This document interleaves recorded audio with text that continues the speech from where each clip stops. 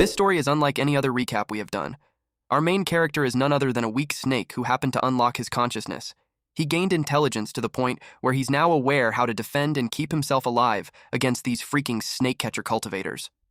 This snake is no lame MC. Watch him devour demonic beasts that were 10 times or even 100 times larger than him. Aside from that, we also have a thick plot. I mean, an interesting plot. The title of this manhwa is Snake Immortal, the tale of a snake's cultivation to immortality. Please comment SNEK if you loved the video. The story begins at this rural village. Since it was getting dark, the people on the streets were advised to go back home quickly. Their place hasn't been peaceful recently. A man informed the villagers to light the incense and close their doors properly to prevent the old black snake from getting into the house. A rumor about the old black snake is going around. That this snake devoured 2 more people at the mountain god temple a few days ago, and one of those people is a cultivator. The man he's conversing with replied that he's unaware of the snake eating some people, but he had heard that chicken and ducks disappeared in the village recently. A child suggested to his father to bring the chicken inside their house too. He knows it is going to be stinky, but he thinks that it's better than losing the chickens. The father agreed that it's better than losing the chicken to the old black snake. They decided to hurry back home. The father complained that the houses that they passed by felt chilly. Little did they know there's something inside that abandoned house. A snake started to hiss. It knew that the old black snake that they talked about is him, but he denies being old. Nor does this snake think he's scary. He heard the rumor about the 2 people from a few days ago, and he indeed devoured them. A man yelled for help. He was called a human-shaped pill and was told that he must pay for his life, especially after he'd fattened up from the medicinal herbs. The man cried and begged for mercy since he doesn't want to be eaten. He kept praying to the mountain god to help him. Back then, the snake couldn't understand what they were saying, but the guy looked really miserable. So, the snake decided to end his suffering and ate the man. And then another person came in. The old man felt bad seeing his human-shaped pill that way. The snake perceived the old man as pitiful and miserable. The old man pointed to the person being devoured since it's his human-shaped pill that he spent 10 years refining. He demanded for the man to be returned. Because the snake wanted to end the old man's suffering too, he decided to reunite those 2. But the snake didn't expect what would happen next. He suddenly has a breakthrough. Not only did he develop a demon core, but he also awakened intelligence. From then on, he learned a lot of dangerous and scary things that he didn't know previously. One thing that this snake learned is that the black-clothed humans who chased him back then were called snake catchers. They all were cultivators from the snake catcher sect. The snake once witnessed them encircling an enormous reticulated python. He realized that those human cultivators were really strong. The snake learned that cultivators can keep increasing their strength as they have cultivated. They started from chi refinement stage to foundation establishment stage, then core formation stage, even the nascent soul stage. The snake knew that his previous escapes were due to luck. He realized that humans are scary, but cultivators are scarier. It wasn't easy for the snake to awaken his intelligence, and that motivated him to survive. Because of that, the snake realized that hunting raptors and humans have too many risks, and stealing poultry is the safer option. The snake's tummy growled because he's getting hungry again. Not only a couple of chickens and ducks doesn't fill him anymore, they are also getting harder to steal. The snake heard that the Chen clan's village has many rich people who raise pigs. He decided to steal there instead. The snake noticed that humans like to name themselves. He didn't like that the humans kept calling him an old snake when he's not that old. The snake decided for his name to be Snaky. Later that night, at Chen clan's village, Snaky creeped into the pig pen. The pigs were all unaware. Upon seeing the fat pig, Snaky knew that it was enough to fill his stomach. Snaky inspected the surroundings and assumed that the humans who raised the pigs have already gone to bed. Snaky didn't hold back and devoured the pigs. The other pigs woke up and made loud noises while running away. The snake wants them to stop screaming since they might get him killed if they attract people. Snaky targeted another pig and devoured it. He was happy and full. It was only at this time that he realized that he had eaten too much. He decided to sleep since there's still time before humans start their day. That would help him digest before he leaves. 2 hours later, a man screamed that a brat stole his woman. Someone suggested that the man should stop hitting Chen Fan because it looked like the guy had stopped breathing. But the man didn't care since the brat dared to steal Master Chu's woman. They made their way to the pig pen. The snake woke up and saw them coming. For Snaky, humans are scary, so he decided to hide. The man decided to throw the brat into the pig pen. Snaky hid behind the planks on the ceiling, hoping that the humans won't notice him. The man informed his big bro that the brat is no longer breathing. The man replied that it's good that the brat is dead and his corpse would be fodder for the pigs. They left the pig pen while complaining that it's stinky. One man also noticed that the number of pigs had decreased. Snakey peeked. The pigs approached the body. Snakey had heard before that a dead human is bad luck, so he decided to leave quickly. To his surprise, the human opened his bloodshot eyes. Snakey was surprised to see the man came back to life. He wondered if this man was just pretending to be dead. The man started laughing loudly while saying that he, an immortal, had finally possessed someone and reincarnated. Coincidentally, the name of the owner of the body and his name is the same, Chen Fan. The immortal soul that transferred to the body commented that the previous owner of the body is trash. The engagement was called off and his core was destroyed. But this immortal soul who has inherited the body decided to get revenge for the poor man. Snakey wondered who that man was talking to. The immortal soul inspected the body and uttered that it was heavily injured. If it wasn't possessed by him, the body would have died. But the injuries aren't a problem for him. Snakey knew staying any longer would be bad for him. The man turned around and saw Snakey. He realized that it's a spiritual beast. Snakey panicked internally that he's now discovered. He's worried that the man is a high-level cultivator, or worse, a snake catcher. He wondered what he should do. Contrary to what Snakey was worried about, the human didn't mind him since the snake was just a low-level spiritual beast that it's not even worth it. The man sat down with his legs crossed. He focused to circulate his energy to heal and release his spiritual energy to scare the snake away. While doing that, an item appeared. This man didn't expect that the supreme treasure of the demon clan, the divine demon cauldron, would also reincarnate with his divine sense. While speaking to nobody, he uttered that the ancient dragon of the void was mistaken.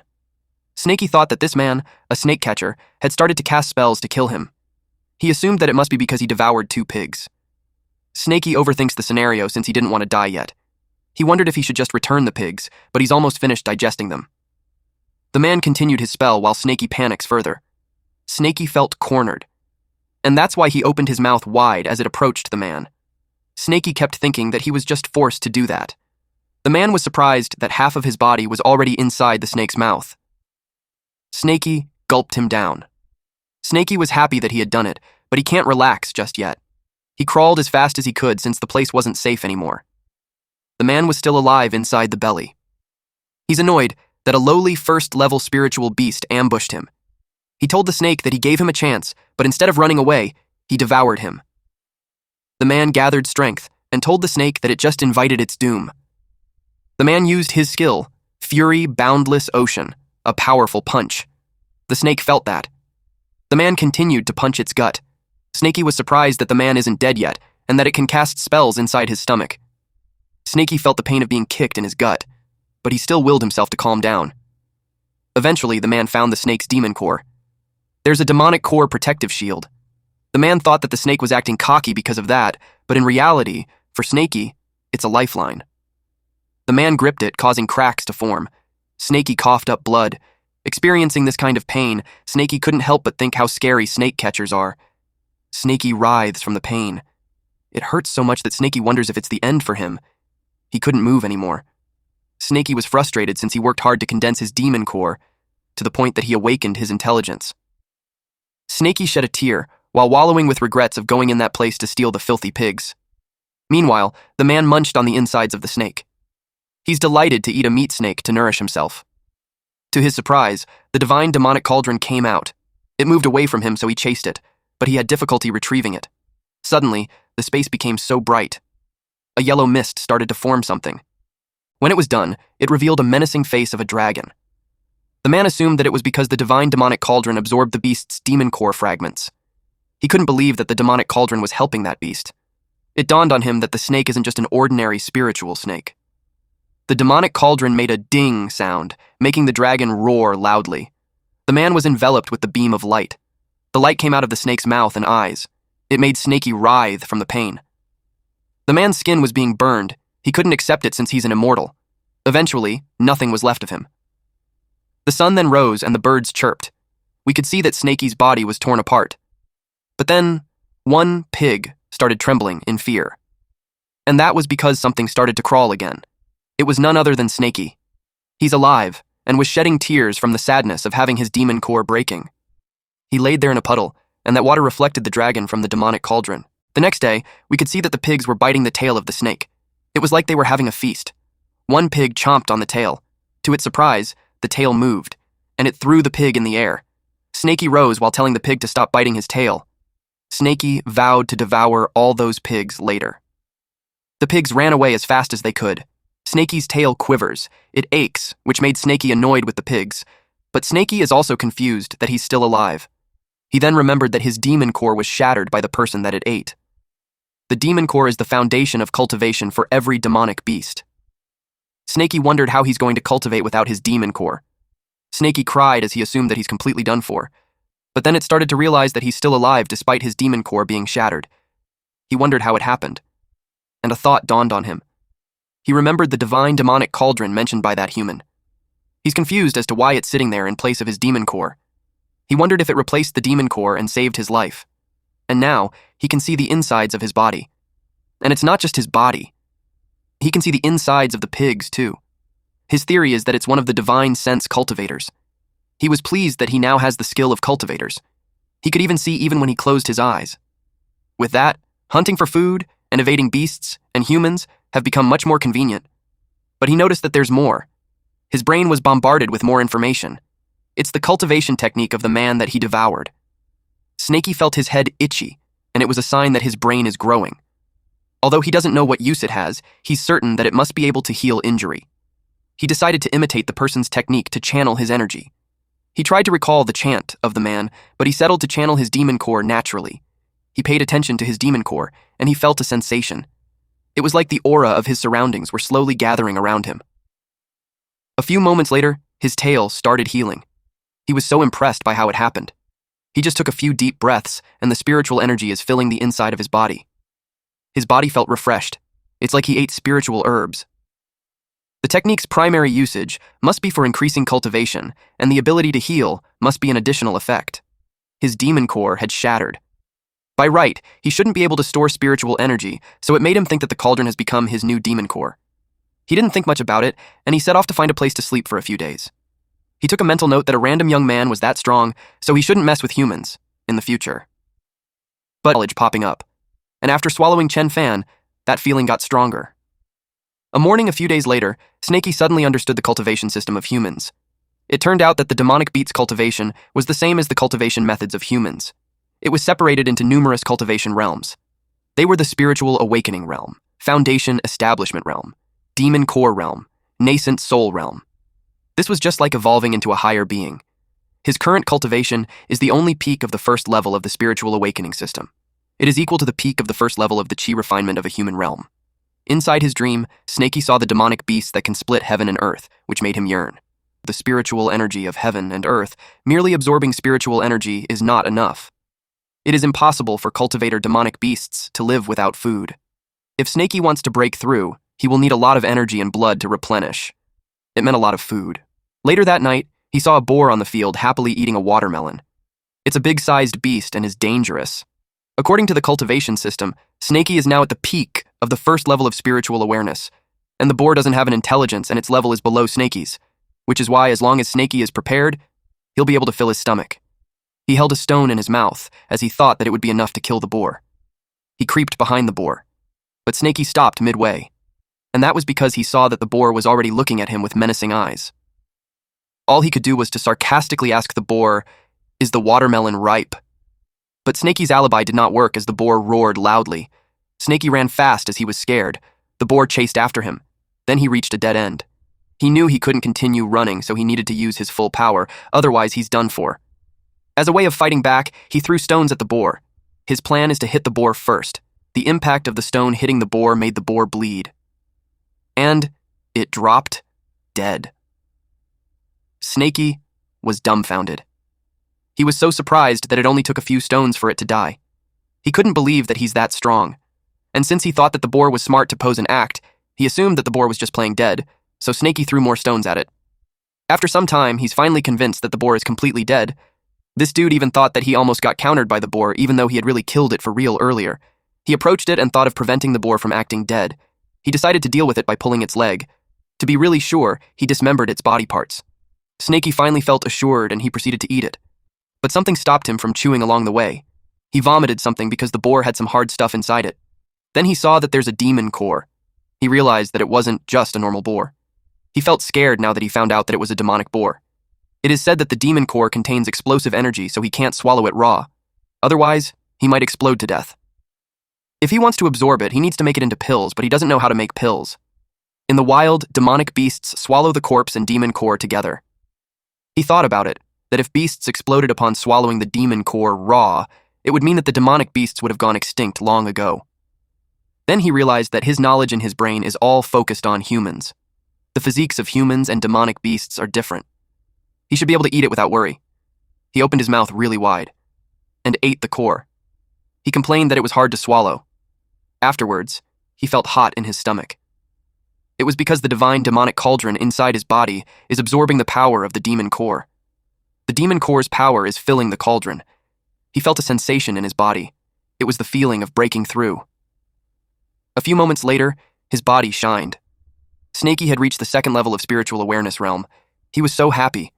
He noticed that 2 scales on his tail became gold. He smashed a rock with his tail. He was so happy at how amazing it felt. The scale was as strong as steel. He crawled on the grass when he noticed something. A human was before him. What's more, it's a young man. Our MC started to panic in the watermelon field. Snakey came across a boy holding a fork farm. He wondered what this boy was trying to do, but judging from this boy's stance, he looked like he's preparing to attack him.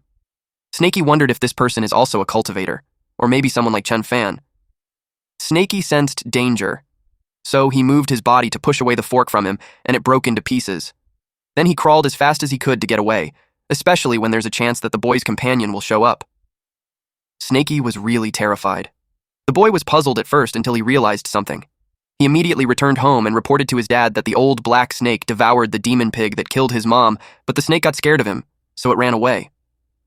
Meanwhile, Snakey made his way into the forest. He was relieved that the boy didn't follow him.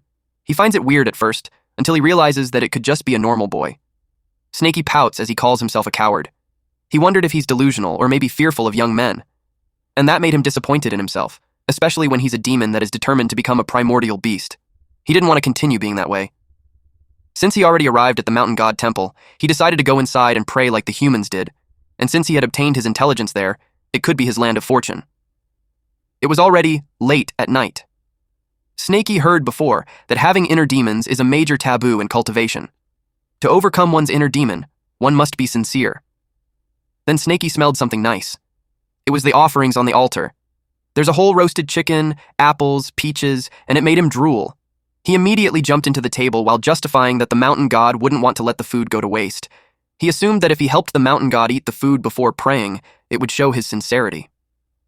Snakey finished his meal with a loud burp.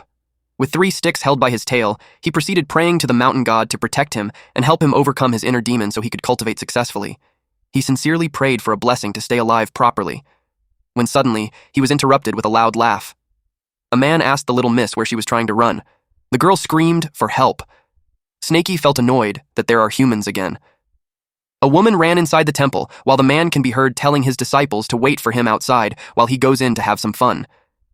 Snakey hid and observed. He judged the woman to be an idiot for running into a dead end. The mountain temple has a single entrance. Because of that, it's impossible for Snakey to escape without being discovered. He decided to wait and see. The man called himself Master Chu and told the girl that there's no woman that refused him when he set his eyes on her. The woman trembled as she held out a knife. She yelled at the man not to come near her. Master Chu told her to think twice before she acts otherwise. He'll make her life worse than death. The woman threatened the man that even if she can't kill him, she can kill herself, and the man wouldn't get anything. The name Master Chu sounded familiar to Snakey. He remembered the incident in the pig pen. He's the man who threw Chen Fan into the pigsty. Snakey assumed that this man is an expert since he had beaten Chen Fan half to death. That made Snakey careful not to be discovered. Seeing him grab the woman and cover her mouth, Snakey wondered if he's in heat. It made him think that humans are weird since they can go in heat anytime, unlike him, who only goes into heat during spring. The woman is being forcefully undressed. While Snakey watches it, it makes him think about which part of that weak body attracted Master Q. Snakey felt embarrassed. To him, if the woman was left in the mountain, she'd get devoured immediately. Master Kui grabbed the knife while scolding the woman for daring to kill herself and acting arrogantly by threatening him. He told her that he'll take advantage of her before he kills her. Snakey commented that Master Chu is muscular, but he's an idiot. The woman was angry at Chu Gang for forcing her to break off her engagement and killing her lover, Chen Fan. and now he's trying to harass her. She vowed that she won't let him be at peace even if she becomes a ghost. Snakey watches them while munching on the snack held by the hand of the statue of the mountain god. He commented that if killing isn't for food, then it's not necessary. He prayed for the mountain god to protect him and make them go away immediately after they are done. But Snakey didn't expect for the hand to detach from the body. It fell and shattered on the ground, which caught the attention of the two humans. Master Q realized that there's someone in there while the woman thought it was the mountain god. Chu Gang asked who was hiding behind the mountain god while the woman ran towards the mountain god, seeking salvation. She thought that the mountain god had manifested. She kneeled in front of it, prayed hard, and she prayed to be saved. The look on Snakey's face when he was found out was hilarious. Immediately, the woman screamed that there's a demon.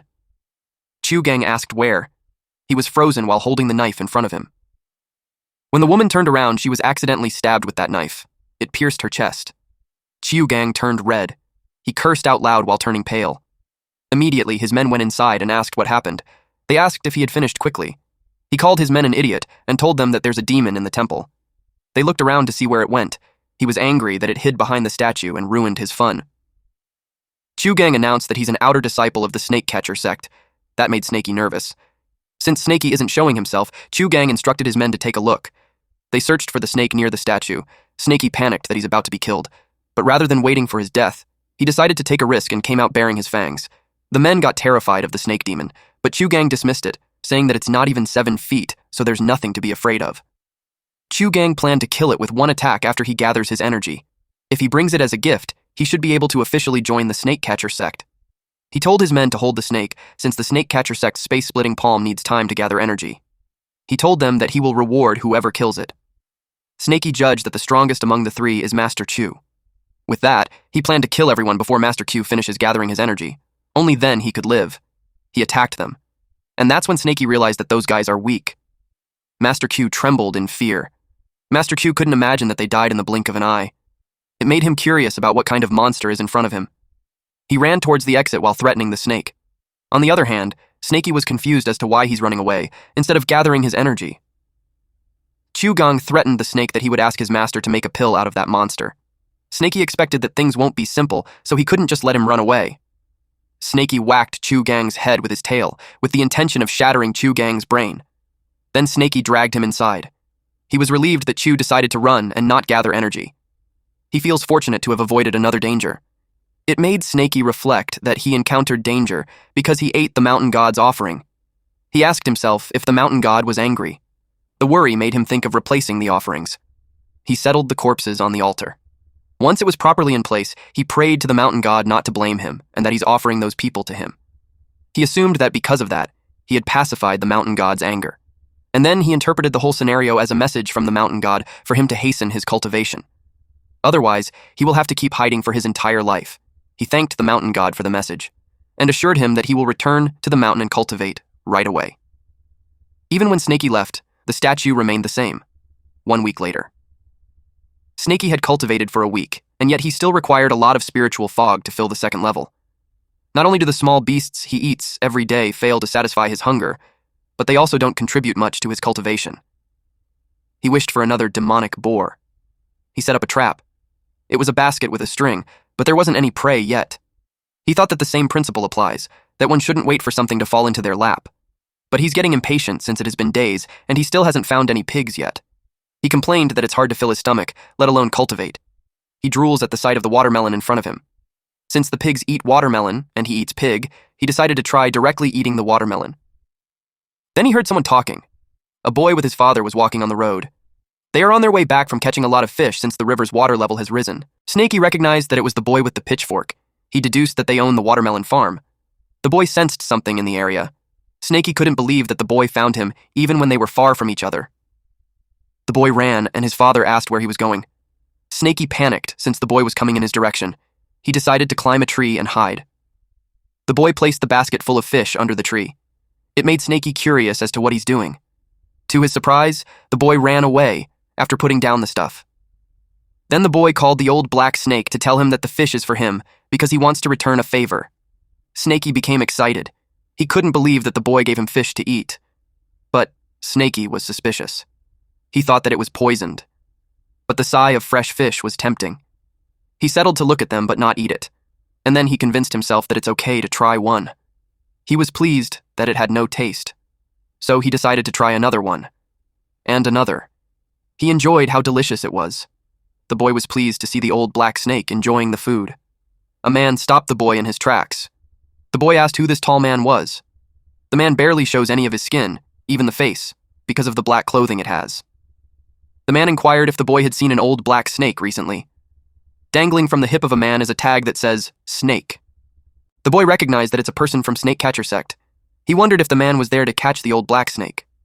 The man rudely urged the boy to speak. When the boy didn't, they thought the boy became mute. Eventually, the boy answered that he had never seen any old black snake before. The tall man is called Ding, and the man behind him that it must be the one who devoured a human, and he's the one taking the fall. Snakey and the eel monster were underwater, and that's when Snakey saw that it was injured, and it must be from fighting the snake catchers. He has no idea why it's attacking him when he's just passing by. Snakey realized that it might be on the run when the snake catchers found it, and now it is trying to eat him to replenish itself. Snakey took it as a challenge and decided to treat it as his food for hibernation. But he thought of it, and since it escaped from the snake catchers, it must be quite strong. He swam away while telling himself that hunting it is dangerous and his life is more important. Snakey was in a dire situation since it had made up its mind to catch him. The monster was persistent, and Snakey was almost out of breath. Snakey thought that if he used his full strength at its weaker part, such as the stomach, then he'll be able to escape. He made up his mind to fight it until the end. He chomped it down, but he was disgusted since the meat is slimy and there's a weird taste. Suddenly the meat burned even if it was underwater. Snakey was confused since even the surrounding water caught fire. He thought that it's an illusion from the mucus of the monster eel. Snakey tried to determine if he felt burned. Then Snakey remembered Chen Fan's cultivation technique. When facing an illusion, one must focus their mind first. Snakey concentrated all his energy into a single point of consciousness. Snakey used divine sense and had destroyed the illusion. He was so pleased that he did it. But just right after shattering it, he's faced with the wide mouth of the eel monster. He just closed his eyes since he couldn't avoid it.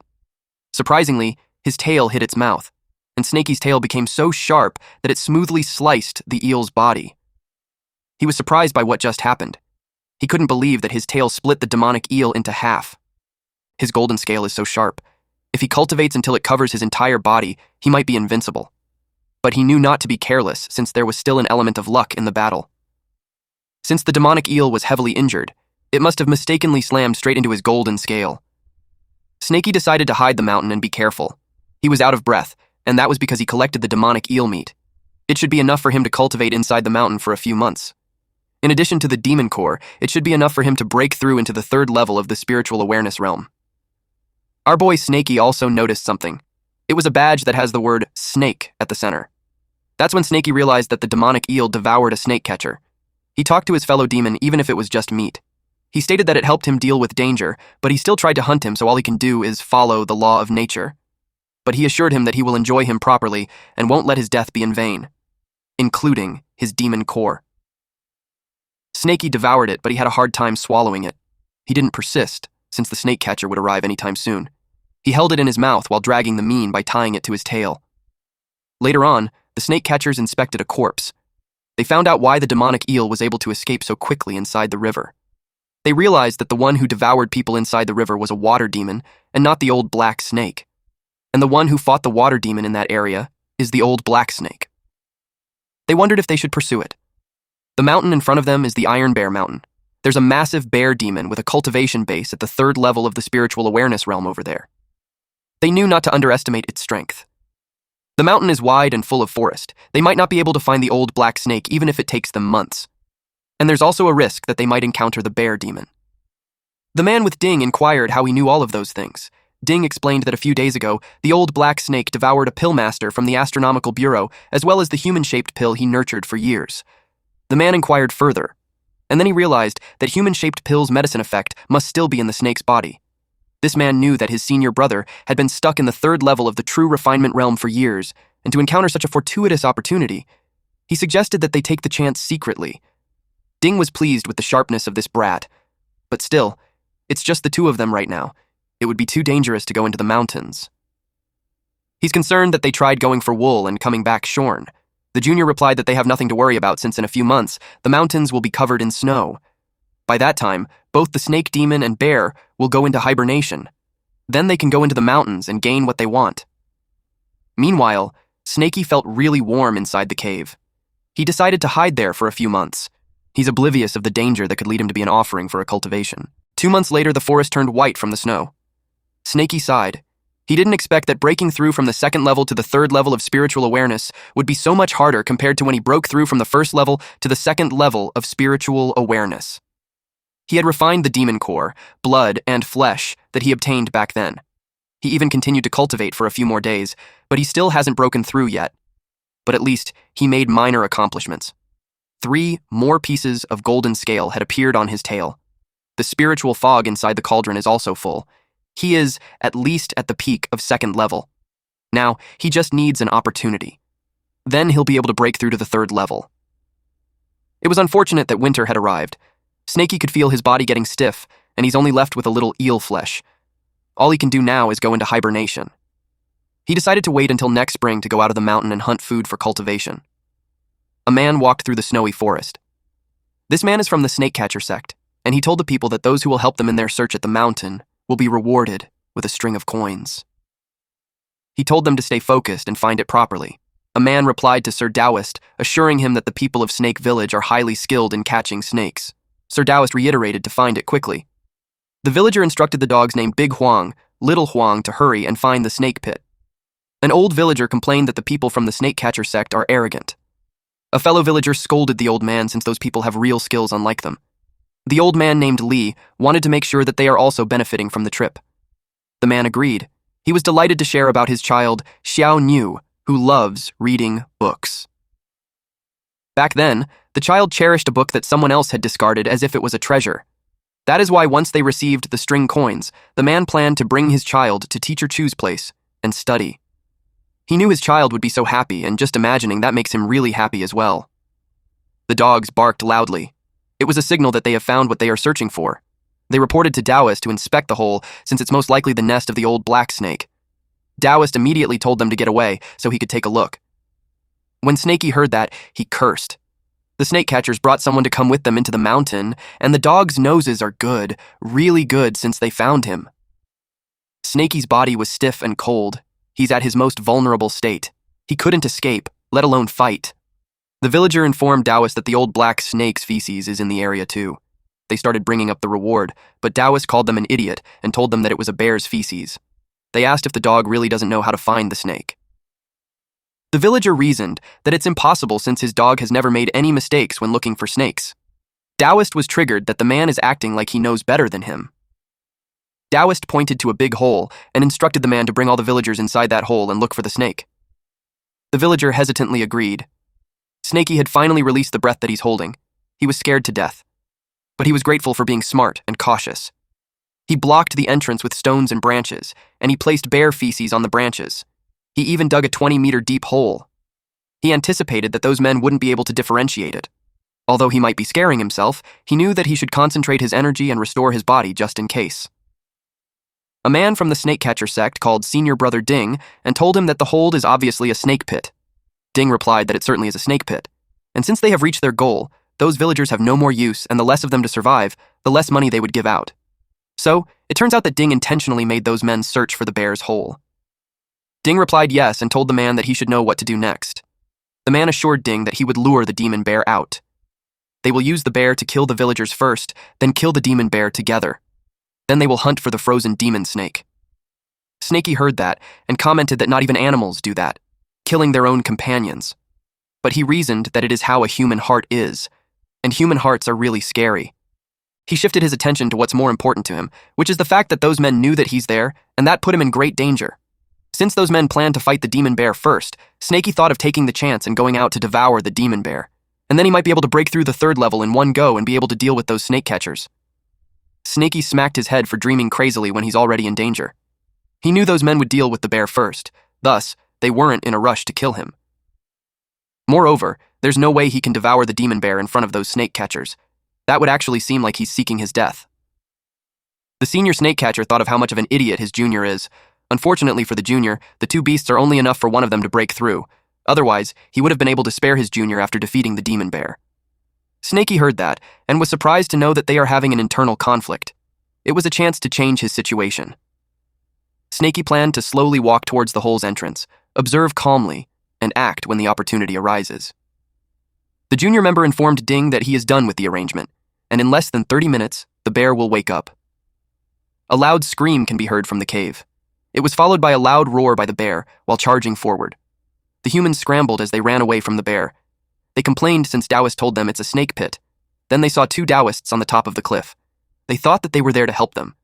But the Taoist called them a bunch of trash and scolded them for causing a lot of trouble and having the nerve to still ask for help. He told them to just die. The villagers were furious, and they finally realized that they were directed to the bear's cave to be killed so the Taoist could save money. The old man shot an arrow towards the Taoist, and that made the Taoist step back, and his pouch was ripped. Snaky saw it, and it was a good shot. His eyes are already peeking from the ground. A pill fell on the snowy ground, and Snaky smelled the human pill. He sneakily grabbed it by his tail. This pill is also called the chi replenishing pill. It was such a magical pill that Snaky drooled, and his body felt revived just by smelling it. The junior complained to Ding that his storage pouch spilled. He asked for help to pick it up since the bear is coming. Ding scolded him for being careless, but deep inside, Ding had picked it up for himself. The junior praised Ding for a well-thought plan that ended up killing all that trash. They didn't expect those men to survive. Ding reasoned that it was an honor for those men to sacrifice their life for the snake catcher sect. The junior told Ding that he should accompany those people too. He started casting a spell. Ding was taken aback. He was blown away towards the cliff, and he fell down to where the bear was. The bear loomed over him. Ding cursed at the junior named Zhao Wenzhuo for tricking him. Wenzhuo even teased him not to get angry since it will be bad for his body, otherwise he won't have a peaceful death. Then the junior revealed that he had been preparing for that event to happen for a long time. He knew that Ding wanted to pocket the demonic beast all for himself, and he told Ding that he could have it all, since he didn't want any demon snake or bear. He just wants Ding dead. Then he teased Ding to take the breakthrough material that was in front of him. Ding used a bombing talisman. It exploded on the bear. Wenzhuo told Ding that his story before he died is insane. He was about to leave him since it's about time for him to return to the sect, especially when the bear is completely enraged. He doesn't want to get involved. Snaky listened to all of that. He took it as his legendary turning point. Snaky swallowed the pill, and he made his way out of the pit. It was time for him to go out. Once out of the pit, he saw that there were still 2 chi replenishing pills at the entrance. He's curious if he'll be able to absorb them properly if he eats them all at once. He decided to hide one behind his teeth and wait for the right moment to swallow it. A pack of wolves appeared. They were drawn by the smell of blood. It was perfect timing for Snaky since he got hungry after eating the chi replenishing pill and he doesn't want to feast on human corpses. So he decided to fill his stomach with them instead. The wolves growled loudly. Ever since Snaky got the divine demonic cauldron, he can now digest food almost instantly. He ate one wolf, but he wanted more. The wolves attacked him, and he fought back to eat them since a single wolf isn't nearly enough to fill his tummy. He noticed how starved he was, and even if he devoured several wolves already, he's still so hungry. He thought that it's because of the great demon bear that it made him unsatisfied with just wolves. A wolf slowly approaches the bear. Instantly, the bear smashed it with its large paw. Snaky didn't expect the demon bear to still be so powerful despite its injuries. And from what he saw in its fight with the snake catchers, the bear is at least at the peak of 3rd level, while Snaky is only at the peak of 2nd level. His stomach is growling and he's salivating, but his logical mind says that he shouldn't lose himself to hunger and risk everything just for a meal. He's so hungry that it made him think that it was caused by the cauldron's desire, like it telling him to eat the demon bear. He justified that the bear's cultivation is higher than his, but the bear was badly injured. He thought to himself that he won't get stronger if he keeps running away. And now it looked like the bear had used all its strength when it blew the wolves away. Snaky knew that as long as he's smart and cautious enough, he still has a good chance of winning. He charged in, taking the opportunity to get stronger. He made the bear's eyes bleed using his tail. The bear growled loudly. Snaky didn't get away unscathed. His body is hurting as he realized that the bear is 10 times stronger than the demon eel, but since he managed to blind it, things should be easier for him now. Just a little more push. He could also feel the pill's effect starting to wear off. His body is getting stiff again. He anticipated to recover after digesting another pill. He had minor injuries too, but he knew it would heal after he killed the bear. He bit the bear on the throat. It crashes on the ground. Despite being blind, the bear is still strong. Snaky complains how its attacks are heavy and painful. He could feel his bones breaking. But he knew not to let go of its throat until he snapped its neck. The bear growled loudly while attempting to remove the snake from its neck. But Snaky was determined not to let go. Snaky was thrown on the ground. The bear lays on its stomach, growling because of the pain. Since Snaky tore its throat open, the bear doesn't have much time to live. Snaky decided to finish it off from a distance. He wrapped his tail on a branch and threw it on the bear's head, causing it to bleed profusely. He expected it to be dead by that time, but just in case it's pretending, he decided to channel his energy to heal himself while he watches, but Snaky heard a noise. The wolves are back. He screamed at the wolves, saying that the bear is his and they can't take it. That forced Snaky to eat the last Kai replenishing pill to kill them all. 2 hours later, the wolves are all dead. Snaky emerged victorious against them, but his injuries had increased. He looked worn out. He knew that the QE replenishing pills effect won't last long, and he's still injured. He needed to find a safe place to hide and recover before cultivating. Snaky tore up a cloth just in case the snake catchers came again. He wrapped it in his tail and dragged the meat while he went through the corpses that surrounded him. It made him wonder how many times does it take to reincarnate as a human, and to think that those humans just end up dead like that. Snaky noticed something. It was the corpse of the man and his dogs were beside him. It was the father of the young boy. Snaky asked the dogs why they weren't running away when the man was already dead. If that continues, those dogs would freeze to death. When Snaky checked, the dogs' bodies were already stiff. They have already frozen to death.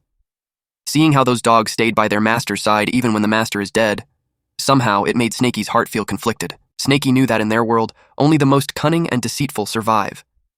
Snaky was determined to survive no matter what happens next, inside a certain cave. There's a puddle outside the cavern, making it hard to notice, so Snaky assumed that the place would keep him safe. While he can still move, he decided to start cultivating with the demon bear. The bear was delicious. Now Snaky knew that it was no wonder that the divine demonic cauldron was so restless.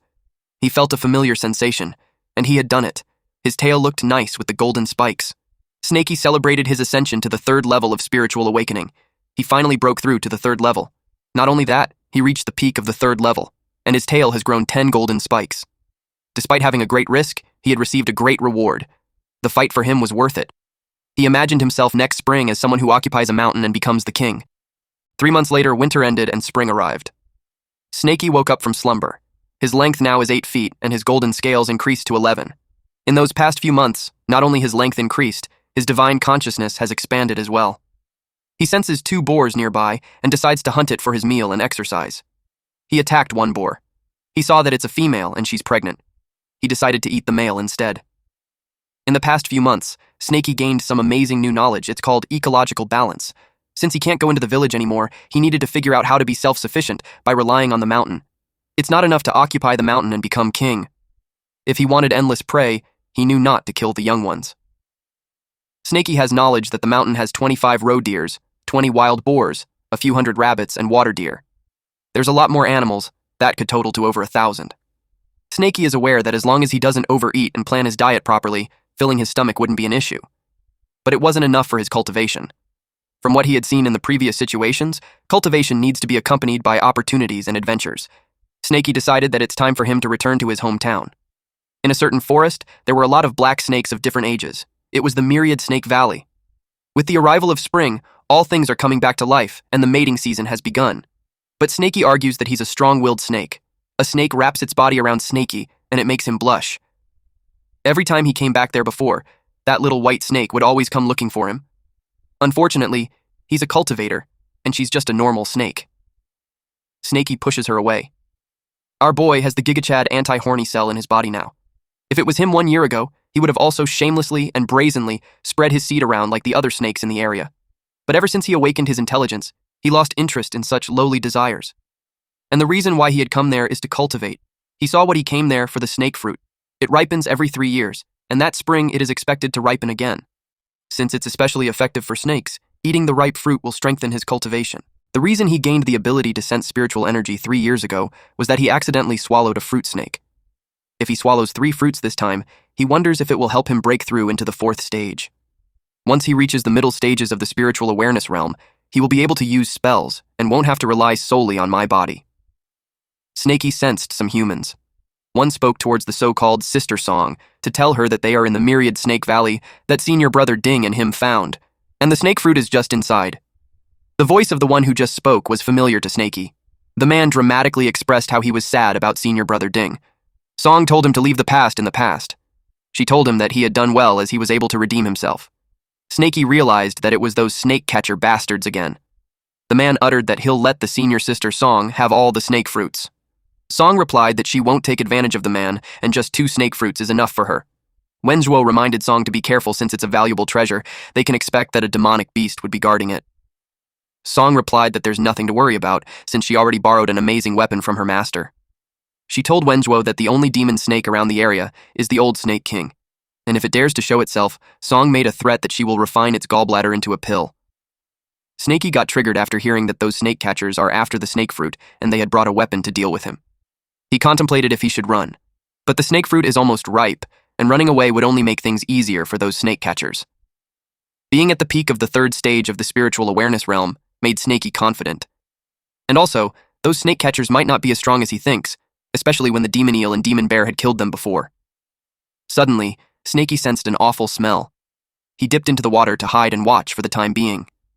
He takes into consideration that those humans would also have internal conflicts and end up fighting among themselves. Several snakes ended up dead or running away as those snake catchers made their way around the area. Wenzhuo asked what they would do if the old Snake King wouldn't appear. Song replied that if it doesn't come out, she'll just pluck the fruits, but she's confident that it will show up. The old Snake King has lived for more than a decade. Its life is nearing the end. It needs those fruits to extend its lifespan. In his head, Snakey replied that those snake catchers would be the one whose life is ending. Snakey is triggered by this woman who's spouting bullshit. But Snakey remembered that the villagers also called him Old Black Snake. He doesn't know why. It wasn't the best time to think about that since those snake catchers are about to pluck the fruit. Song told Wenzhuo not to go in yet since the old snake is coming out. Wenzhuo asked where. Snakey got nervous that the woman noticed him. The ground cracked, followed by an explosion. Song told Wenzhuo to watch behind. And just as Song expected, the old black snake came out. It was a large snake. It looked just like our MC. Snakey was dumbfounded. He realized that it was the real old Snake King, and Snakey himself could just be a fake.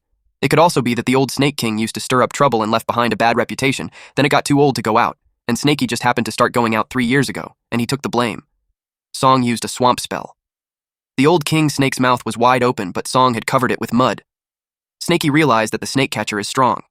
Even though the old Snake King is old, it is still managing to counter the attacks. Song used a soul-suppressing bell. It was another treasure. She casted for it to shake all directions. Snakey complained about the sound. It was like it's tearing him apart. The old Snake King, too, was restless. Song threw ethereal shadow darts. It hit the old Snake King's head, making it hiss loudly. Song said that it had a sturdy scale. If it's peeled down, she bet that it could be made into precious armor. Wenzhuo praised her and then decided to assist her. Wenzhuo was told to use his Windblade talisman for a wide-scale attack. Wenzhuo agreed, and they planned to wear out the snake that way. Eventually, they noticed that the old black snake wouldn't hold on much longer.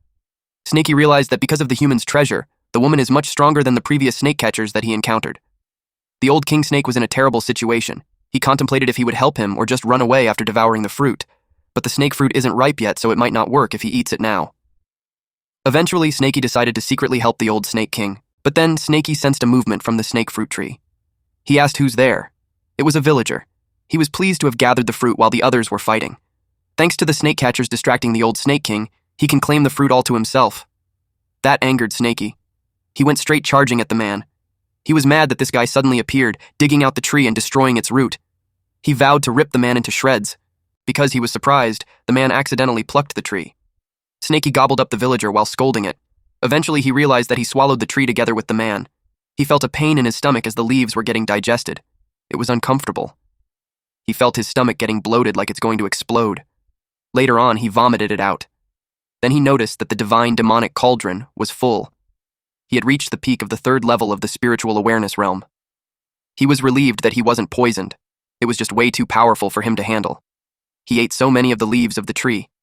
He wondered if the berserk power he experienced just now was because of the leaves. The herb gatherer digested the moment he got devoured, but it took a moment for the divine demonic cauldron to cultivate the leaves' energy. Snakey moved fast. He couldn't let the snake fruit tree fall into the hands of others. He pushed the tree with him. Later on, we see that the old Snake King's body was shredded into pieces. Wenzhuo praised Song for defeating the old Snake King in just 30 minutes. Song was confident that she could do it. Then she replied that Wenzhuo's performance was mediocre. It was time for them to harvest the fruit. But when they reached the tree, it was just an empty lot. They were so confused as to where the tree was. Song asked who had done that. She suspected Wenzhuo. Wenzhuo told her that if she wanted the tree for herself, she could have just said so, and not do something underhanded behind his back. That made her furious. She asked what he's instigating about. Wenzhuo replied that it's exactly what she heard. She told him that he's feeling guilty and was trying to shift the blame on her. Wenzhuo continued saying that she should call her accomplice who stole the tree. Wenzhuo promised that he wouldn't tell the master when they returned to the sect. Song argued that she doesn't have any accomplice. She suggested that someone else must have taken the tree. Wenzhuo doesn't believe her. In Snaky's head, it was a perfect scenario, since they both think the other one stole it. He cheered for them to fight. Wenzhuo took out the teleportation jade token, a green round crystal, and suggested that they call their master to settle the issue. Song challenged him to do it. Suddenly, someone grabbed Wenzhuo's hand and told them to stop. Wenzhuo was surprised to see their eldest brother, Senior. The man told Wenzhuo that the master knew about their movements and sent him secretly to watch over him. He just arrived and saw the two fighting among themselves. He expressed how disappointing it was. Wenzhuo asked eldest brother if he's the culprit. The man replied that it wasn't him and that someone else took it. He commented that it was a clever move to use a mortal to dig up the tree then escape. Otherwise, he would have sensed it through spiritual energy and tracked down immediately. They're left with a single option, to trace the culprit by following their footprints. The man saw that the footprints had vanished there. Wenzhuo asked what they should do now. The man assured him that as long as that person is alive, he'll be able to track him. Wenzhuo had no doubt about it since the man is at the 6th level of the QE replenishment realm. He'll definitely catch the thief. Snaky trembled upon hearing that since he's not a match for that. He thought that the hole dug was deep enough, and all he could do was to temporarily shut off his divine consciousness. He assumed that even someone at the peak of the QE refinement realm won't be able to find him. Snaky smelled something. It was such bad timing. The fruit is ripening. Eldest brother immediately sensed that. He informed them that it's coming from underground. He used earth traversal technique to dive into the earth. Snaky knew that the man was coming. All middle-stage cultivators know how to use spells, and the spell is the earth escape technique of the 5 elements technique. Snaky hurriedly swallowed the fruit before deciding to run. He prayed for the divine cauldron to digest it fast. He wished for the divine cauldron to refine it quickly. The man finally arrives.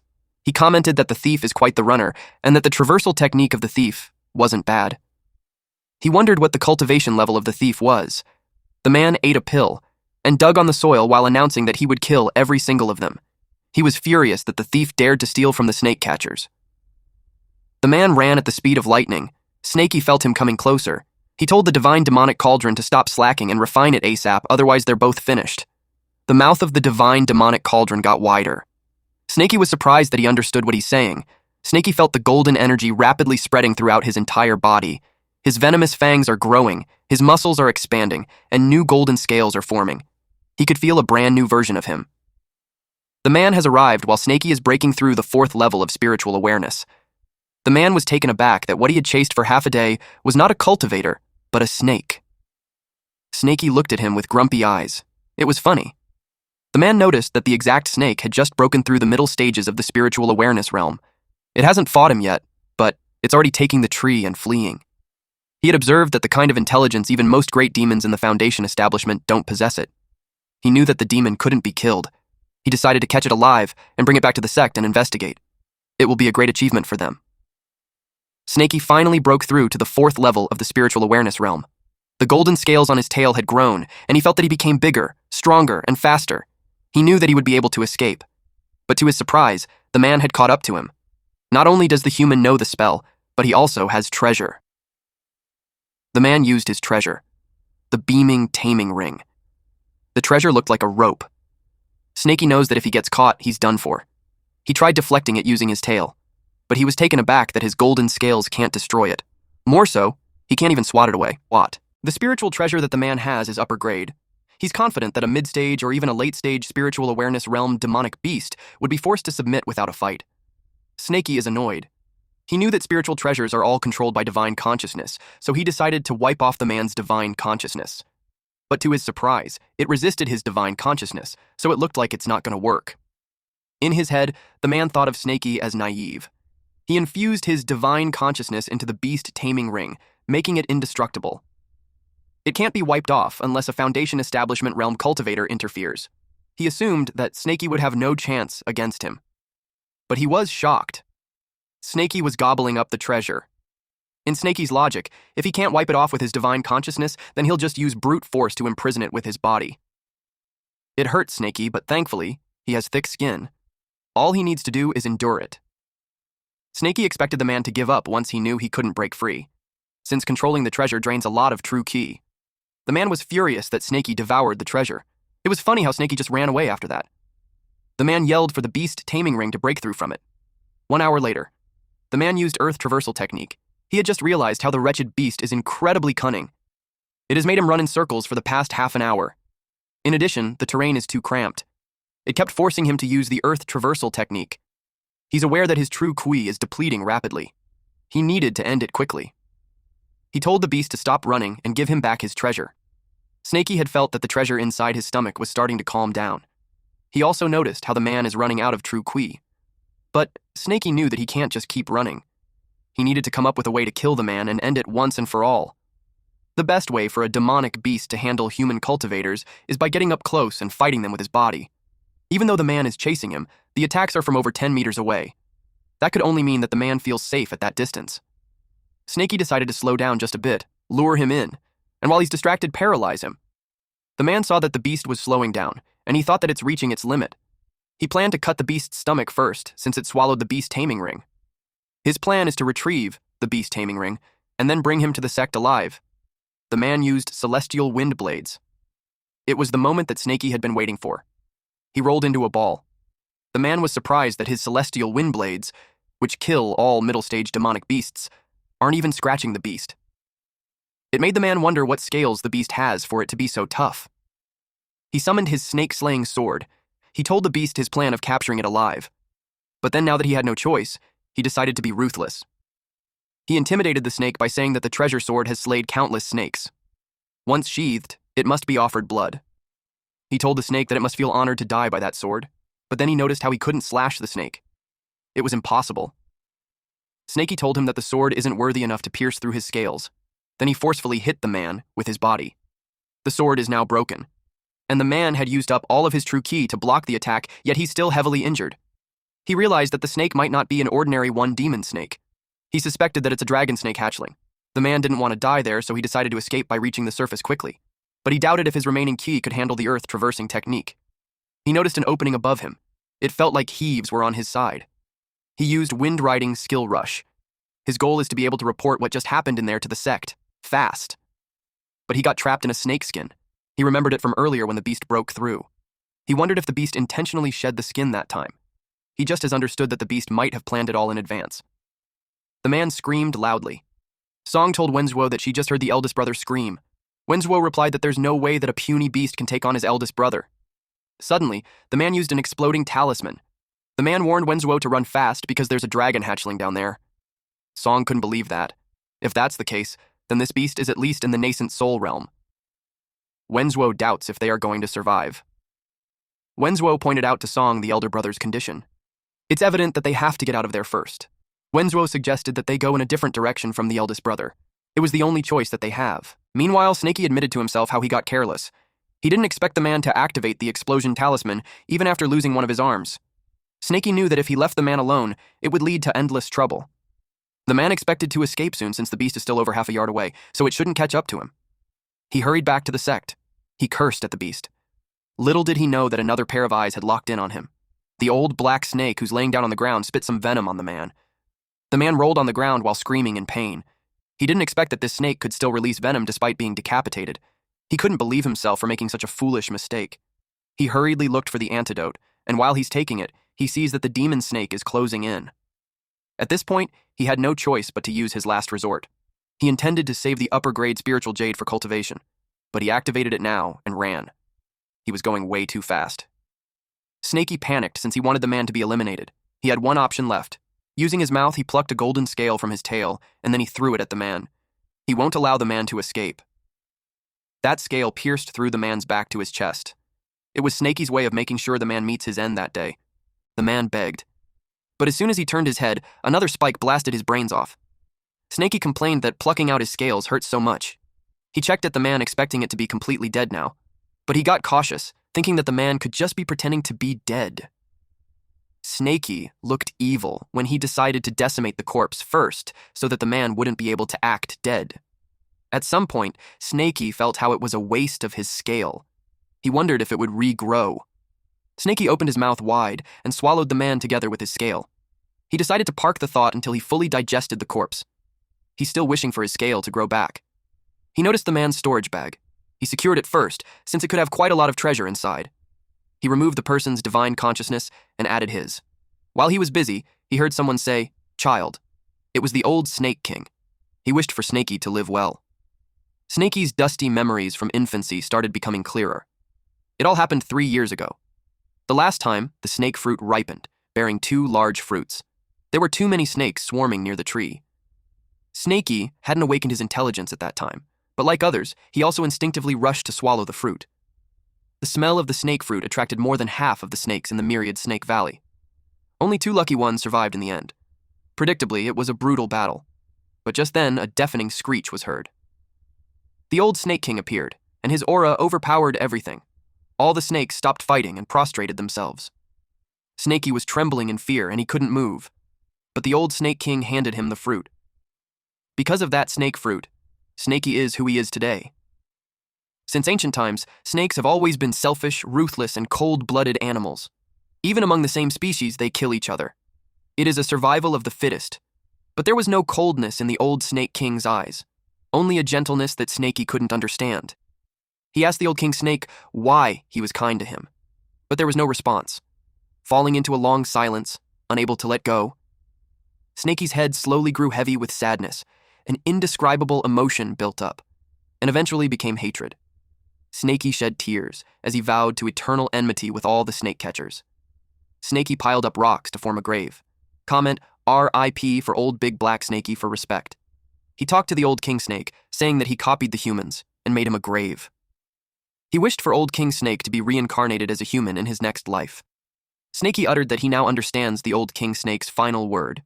He made sure to remember that anything with spiritual intelligence cares for its descendants.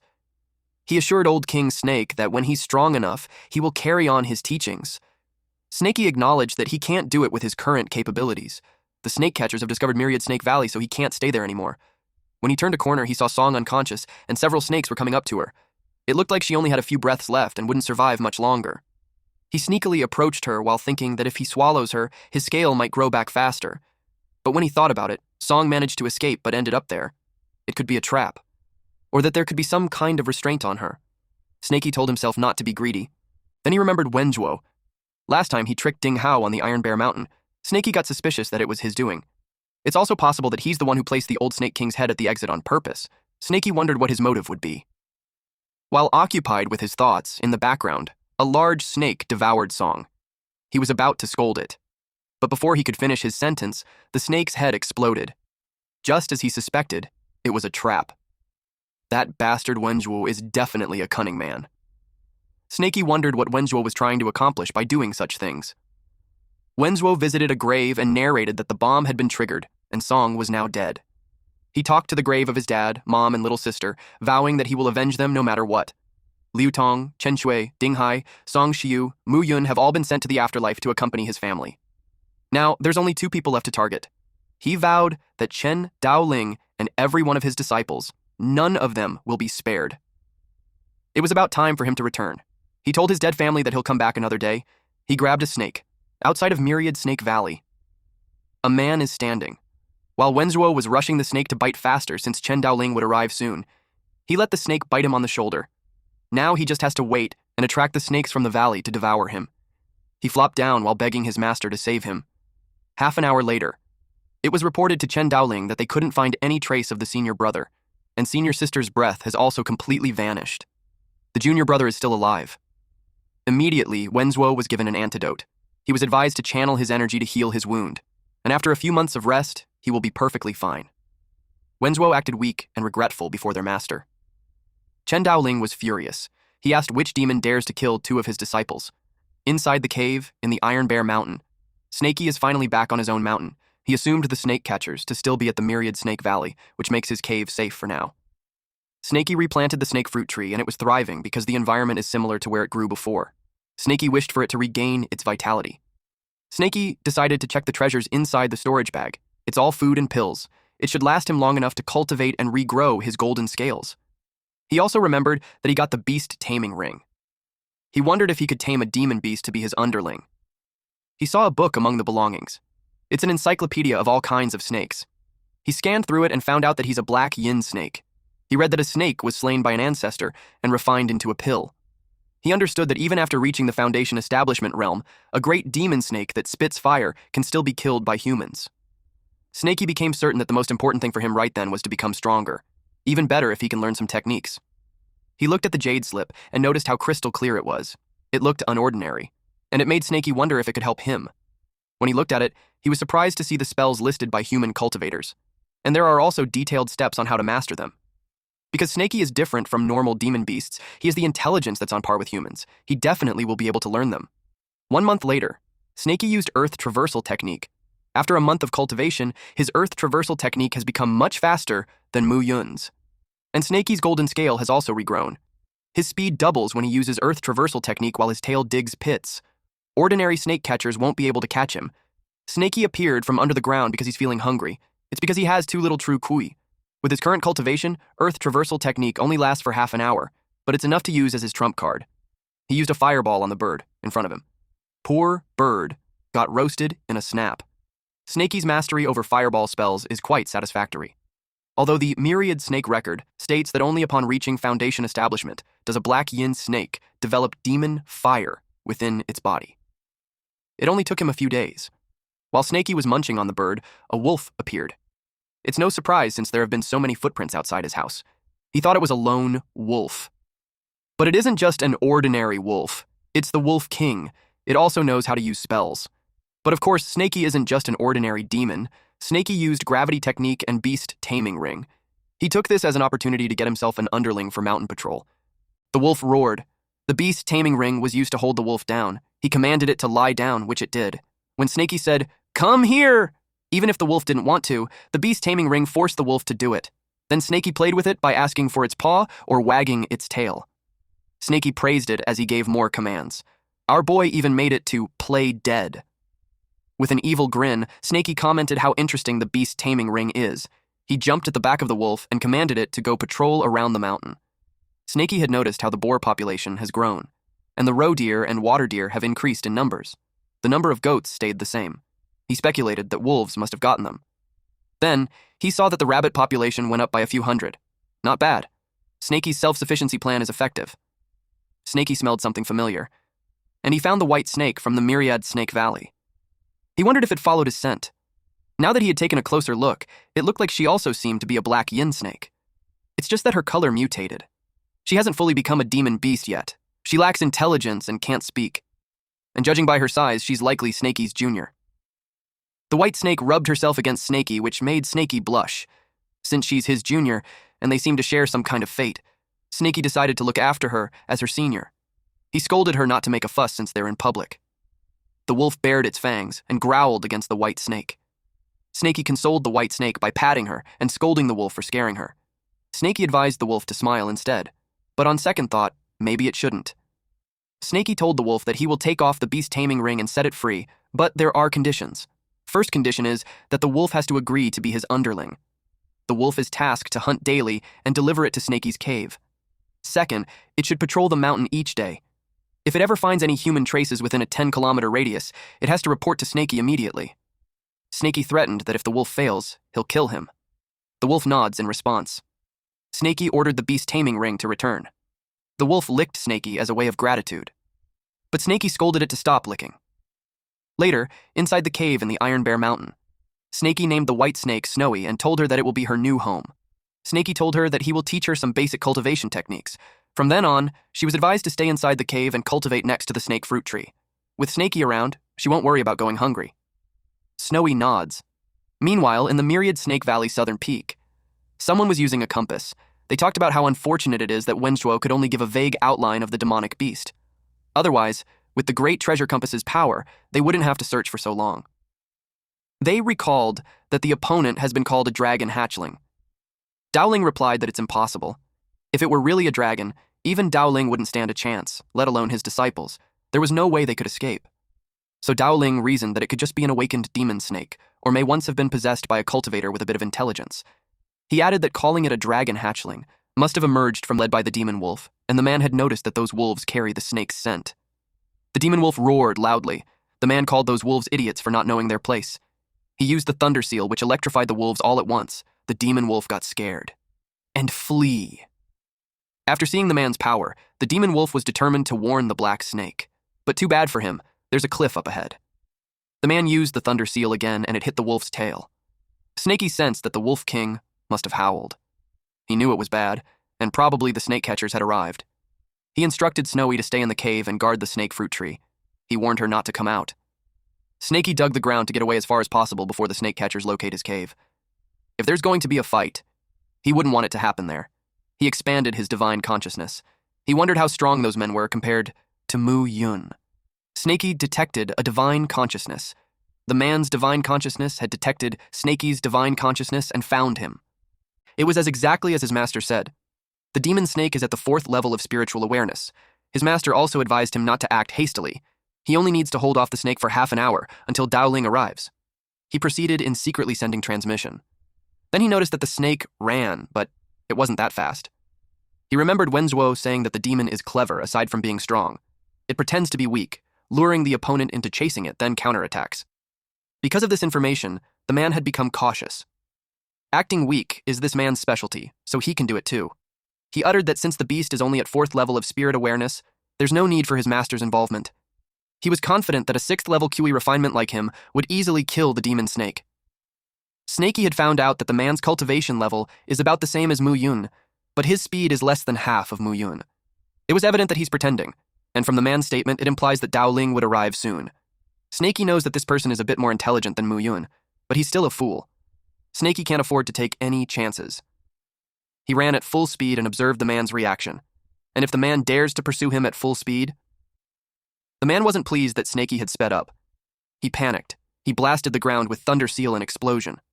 Snakey had observed that this man's power is quite formidable, about half of the strength of his fireball. The man used earth traversal technique. He was determined not to let this demon beast get away. He kept yapping to taunt the beast. Just as Snakey expected, the man pursued him at full speed. Suddenly, Snakey changed direction. He anticipated that soon enough, the man's strength would be depleted, and he would have no way to escape. The man was surprised that the demon snake had turned back and was on its way to him. He couldn't dodge, so a collision is expected to happen. The beast is coming right at him. He used the thunder seal to smash Snakey into pieces. Snakey has a golden shield talisman on the pouch. The man was surprised that it had withstood the attack. The man had seen the storage bag, and he knew the next thing that would happen is an explosion. The man moved quickly. Fortunately, he managed to use the recoil of his own thunder seal and escape, but to his surprise, the mouth of the snake is wide open as it is about to release black flame using fireball technique. In his head, the man wished for Life Jade to save him, but the Life Jade's alignment is slightly off. It can't envelop his whole body. Snakey released a massive black flame. Although the black flame can only be produced after reaching the Foundation Establishment realm, fortunately Snakey found the fire elemental herb, the Earth Fire Vine, which helped Snakey transform his fireball. Snakey took the man's storage bag. He was surprised to see that the Life Jade shielded that. The Life Jade protected the man's body except for his left arm. Not soon after, Snakey decided that it's time to deliver the final blow. The man screamed, asking for his master to save him. Daoling is actually already on his way towards the black flame, ready to save Mu Lei. Snakey was slightly pissed that Daoling arrived at that moment. He knew that the guy was difficult to handle, so he decided to get out of there. Mu Lei weakly called his master. Daoling hurriedly sent him a golden essence pill and advised him to circulate his energy to heal while Daoling pursues the demon beast. And he instructed Mu Lei that once he's all better, he should meet up with him. While pursuing the demon beast, Daoling blames himself for causing Mu Lei to lose an arm. He vowed to kill the damned snake and put its corpse on the altar as a sacrifice. Snakey sensed Daoling's divine consciousness range, speed, hostility, and it could at least be a perfected chi refinement. Which means Daoling is stronger than Snakey, but he's bluffing. Daoling must have thought Snakey as a fool. He was determined to escape at full speed since he can't fight him. Daoling had found out that the snake was beneath the ground. He finds it strange that the snake has learned the earth traversal technique. He wondered how it became so intelligent. All of a sudden, he bumped into something. He was surprised that it happened. He complained that it hurts. Then, he saw that it was caused by granite. Earth traversal technique would be rendered useless. Even if his tail can break the rocks or break through the stone, his speed will slow down. He sensed Daoling closing in. Snakey had no choice but to escape upward. He went above the ground and saw a cliff. He thought he could use it to his advantage. Daoling continued to chase after him at full speed, but Daoling was caught off guard, and suddenly boulders were raining down on him. He used golden body protection to save himself.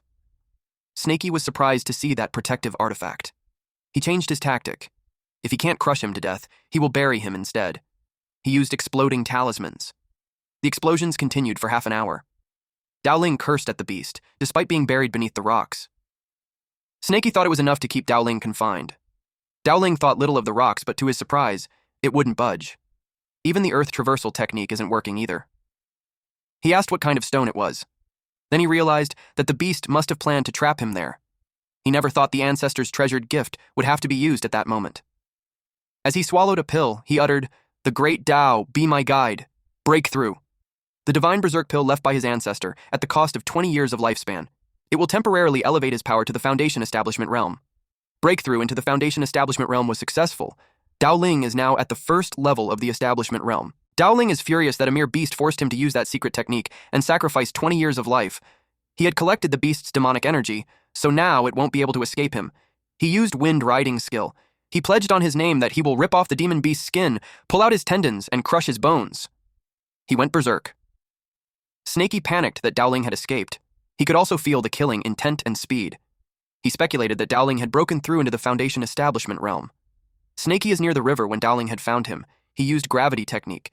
He pulled the snake upwards. Snakey didn't expect that the gravity technique would have great power when used by a Foundation Establishment cultivator.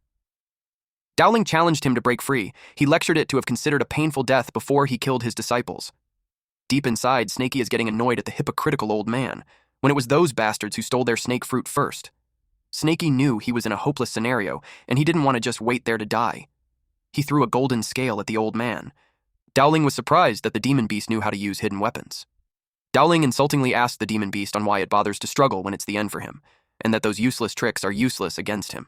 But he was caught off guard. His gravity technique didn't work. He barely dodges the sharp spike. Dowling is confused and curious as to what that weapon is for being able to pierce through his protective shield. Snakey used water traversal technique to escape. Since the old man is in the Foundation Establishment realm now, Dowling's water traversal should be superior to Snakey's, so Snakey's plan is to hide. He kept thinking where it could be a safe place. Then he thought about the mountain god temple. That was it. It was his sanctuary, and he trusts that the mountain god will protect him. It was about nighttime. Dowling had followed him there. But Dowling was cautious since the demon beast is cunning. It was a wonder that it would choose a dead-end place, so he assumed that it's a trap. He screamed for the beast to come out. Meanwhile, Snakey climbed up the mountain god statue while praying to be saved. Even if the mountain god doesn't come out, delaying Dowling was enough even just until Snakey restored his ki. If that doesn't work, Snakey plans to rip off all his golden scales and fight him to death. Dowling lost patience, so he decided to destroy the temple. He sent exploding talismans towards it.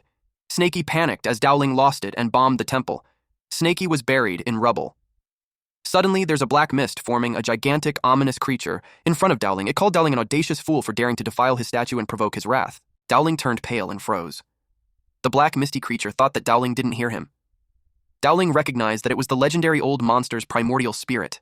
He knew that he had to escape at any cost. At that moment, Muley appeared to help Dowling. Dowling replied that Muley just arrived right on time. He used gravity technique on him. Muley asked his master on what's going on. Dowling threw Muley towards the creature. Muley screamed why. Dowling told him to help by blocking it. The black creature utters that fools perish for their lack of sense. Dowling used his divine moving talisman and hurriedly ran away because he knew he's no match for that creature. He wondered how there are such powerful experts in the remote mountains. Suddenly, he felt his chest constricts. He was threatened that if he dared to show his face again before the black creature, that creature would ensure his soul's annihilation, and there would be no reincarnation for him. Dowling was surprised that the creature could injure him even from afar. He thought about how the snake beast got lucky. He vowed to come back for it. The black misty creatures enter the corpse of Muley. Snakey finally got up as he noticed that the young man was dead and the old man had fled. That was a close call. But he made the right gamble, and the mountain god truly possessed a spirit. Snakey was surprised to see Muley stand up. He thought he was faking death. The zombie, like Muley, turned to Snakey's direction. And Snakey, who was under the impression that he's faking his death, burned him to ashes. Afterwards, Snakey removed the rubbles on top of the broken mountain god statue and lit up an incense while thanking the mountain god for saving him. He promised to worship him every year. But the black misty creature appeared before Snaky's face and complained about Snaky uttering some nonsense. Snaky was surprised to see that the mountain god had appeared. He asked if the mountain god doesn't want him to worship him. The black misty creature pokes Snaky's head and asks in a condescending tone if Snaky is trying to make his primordial spirit disappear with Snaky's offerings. This black misty creature is annoyed at Snaky for ruining his plans. He ordered Snaky to go and find him a body within 30 minutes. Otherwise, he'll curse him so he'll never reincarnate. Snaky turned pale upon hearing that. It's better to be killed than never being reincarnated again. The mountain god told him to hurry up. He particularly stated that not anybody would. He wanted someone young and strong, and preferably with cultivation. Snaky promised that he'll find someone that the mountain god will be pleased with, and scurried away. The mountain god hoped that the wretched creature wouldn't take too long. His primordial spirit is dissipating too quickly, and he needs to possess a body soon. Otherwise, his soul will disperse. A mouse approaches the burned muley. The mountain god possessed the rat. He looked cute, acting high and mighty and grumpy while in that body. He's pissed off. He is the wandering heavenly demon. He lived for centuries, yet he never encountered such troublesome creatures before. He regretted enlightening such a being. A few hundred years ago, he was hunted by the great sex and was reduced to a mere primordial spirit. Fortunately, he escaped into the mountain god's statue. He sealed his primordial spirit and survived by feeding on the power of faith. Not long ago, he finally accumulated divine power and was able to possess others. Coincidentally, a human-shaped pill and a cultivator appeared. It was the perfect opportunity to possess someone. But the wretched snake devoured both of them, ruining his possession attempt. And because the snake had consumed some of his primordial spirit's power, it had gained intelligence. Later, members of the Kui family came. He tried to possess someone again, but once more, the damned snake interfered. The corpse with a bit of his primordial spirit in it even got devoured by a stray dog, which then gained intelligence. When he saw the snake return, he knew he had to be cautious, but that damned old cultivator blew up his statue. Then he finally found a suitable body, but a fool burned it into ashes. He's pissed off at that wretched creature. He vowed to make him wait until he gets his hands on a new body. He will make sure that the snake will pay for it dearly. He looked forward to the body that the wretched creature would find. He's hoping that the snake will bring back a few strong ones from the village so he can choose. Meanwhile, Snaky uncovered a tomb. He complained that it all contained skeletons. He knew that those bodies were useless. He knew that if he doesn't hurry, he'll be cursed to never reincarnate again. He sensed some movement nearby. He wondered if someone was burying a corpse, but he saw a dog digging a grave. He thought he was just seeing things, but then he realized it was eating the corpses. He thought how ferocious that was. The aura that the dog is eating is sinister. The coffin opened. The dog saw that the corpse was perfect. It is young, handsome, and with a strong physique. He sensed the demon snake and thought that it's there to steal the meat. The dog thought that the snake was going mad out of hunger. Then he felt weird. He realized that the snake was not staring at the meat. It's staring at him. The dog felt terrified knowing that the snake had his eyes on him. It ran away, and Snaky followed it. The dog yelled for help because the demon snake was after him. Snaky was surprised that the dog has intelligence. Not only is it strong and good-looking, it even has an intelligence. He thought that there's no other vessel than that dog. Snaky used the beast taming ring. The rope wrapped around the dog's head. The dog barked loudly. It ordered the snake to release him, otherwise it's going to eat the snake. Snaky expected that the dog had such a strong malicious intent because it ate too many corpses. He got pissed off and yelled at the dog to stop barking and follow him. The dog tried begging, but Snaky had no mercy. Instead, Snaky gaslighted the dog to feel honored since the mountain god wants to meet him. Meanwhile, the wandering heavenly demon felt anxious since the time was running out and the mouse wouldn't hold out much longer. He needs a new body quickly. At that moment, Snaky appeared with great news. Snaky proudly brought out the dog who looked strong and handsome, which met all the criteria. Snaky asked Wandering Heavenly Demon what he thought of it since it's perfect. Wandering Heavenly Demon replied that Snaky should just die. Snaky was confused as to what he did wrong when he just followed orders, accurately. Wandering Heavenly Demon had no time left. He felt cornered. And instead of possessing a dog, he decided to take over the snake's body. The Wandering Heavenly Demon ordered Snaky to give him his body. Snaky resisted. Wandering Heavenly Demon was surprised to see that he got thrown out of the body. He decided to try one more time. They wrestled while the dog watched. It made the dog wonder if that's really the mountain god. Wandering Heavenly Demon complained that the wretched creature is full of strength. He wondered why its spiritual consciousness is so strong. Every time he tries to possess it, he gets thrown out. Then he sensed something. The dog's aura felt familiar. He was surprised to see it radiating. Then he realized that the dog has the body of a fiendish demon. Upon closer look, he was certain that it's a body of a fiendish demon, just like the one he had in his prime. The wandering heavenly demon looked through its memories and saw that it ate the sacrificial offerings. It was the reason it gained sentience. And even after becoming intelligent, it kept robbing graves and desecrating corpses, building up such a monster going to hell for impersonating a god. That made wandering heavenly demon laugh. He told Snakey that there was never a saying about retribution on the memories that he gave him. Hell is just a comforting lie for ants to cling to. He took the black dog as an example. It robs graves, desecrates corpses, cares nothing for gods or devils. It is the perfect inheritor of the wandering heavenly demon. Snakey was funny. He asked what wandering meant and assumed that it could be like beasts are lost from their packs, because if that's the case, he swallows them whole. Wandering heavenly demon had no response to that. At the Iron Bear Mountain. Before entering the cave, Snakey looked at the dog suspiciously. The dog urged him to hurry up. Snakey was annoyed and yelled that it's his territory. Apparently, the dog just followed him there. Wandering heavenly demon asked, how could his master not be allowed in his territory? Wandering heavenly demon knew that the puddle in front was connected to an underground cave. He asked if it's the snake's nest. Earlier, Snakey subtly tested the dog's speed, but he couldn't shake him off. As if to tease him, the dog smiled and asked if he's tired already. Snakey understood that the dog's strength is clearly immense. What's more, now that he's in the dog form, Snakey found himself less hostile towards him. Snakey thought of just offering him something, then sending him away. The Wolf King appeared, and Snakey was pleased to see a fat goat with it. He praised the Wolf King for doing a good job. It was the perfect timing, too, because Snakey is starving. The dog yaps about being the master, and Snakey had no respect for him. Snakey replied, wolves feast on meat, while dogs eat shit. Then he told Wolf King to give the dog shit to eat. The dog got pissed off that it started biting the butt of the Wolf King. He threatened to bite it to death. After that fiasco, the Wolf King was scared and hid behind Snakey. Wandering heavenly demon complained that it's been ages since anyone dared to insult him that way. He asked the snake if he knew the consequences of being disrespectful to him. Snakey argued that he isn't respectful at all, and what he's saying is true. That dog likes eating shit. Wandering heavenly demon caught him and asked if he's now admitting that he is his disciple.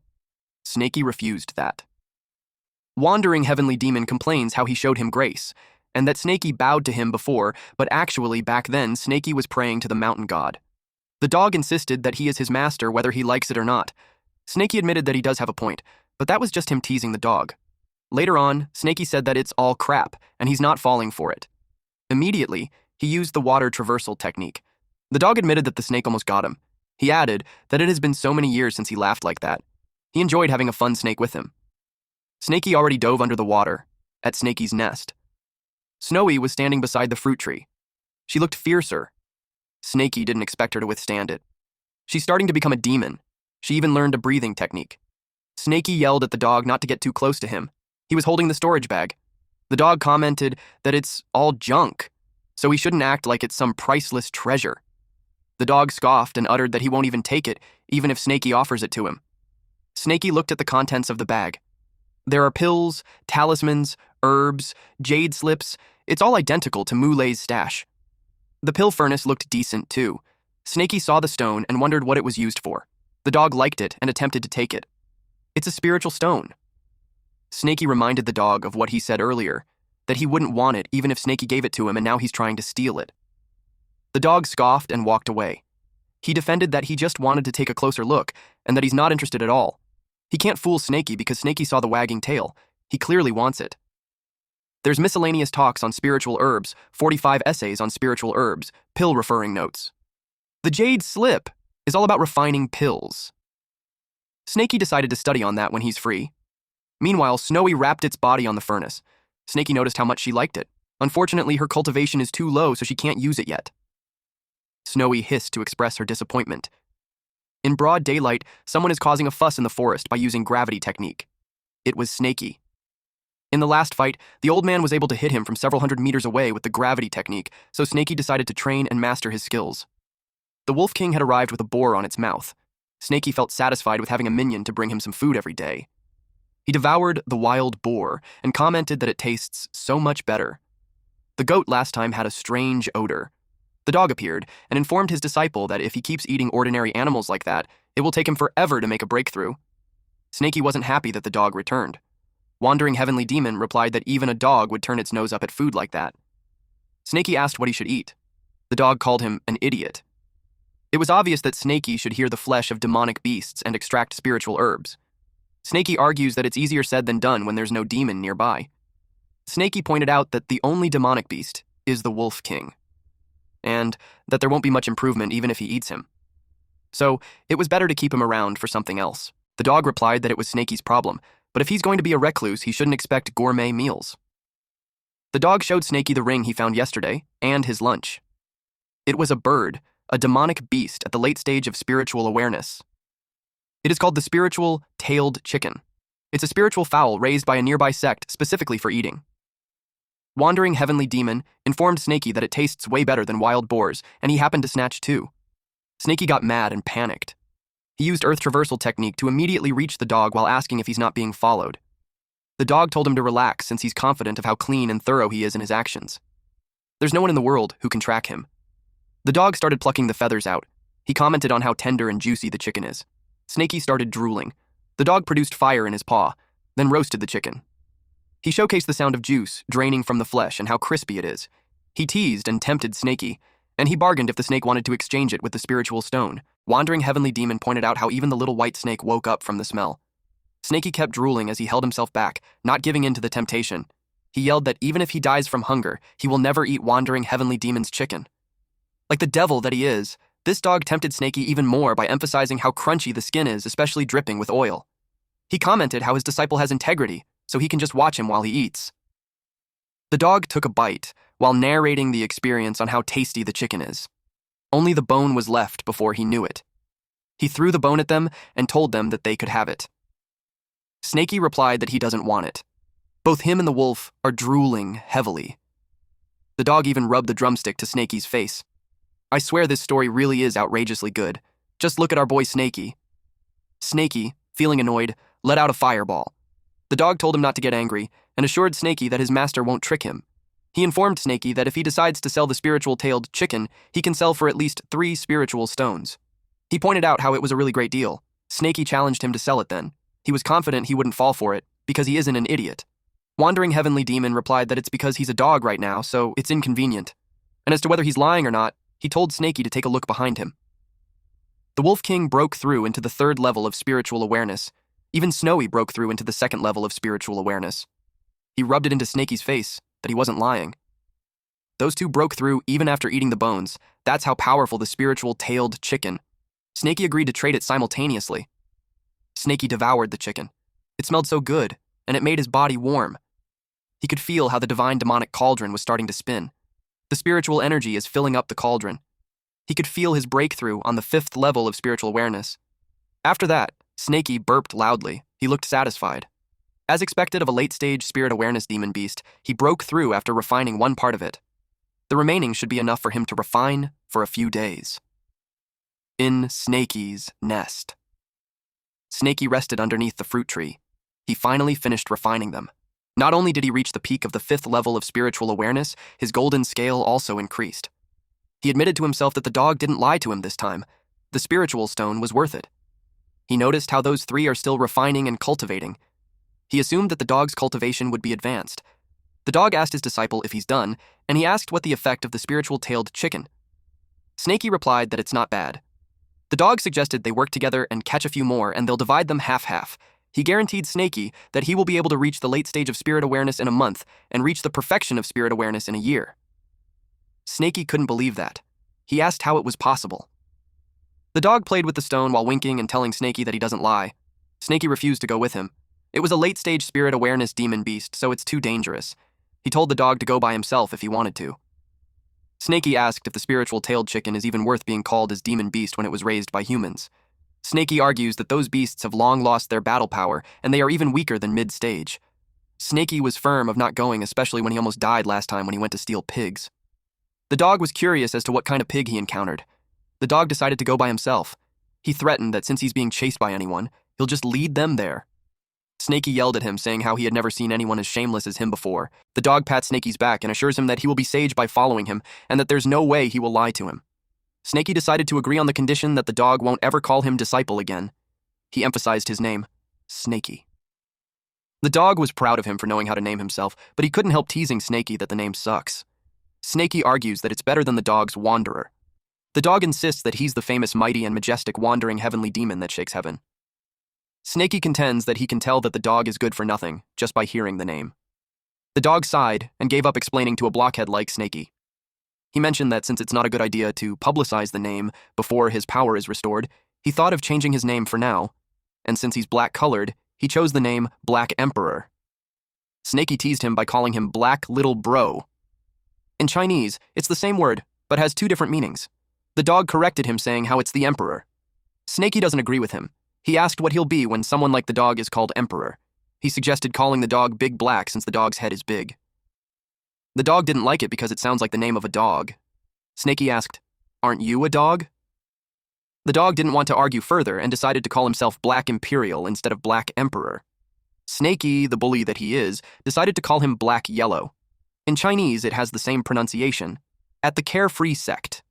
The dog asked Snakey if he knew how many cultivation sects are there in the country. Snakey only knew about the snake catcher sect. Snakey asked if there are other sects who catch snakes. The dog replied that it's normal for a snake to only know about the snake catcher sect. He explained that there are 5 great sects located at the east, west, south, and north, and the middle of the Chu country. The north is Frost, the west is Kunlun, the east is Penglai, and the south is Snakecatcher. As for the center, it is governed by the Imperial Heavenly Observatory. The small sects within the country are under the jurisdiction of these 5 great sects.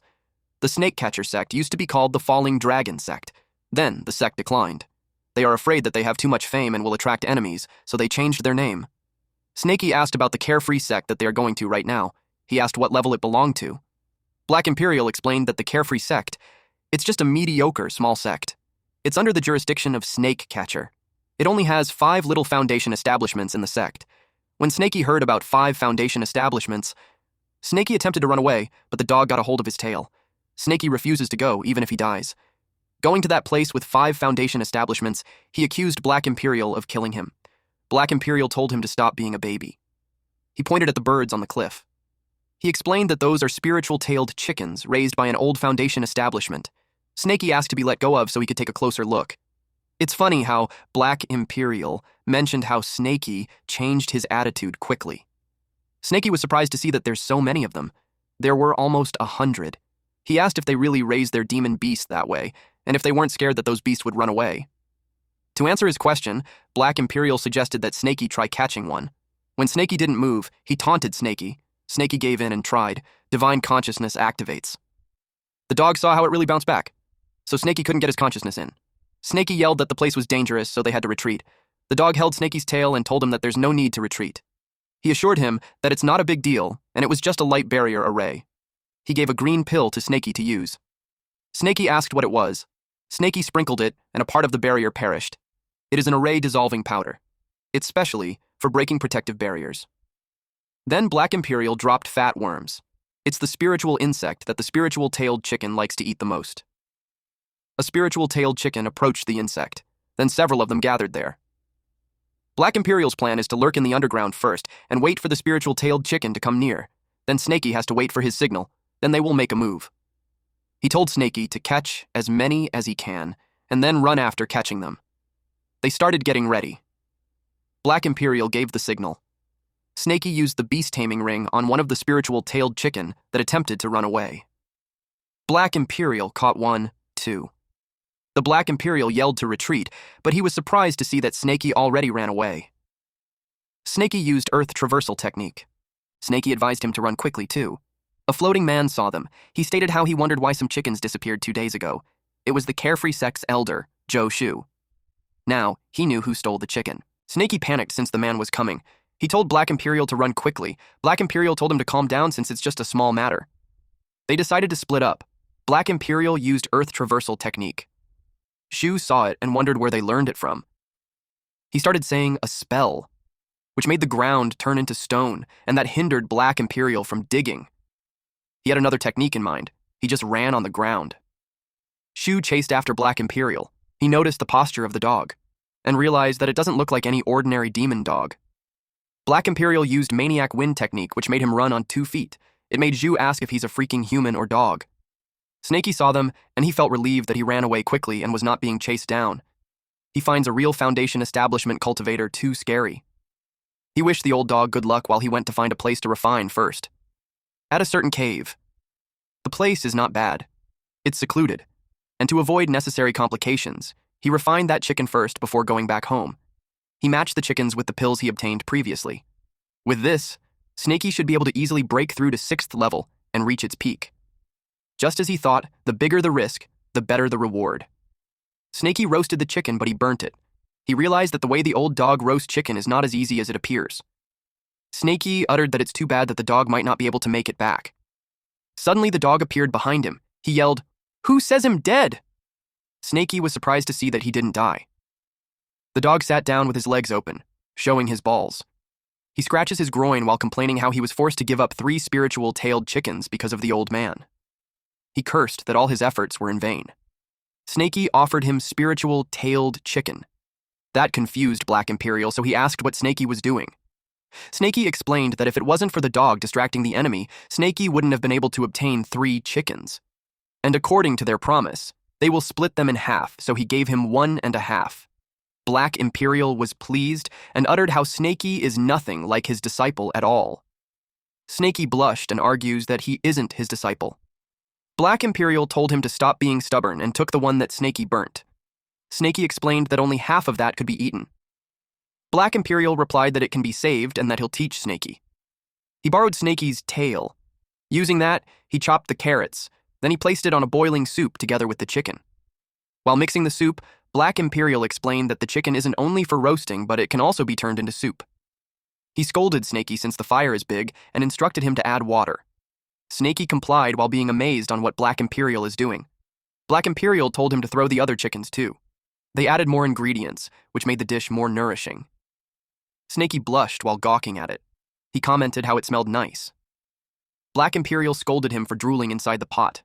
Snakey insisted on calling Black Imperial by the name Black Yellow. He asked him if he could eat it now. Black Yellow agreed. Snakey gobbled up 2 chickens at once. He enjoyed it. Black Yellow told him to eat slowly. Snakey burped. He looked satisfied. He gave thanks for the food and decided to refine first. Black Yellow let him be. Deep inside, Black Yellow thought how stupid his disciple is. The 3 chickens he had been long eaten by him. So not only Snakey gave him an extra chicken, he also thanked him. He finds Snakey innocent and cute. Snakey went ahead and refined the divine demonic cauldron. He's going to break through the 6th level of spiritual awareness. But the breakthrough failed. He wondered if it's because he hasn't finished refining the spiritual tailed chicken. But he knew that shouldn't be the case because previously, he broke through into the 5th level immediately after eating it. He tried to break through again, but he failed again. He wondered if it's because he just broke through not long ago, and his foundation is still not solid enough. Black Yellow called him an idiot and told him that as his master, he will help him. He dragged the pot and yelled, "Rise!" Then he condensed the debris and burned it. Snakey saw that it's the leftover herbal residue. Black Yellow condenses into pills. Then he shoved it in Snakey's mouth. Snakey asked what it was. He explained that it's an aperture-opening pill. He instructed Snakey to try breaking through again after eating. Snakey commented that it tasted burnt, but he tried again. And it worked. He was pleased to inform the old dog that he successfully broke through. 10 days later. Black Yellow praised him for reaching the peak of the 6th level in less than half a month. Snakey blushed and acknowledged that it was thanks to Black Yellow. But Snakey was firm that in the future, he won't go there to steal chicken again. Black Yellow replied that he's not stupid, so Snakey can be rest assured. He knew that they can't just keep stealing the same place, they'll have to change places. Snakey replied that they don't have to rush it in 1 month. He wanted to make his realm solid first before breaking through to the late stage. He's okay, even if it takes 1 year. Although Snakey broke through a level this time, his body strength increase is limited. He didn't shed like before, and his golden scale also increased 1 by 1. Humans' main cultivation is their true key, while demons' main cultivation is their body. Snakey knew not to put the cart before the horse and blindly pursue speed, only to achieve nothing in the end. Snakey's eyes bulged and asked what it was. Black Yellow replied, "What else could it be?" The forest is on fire. Snakey panicked and ran as fast as he could. Black Yellow followed behind him while asking him if he's seeking death to run towards fire. He told Snakey that it's just an ordinary wildfire, so there's no need to panic. Snakey argues that it's not an ordinary wildfire. He asked who did it. Black Yellow tried to make him calm down and play it safe. Snakey yelled that he can't calm down because it's his home. Two men were talking that the wildfire should be able to burn for 7 days, and it should be able to burn that demon snake's nest. An old man stated that he only has 3 years left in his lifespan. The only grudge he has left is to rip off that demon snake's skin and make it into a snake pill. A man encouraged his master that he'll be able to get what he wants. The master told his disciple that he is his only longing in the world. Other than getting revenge, there is another reason for the trip this time. An elder from the headquarters got interested in the demon snake and the myriad snake valley.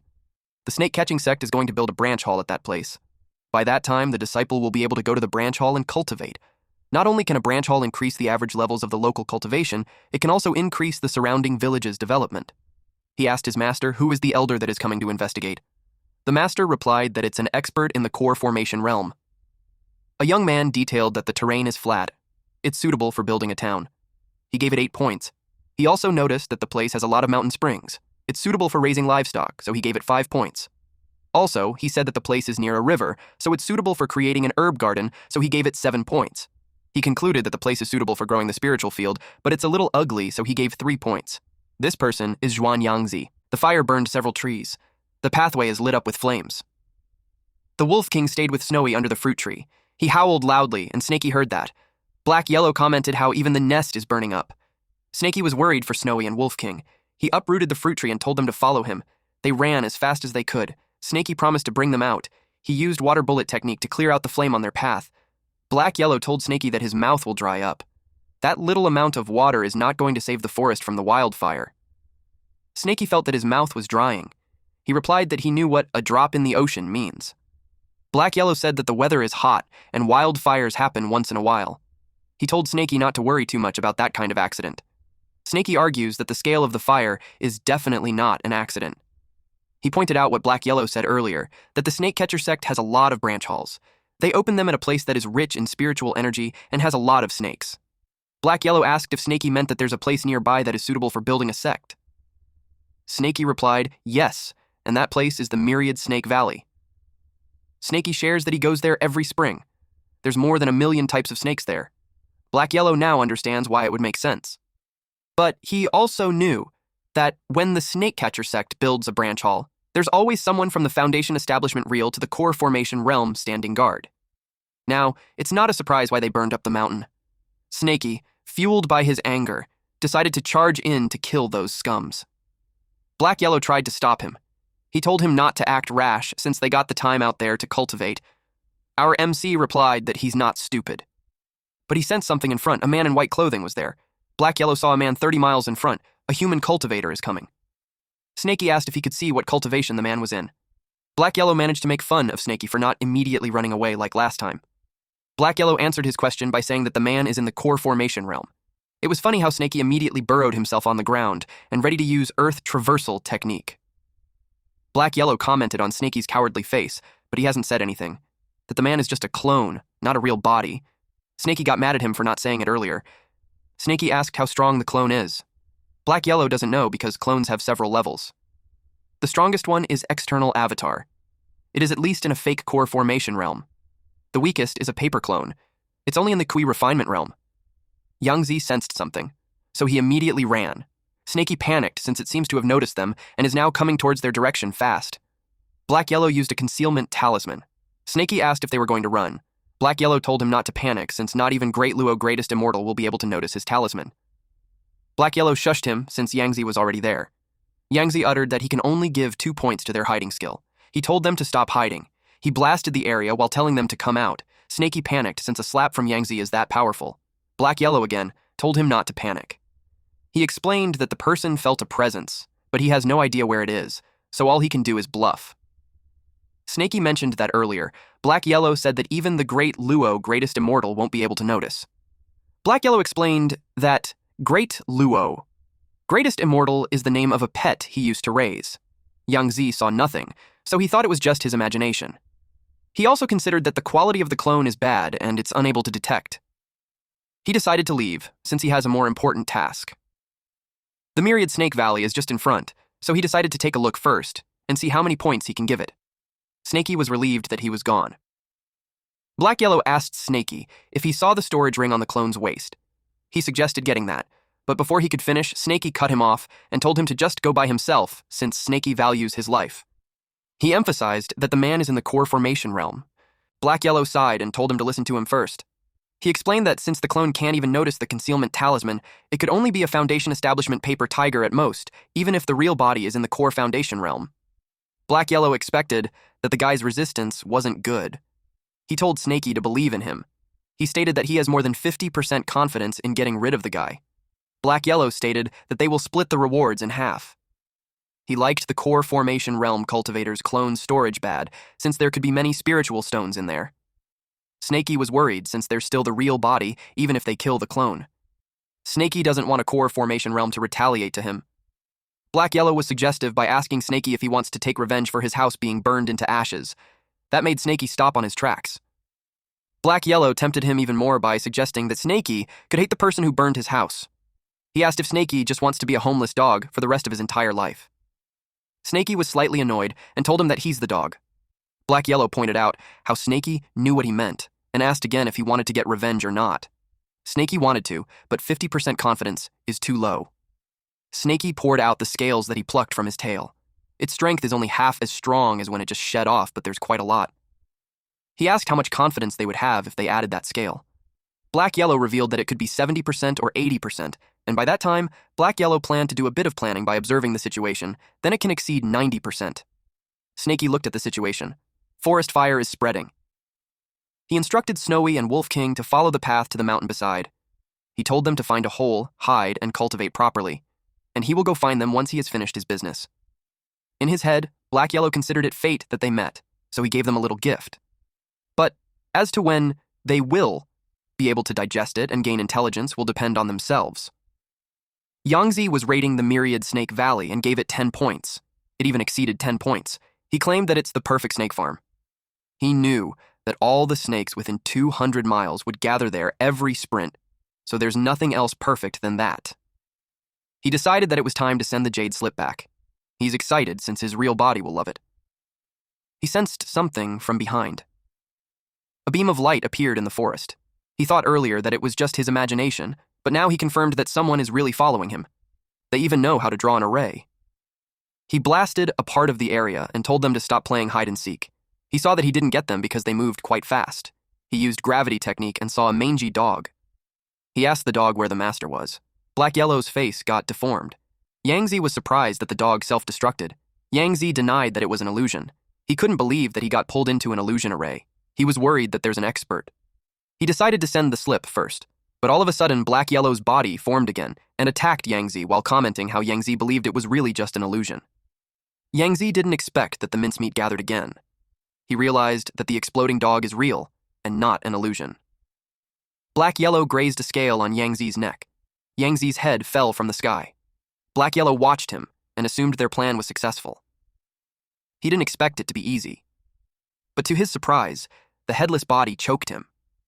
The head is still conscious since he's just a wooden clone. It didn't really matter if he's headless. He gave them 6 points for their little trick. It means that they barely passed. Black Yellow complained that the dog paws are difficult to use. He wondered what's going on with the clone. Its hand is twisted like a pretzel, yet it still has such strength. Then he realized it. He recalled his conversation with Snaky earlier that the clone is only meant for scouting, so it should be made of paper. Their plan is that after Black Yellow chops that person's head off, Snaky should follow the plan and play his part. Then they will split whatever's in the storage bag. Snaky was concerned that if it's not a clone, it would put Black Yellow in danger. But Black Yellow arrogantly replied that he could tell in one glance that it's a worthless clone. He even insulted Snaky by saying that Snaky has a lot to learn. Snaky was annoyed and told him to get his paws off him. He cursed Snaky for being a jinx. He yelled his name out loud to cry for help. Snaky threw his golden spikes, which hurt the clone, causing it to drop Black Yellow. Yangzi's head was shocked when he realized that the dog was just a decoy. Snaky bit the head of the clone and used fireball technique point blank. Yangzi's head couldn't sense the technique at all. He noted how teamwork is worth 10 points. And with that, the clone disintegrated. Black Yellow then fell and complained that it hurt. He miscalculated. No one expected it to be a wooden clone. It was expensive, so using it for scouting is such a waste. Meanwhile, our boy Snaky kept shooting fireballs. Black Yellow panicked to stop him since the guy is already dead. He told Snaky if he keeps it up, even them will turn into ash. Snaky was pleased to see Black Yellow still alive. Black Yellow was touched. That moment immediately turned into banter as Snaky called him out for his 80% confidence when it was so flimsy. He called the dog a liar. Black Yellow complained that Snaky doesn't know anything when just weakening Yangzi's power cost Black Yellow dearly. Then, he pointed out that if not for the divine consciousness sealing array, Snaky wouldn't be able to snuck up on the guy. Snaky argues that even if Black Yellow didn't lift a finger, he could have handled it himself. He told Black Yellow that what he's saying is bluff. Black Yellow pondered on where Snaky got that bastard attitude. Black Yellow couldn't accept that Snaky thought he was bluffing when he was the one who stopped the guy from using his jade slip transmission. If it had gotten out, they would certainly be dead. Snaky suggested burning that thing already. The item was on fire. Black Yellow commented how Snaky's black flame is so strong that it can even burn jade. Snaky confirms if they're safe now. Black Yellow replied not yet. The news didn't make it back, but that person is still a golden core expert. If that guy found out that his clone died there, he would personally come to investigate. Snaky looked displeased. Then he started running away. Black Yellow called him a coward and told him not to run around blindly like a headless fly. Snaky argues that they are waiting for death if they don't run. Black Yellow told him that the snake catcher sect's power in Chu country is widespread, so if Snaky wants to avoid being hunted, he'll need to flee to a neighboring country and lay low for a while. Meanwhile, at the snake catcher sect headquarters, Immortal Cave abode. Yangzi realized that his wooden clone was dead. Even the recording jade slip couldn't be retrieved. It made him curious as to who did that. He's amused. Although the wooden clone's strength is mediocre, its aura and divine consciousness perfectly mimic a golden core cultivator. For someone not only to see through it, but also dared to attack it. That truly caught his attention. He called his servant Su Bei. Bei responded immediately. Yangzi ordered him to bring 5 inner disciples with him and go to the vicinity of Myriad Serpent Valley to investigate the person who attacked his clone. Bei followed his command. At the same time, Snaky and Black Yellow are running away. Snaky told Black Yellow that they have already run a few hundred miles. He inquired why they are still not in the Qin country that he mentioned. Black Yellow explained that it's still a long way. They will need a few more days just to reach the border. Snaky didn't expect that it would be that long. Snaky complains that he's exhausted. Black Yellow reminded him that he's the one who brought this on himself. He pointed out how Snaky could have just slithered normally, but he insisted on using the earth traversal technique. Snaky reasoned out that he was just trying to strengthen his physical body.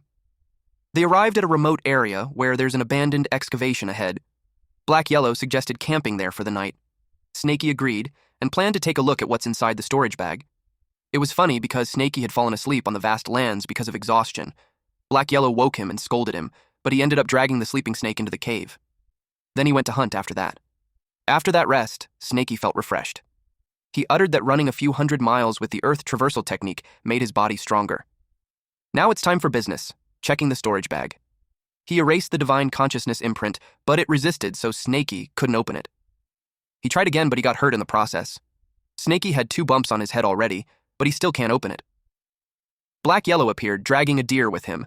He noticed that Snaky is still trying to open it. Snaky finally realized the power of the golden core cultivator. Snaky was determined to force it open using his golden scales. Black Yellow stopped him because he might damage the treasures inside. Black Yellow wanted to take over instead, but Snaky doubted him because he might secretly hog it all for himself. Black Yellow replied that it's bullshit. He asked for 3 days to open it. 7 days later at Gobi Desert, they reached the Qin country's border.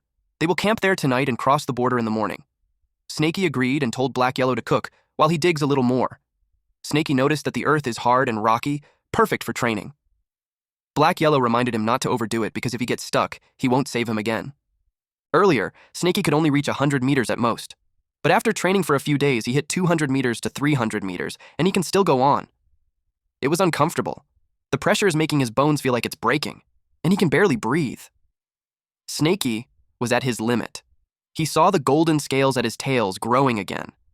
Just as he suspected, the number of scales is tied to physical strength. The stronger his body, the more scales he will have. He knew that a demonic beast can't just level up rapidly without strengthening their body. Snaky returned and asked Black Yellow if he's done cooking. Black Yellow responded that he had already eaten, and all the leftovers are for Snaky. Black Yellow was pleased that the storage bag's divine consciousness had finally been undone, but it left Black Yellow exhausted. He advised Snaky to open it later. Snaky teased him for saying that it will only take 3 days. Snaky opened it and saw pills, talismans, herbs, low-level treasures, technique jade slip. It contained ordinary items. There were no spiritual stones. It made Snaky wonder why the Golden Core Cultivator's storage bag is worth less than Mulay's. Snaky asked Black Yellow if he wanted to take a look since they planned to split it. Black Yellow replied that it's useless to him. Snaky was suspicious. Black Yellow sensed that and replied that there's no way a master would steal his disciple's item. Snaky's anger bursts and yells at Black Yellow to take out what he hid. Black Yellow was flustered that he replied that he didn't take any spiritual stones. He outed himself on his own, because Snaky didn't even mention that. Black Yellow suggested that they talk instead, but Snaky kept attacking him and wouldn't let go. Eventually, Black Yellow revealed that there's a total of 10 spiritual stones, and they would split it in half. Black Yellow even tried to gaslight Snaky that it was for his own good since he's still young, and that Black Yellow is just helping him store it, and he'll let him use it freely in the future when he needs it. Snaky told him to get lost since he's busy studying the jade slip technique. Something caught Snaky's attention. Black Yellow replied that it's the method to refine wooden clones. He commented that it's solely for bluffing people, so he suggested not to bother learning it. He stated that it's better to use another clone technique. If anyone masters it, the clone can even be stronger than the caster's real body. That made Snaky curious. Black Yellow revealed that it's one of the 6 immortal arts called puppet technique. Qin Country's top sect, Heavenly Puppet Sect, is expert in puppet technique. It's rumored that all of their puppets are stronger than their casters. Puppets can't feel pain, and their body is comparable to a demon beast. Around 80 to 100 puppets can be deployed at the same time. Not only are they unparalleled among the people in the same rank, they can also kill someone who's in a higher realm. Snaky started imagining learning it, and when he fights with someone, before anything else, he would deploy 100 puppets and give the enemy a few punches first. Black Yellow noticed him daydreaming, so he pinched Snaky's cheeks and told him to go to sleep since they need to cross the river early tomorrow. At dawn, Black Yellow introduced the Geese Descending River. Just as its name stated, not even geese can fly over it. Of course, any normal cultivator can't do it either. Snaky asked if they can just swim across it. Black Yellow warned him not to even think about using water traversal technique since there's a lot of whirlpools inside the river. Black Yellow even advised Snaky not to be conceited and properly pay money to ride the boat. There's only one boat going to Qin Country per day. Someone told the man that he wants to get on board. The man turned around and asked who's talking. The same person expressed that he doesn't have money on him. The man didn't see this creature at first because of the low height. This creature hides itself behind a cloak and a hat. He offered a spiritual stone as a payment. The man was pleased and welcomed him on the boat.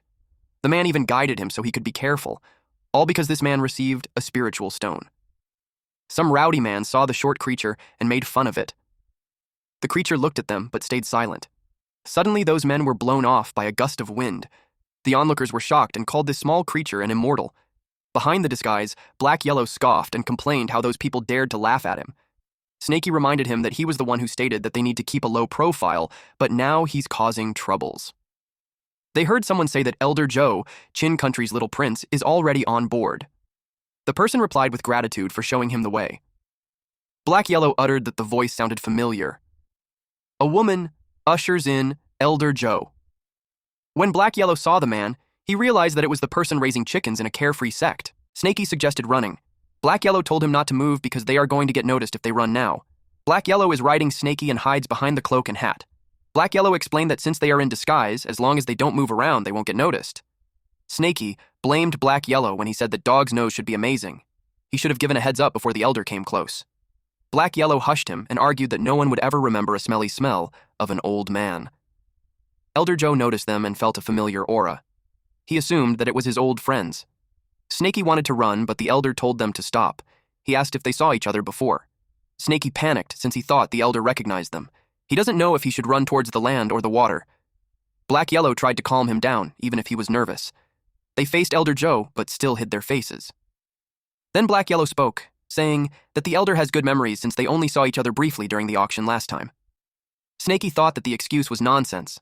Surprisingly, the elder remembered. He reacted positively and uttered that they saw each other 6 years ago at an auction. Black Yellow humored him even more for his great memory. An attendant fetches Elder Joe because the little prince has been waiting on the 2nd floor. Elder Joe bids goodbye since he has matters to attend to. Snaky asked if that's enough. He asked Black Yellow if he had seen him before. Black Yellow replied that people in a sect more or less have gone to an auction before. There's a lot of people in the auction, so Black Yahello knew that the elder won't remember. He's also aware how it's hard for humans to acknowledge that they have bad memories, especially those old men. Snaky was relieved that they dodged a bullet again. He suggested hiding in a corner. Black Yahello called him out for being cowardly and pointed out that if the worst comes, they just have to fight. Snaky emphasized that Black Yahello was afraid too, to the point that his sweat dripped on Snaky. Snaky noticed that the elder and the Chin's country are unrelated, but they are together.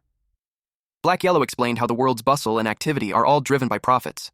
The world is in turmoil because all are chasing after profit. Snaky asked what kind of profits. Black Yahello theorized that Chin country might be seeking glory. Then he sighed and uttered that Snaky is just a snake, so there's no point in him explaining all that. At Chin country's border, Riverside City, it's already nighttime. Black Yahello knew that the place gets chaotic during the night, so he suggested finding a place to rest. They chose an inn and requested for a quality private room and best food and drinks to be served. The place was filled with rowdy men and drunkards. The receptionist ushered them. Not long after, their dishes were served. They even requested some booze. The food looked scrumptious that both Snaky and Black Yahello drooled at the sight of it. They dismissed the servant, when they ensured that the man was gone. It was mealtime. They devoured the food. Snaky liked the demonic fish. Black Yahello was excited about the booze since it had been a while. Snaky was curious as to how it tastes. When Black Yahello drank it, he spat it out and complained that it's rubbish. Snaky thought that there might be drugs in it. Black Yahello commented on him for knowing about it. But Black Yahello told Snaky that Snaky's eyesight is bad because not only the booze has it, but also the food. In an instant, Snaky spat out the food on his mouth. He yelled at Black Yahello for not saying it earlier. Black Yahello explained that they are in a lawless place, Riverside City. He told Snaky not to be alarmed since it's just a drug. He gave him an antidote. Then, he stated that since those people started it, they shouldn't blame them. Someone yelled that it wasn't enough. He ordered the servant to bring another roasted demonic beast. The servant explained to the master that the person had eaten 1,000 taels of silver worth of food. He also ate 2 whole demonic beasts. He asked the master if they should continue bringing food. The master ordered them to continue and change it into the strongest, immortal, weaking pill. The person hasn't dropped down yet, so they assumed that his cultivation is incredible. The master expected for this person to have lots of money and treasures, so their actions will be worth it. Those idiots really served a demonic beast. The leftovers are enough for them to eat for a few days. Snaky asked if they would leave like that. Black Yahello brought the bag and replied yes. He asked Snaky if he wanted to pay a scam shop. There's even a human skull hanging in the kitchen, but what Snaky meant is to kill those men and snatch their money. He even got ready to burn down the shop. Black Yahello commented how sometimes Snaky has less humanity than him. Snaky argues that he's not a human anyways, he's a snake. The servant and the master forced open the door. The master was confident that the drug is strong and not even an immortal can withstand it. But to his surprise, they couldn't find the guest. The master was furious. He ordered the servant to inform people from the heavenly puppet sect and search the entire city. The master slammed the table, while promising to kill this person no matter what. His behavior scared the servant. Black Yahello suggested that it's safe to settle on the abandoned house that they found. He told Snaky to take his time to refine while he goes out to do something. Snaky agreed, but deep inside it was a bluff. He's suspicious of what the dog will do behind his back. More than that, it's concerning that Black Yahello might attract more enemies. Snaky decided to follow him. Meanwhile, Black Yahello is excited. Black Yahello entered a weapon shop. Black Yahello told the blacksmith his offer, 3 excellent weapons and a total of 8 spirit stones. He should take it or leave it. The blacksmith wanted to have a look at what this shorty offers. Snaky was annoyed that Black Yahello sold stolen goods from behind his back. Snaky knew that it's from the storage pouch of the Golden Core Realm clone. Black Yahello said they would split it 50-50, but he was a liar. So Snaky planned to let him sell everything first, then make him cough it all up. Black Yahello made a deal again, a total of 15 spirit stones for all those pills. Snaky still followed him. First, they were at a weapon shop, and now, a pill shop. Then, Black Yahello offered high-grade beast materials, 13 spirit stones. Snaky got annoyed that beast materials were sent too. This time, Snaky is holding back his anger by chewing on wood. He's angry at this old dog since he had no idea how much this dog swiped without Snaky noticing it. He vowed to make the dog pay once he returned. By this time, Black Yahello felt a killing intent. 2 men appeared. They were talking about how it's almost curfew, and they need those losers to find someone.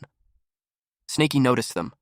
Yu Qiang of Heavenly Puppet Sect complained that of all places, he was stuck guarding the backwater city for 3 years. He felt so unlucky. Zhao Yiduo of Heavenly Puppet Sect replied that there's no point complaining. They failed to break through to the Foundation establishment realm, so they have to follow orders. Although Lingjin City is chaotic, if they play it right, there's profit to be made. They noticed a man in a robe with a short build. They remembered him as the guy who dined and dashed. They knew it was him. Yu complained how it's such a hassle that even that kind of trivial matter requires them to intervene. Yu told Brother Zhao to wait, and he'll take care of the guy. Zhao told his junior brother Yu to think for a moment. Yu asked what's wrong. They saw the short man enter the Myriad Treasure Pavilion, so it can be assumed that he has something valuable. They decided to follow and see first. Yu praised his senior brother for being sharp. Snakey realized they are Heavenly Puppet Sect disciples, and it looks like the old dogs caught their attention. Luckily, they aren't Foundation establishment cultivators. Yu noticed that his senior brother was happy. Zhao was looking forward to the profits that they will gain. Snakey thought he could pull off a cat-catching mouse while the dog watches stint. Meanwhile, Black Yellow was pleased that the owner himself had shown up. He urged him to take a closer look and tell him what it is worth. The owner agreed. Black Yellow shared that his bag is full of good stuff, so the owner should look carefully. The owner was surprised to see it. From his reaction, it made Black Yellow ask if something was wrong. The owner replied that it's a significant matter, so they should discuss it inside. Black Yellow was pleased that the owner is perceptive. Once they entered, the owner immediately instructed Old Lee to close the door, but Old Lee informed him that there's still someone there. The owner was furious and told him to shut up. He knew about those people, and he couldn't let them disturb his business.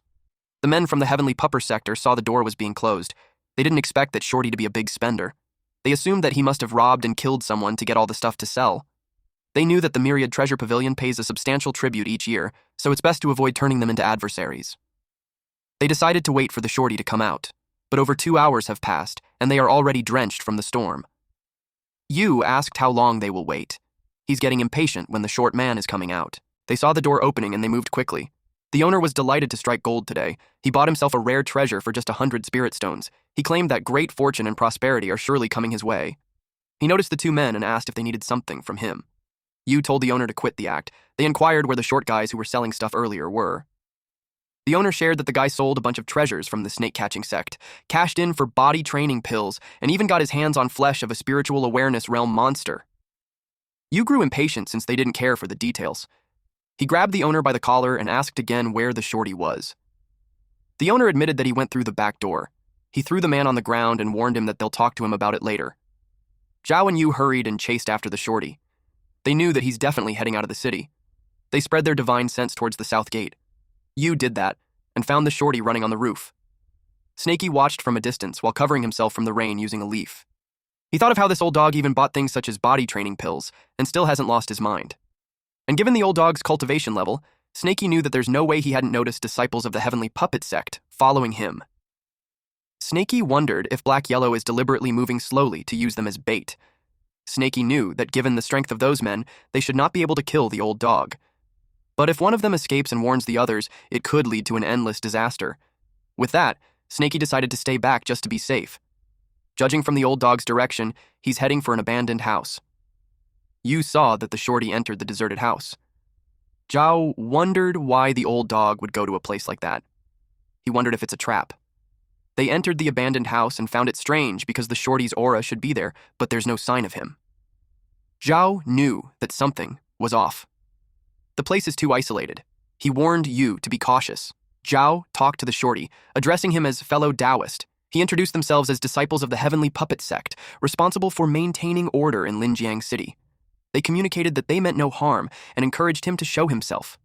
Yu told his senior brother Zhao that his words are too formal and the person might not understand. He offered to try.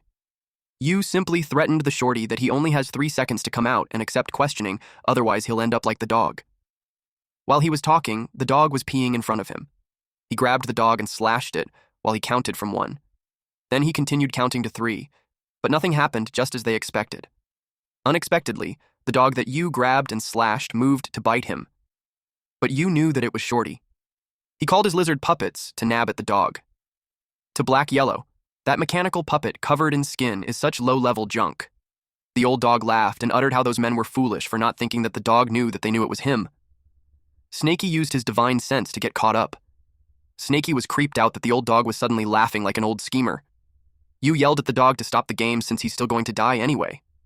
He released a fireball. They wondered if they got the dog. The house was already burning. The dog laughed. So they knew that the dog is still live. Zhao saw the flesh chunks. He told you to dodge. You was surprised to see the lizard puppet immobilized. They were surprised to know if that is what happens when they touch its flesh chunks. It was such a bizarre technique. The dog challenged the old man to keep going. Snaky finally learned what loose cultivator really means. He doesn't feel the need to help the old dog. The man with the sword can't hurt the old dog at all, and the person in the distance hasn't made a move. Snaky knew it was better for him to stay there and keep an eye from the distance. He knew that if he went down and helped him at the critical moment, the old dog would be indebted to him. Black Yahello teased those men not to get tired when he, an old man, hadn't had enough fun yet. You noticed that the dog has very eerie powers, and swords aren't useful against him at all. He admitted his incompetence, for he can only help his senior brother from behind. He had no choice but to bring out the big guy. The giant frog puppet appeared. You told Zhao to join hands with him to attack. In Black Yahello's head, he called the guy an idiot for thinking that it's a giant frog when it's a toad. He commented that the puppet looked dumb. He wondered if they were planning to attack him together. Zhao brought out his universal fan. Black Yahello finds them interesting. The fan created a gush of wind that follows a path. Snaky was strangled with the leaf tied on his head. Zhao cued you and the giant frog to do their thing. While the wind led to them, the frog opened its mouth wide enough to swallow the dog. The frog gulped down. They assumed that the dog was dead this time. Zhao agreed, but he decided not to get careless. Snaky was worried since Black Yahello got eaten. Zhao noticed that the frog seemed off. The dog emerged from the frog's belly and tore apart the frog.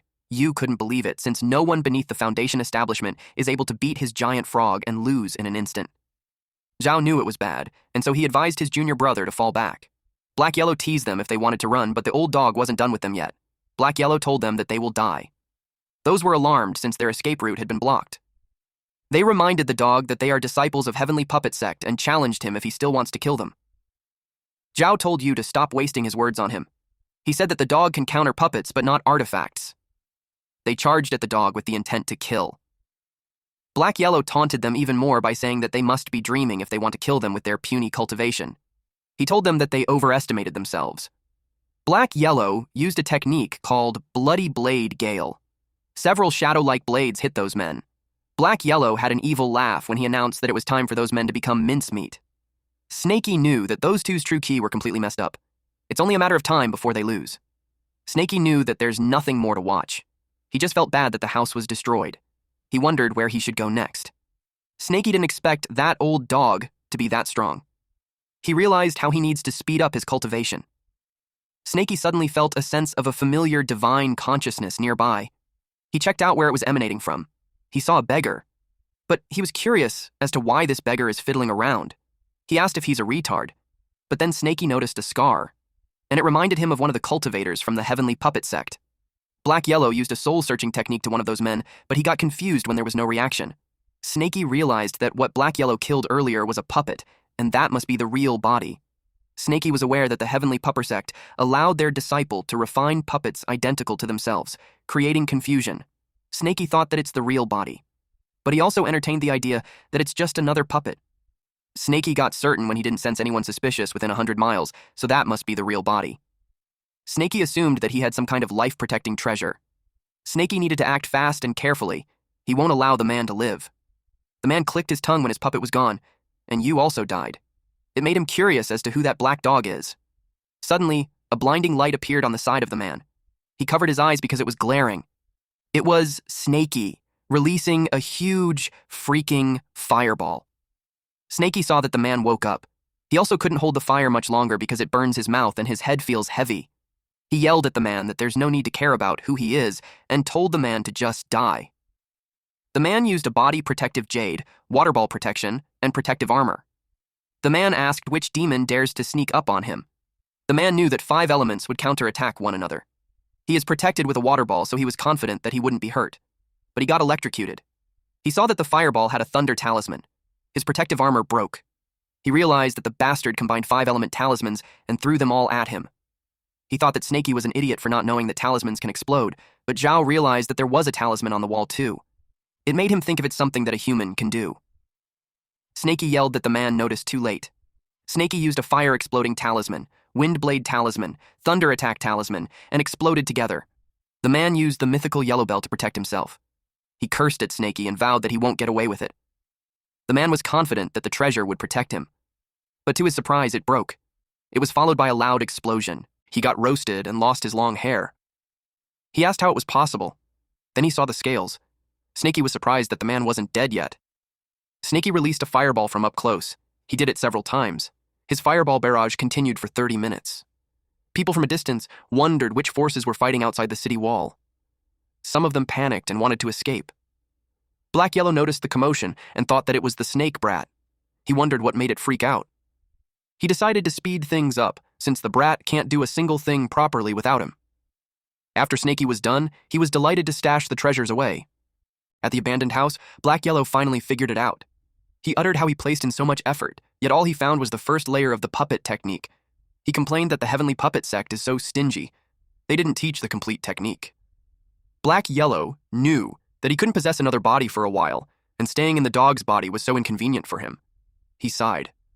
Black Yellow considered killing someone, searching their soul, obtaining the full puppet technique, and making a humanoid puppet. He admitted that he messed up this time. He knew that the first layer only allows for creating mechanical beasts, making a humanoid puppet out of reach for now. Unless he finds Zhao's real body and searches for his soul. He decided to forget about it and focus on finding Snaky first. He knew that Zhao's real body must still be in the city. He planned at the right time to stir things up and enlist Snaky's help to deal with Zhao. Eventually, he kept searching for Snaky and arrived at the scene where Zhao was reduced to ashes. He asked Snaky if he killed Zhao. Snaky, while sweating profusely, lied that he was just cultivating and that he didn't go out or fight with the Heavenly Puppet Sect's disciples. Black Yellow was pissed off. He asked if he even mentioned Heavenly Puppet Sect. He told Snaky how he doesn't know how to lie. Snaky asked him what he's talking about when he was the one who killed 2 disciples from the Heavenly Puppet Sect. He suggested that they run while they still can. Snaky decided to escape first, but Black Yellow held the string of Snaky's pouch on the neck, which restricted Snaky's movements. Black Yellow pointed out that Snaky's acting is so poor. He advised him to take the treasures out and split half of it to him. Snaky replied how he hasn't confronted Black Yellow yet for secretly selling the stolen goods behind his back, and now Black Yellow are accusing him. They were making so much fuss that they captured the attention of the people. Black Yellow warned Snaky to lower his voice. It was already late at night, and those two were already out of breath, but they succeeded in reaching Riverside City. Black Yellow told Snaky that the geese descending river is ahead, so they better stop running. He gave in to split the proceeds from the things he sold. Snaky scoffed and replied that Black Yellow should have said that earlier. He took out what he had and told Snaky that he bought those body-refining pills and demon beast meat for him. It cost 100 spiritual stones. It's enough for Snaky to eat for half a year. Black Yellow decided to split the spiritual stones into half. Each of them will get 46 pieces. He pointed out how he gave Snaky the benefits. Snaky gave in and replied that he forgives him. But Black Yellow asked Snaky for Zhao's items. Snaky replied that he doesn't know what he's talking about, but Black Yellow told him to stop playing innocent and hand them over. Snaky took out a stone, an armor, and a bell, and told Black Yellow that those are the items that Zhao dropped. The storage bag got burned, so those are the things that remained. Snaky uttered how Zhao mentioned something about the mystical yellow bell, but he's not sure what the silver armor and iron fragments are. Black Yellow was happy because those are good stuff. He inspected the bell and saw that it was scratched by Snaky's tail. It's such a shame. It's a spiritual treasure. Snaky admitted that it got destroyed by his golden scale. Black Yellow decided to repair it later so it can still be used.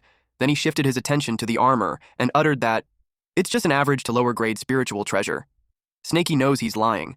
Black Yellow took the armor. Snaky knew Black Yellow was taking advantage of him. Black Yellow told him to keep the bell and he'll modify the armor so Black Yellow could wear it himself. Snaky reasoned that Black Yellow will barely be able to use the item once he reaches the great perfection in the spiritual awareness realm. Black Yellow replied to allow him to use it in the meantime. He put it on and Snaky commented how handsome Black Yellow looked. Black Yellow explained that the silver armor can automatically adjust to the wearer's body type, and it can even hide itself. No wonder he didn't notice Zhao wearing it. Snaky insists that Black Yellow takes it off because he doesn't believe what he said. Black Yellow offered him the puppets he collected, and that should be enough. But Snaky was forced to remove it. Black Yellow placed the lizard and the bird on Snaky's head and inquired what he thinks about it. Snaky recognized that it's the item that the idiot cultivator used. And Snaky knew that their battle power didn't last 3 seconds against Black Yellow.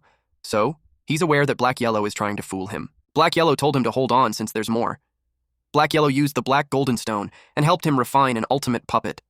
Other than that, he will also enhance all the puppets for him. He asked if Snaky is already satisfied with that. Snaky accepted that. Deep inside, he's grateful that he kept a small jade stone hidden. He bet it's the most valuable item Zhao had. Zhao's spoils are mystical Yellowstone, protective armor, black golden stone, and unknown crystal. Snaky knows how sly that old dog is, and he's sure he hid something else. He decided to observe and learn. Black Yellow offered to take Snaky to a perfect place for cultivation. Snaky noticed that his tone was strange, so he asked what place it was. Black Yellow told him to look ahead. Snaky only saw an ordinary mountain. Black Yellow told him that it's no ordinary because it's the Sorcerer's Mountain, a spiritual ore mountain from 5 centuries ago. At the Sorcerer's Mountain, Snaky asked Black Yellow if he's certain that it is a spiritual mine. Black Yellow replied yes and shared that while all spiritual ore was extracted 5 centuries ago, the mountain still holds the most abundant spiritual energy within a 100-mile radius. With no traces of humans or demon beasts, it's perfect for them to cultivate for a while. Snaky replied that it's just filled with scattered humans. Black Yellow started digging the dirt and uttered that it will do, since the spiritual energy in there is abundant. Snaky agreed with him and commented how Black Yellow's nose is sharp as ever. They got to work. Black Yellow took out something and Snaky's eyes widened upon seeing it. He asked what Black Yellow stole this time. Black Yellow called him out for being impolite. It was a large container, and Black Yellow told Snaky that it is for him to refine his body. He instructed Snaky to add water on it, which Snaky complied to by using water bullet technique. He sprayed water from his mouth. Black Yellow told him not to fill it completely yet, and gave him a minor tempering powder to toss in. The minor tempering powder is top-grade medicine for tempering the physical body and refining the bones. It's an exceptionally rare body-tempering spiritual medicine worth 20 spirit stones for just a small amount. Then Snaky asked, "And then?" Black Yellow yelled at him to hop in and take a bath. Snaky trembled inside the tank. It burns that it hurts him so much, and the pain is far worse than being hundreds of meters underground. Black Yellow explained that the first body tempering is always the most painful, but it's also the most effective. He told him not to pass out. Snaky yelled that he wouldn't faint. He claimed that his willpower is 100 times stronger than normal people. Before long, a layer of old snakeskin shed from Snaky's body, turning to ash in the medicinal water. Simultaneously, impurities were expelled from Snaky's body. Snaky happily shared that he shed his skin. He rushed his last advancement and didn't get to shed, but now it's finally done. He also shared how a lot of impurities were expelled too. His bones, meridians, he felt boundless power in every fiber of his being. Black Yellow replied, "See? I told you this stuff works wonders." He stated that body refining will take 7 days this time. Since Snaky got the demonic beast meat, there's no need for him to leave the place.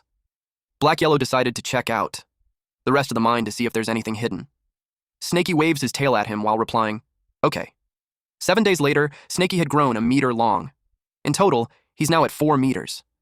But it felt entirely different from before. And now if he wishes to, he can shrink any time, down to a meter. Not only can he control the body size at his will, but his strength and speed have more than tripled.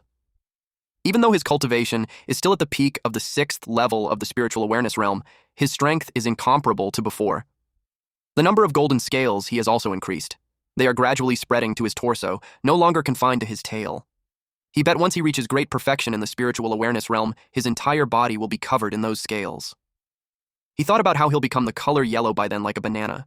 When he was done, he wondered where the old dog went. Black Yellow hasn't come back in 7 days, and there's no trace of him within 200 miles. He decided to forget about him since it's fine even if he didn't return. Snaky took this opportunity to study that small jade stone he snuck away last time. He took it out and used divine consciousness investigation to see what that thing is. To his surprise, he was transported to a dark place. It's like he's swallowing the light from his divine consciousness.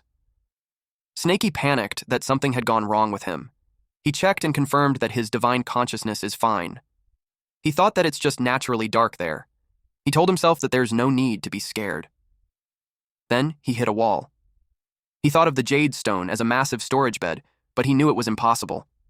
Unexpectedly, Snaky hit his forehead. He checked what it was and saw a large chunk of stones glowing in blue. They were spiritual stones, ritual. His jaw dropped upon seeing that there are more than 1,000 spiritual stones in there. He commented how Zhao is so greedy that Snaky struck gold. He saw how there are a few with particularly neat and symmetrical shapes. Their spiritual energy looks more concentrated than other spiritual stones. Snaky knew that he should never let the old dog find out. Otherwise, it will definitely get stolen by him. Snakey noticed that there are spiritual stones moving. It went directly to his mouth and he almost choked. A few high-grade spiritual stones flee into Snakey's mouth that has widened from being surprised as if they have consciousness. Snakey's stomach hurt as if it was getting ripped off. Then he noticed that the divine cauldron was reacting. The divine demonic cauldron is swallowing up the spiritual stones.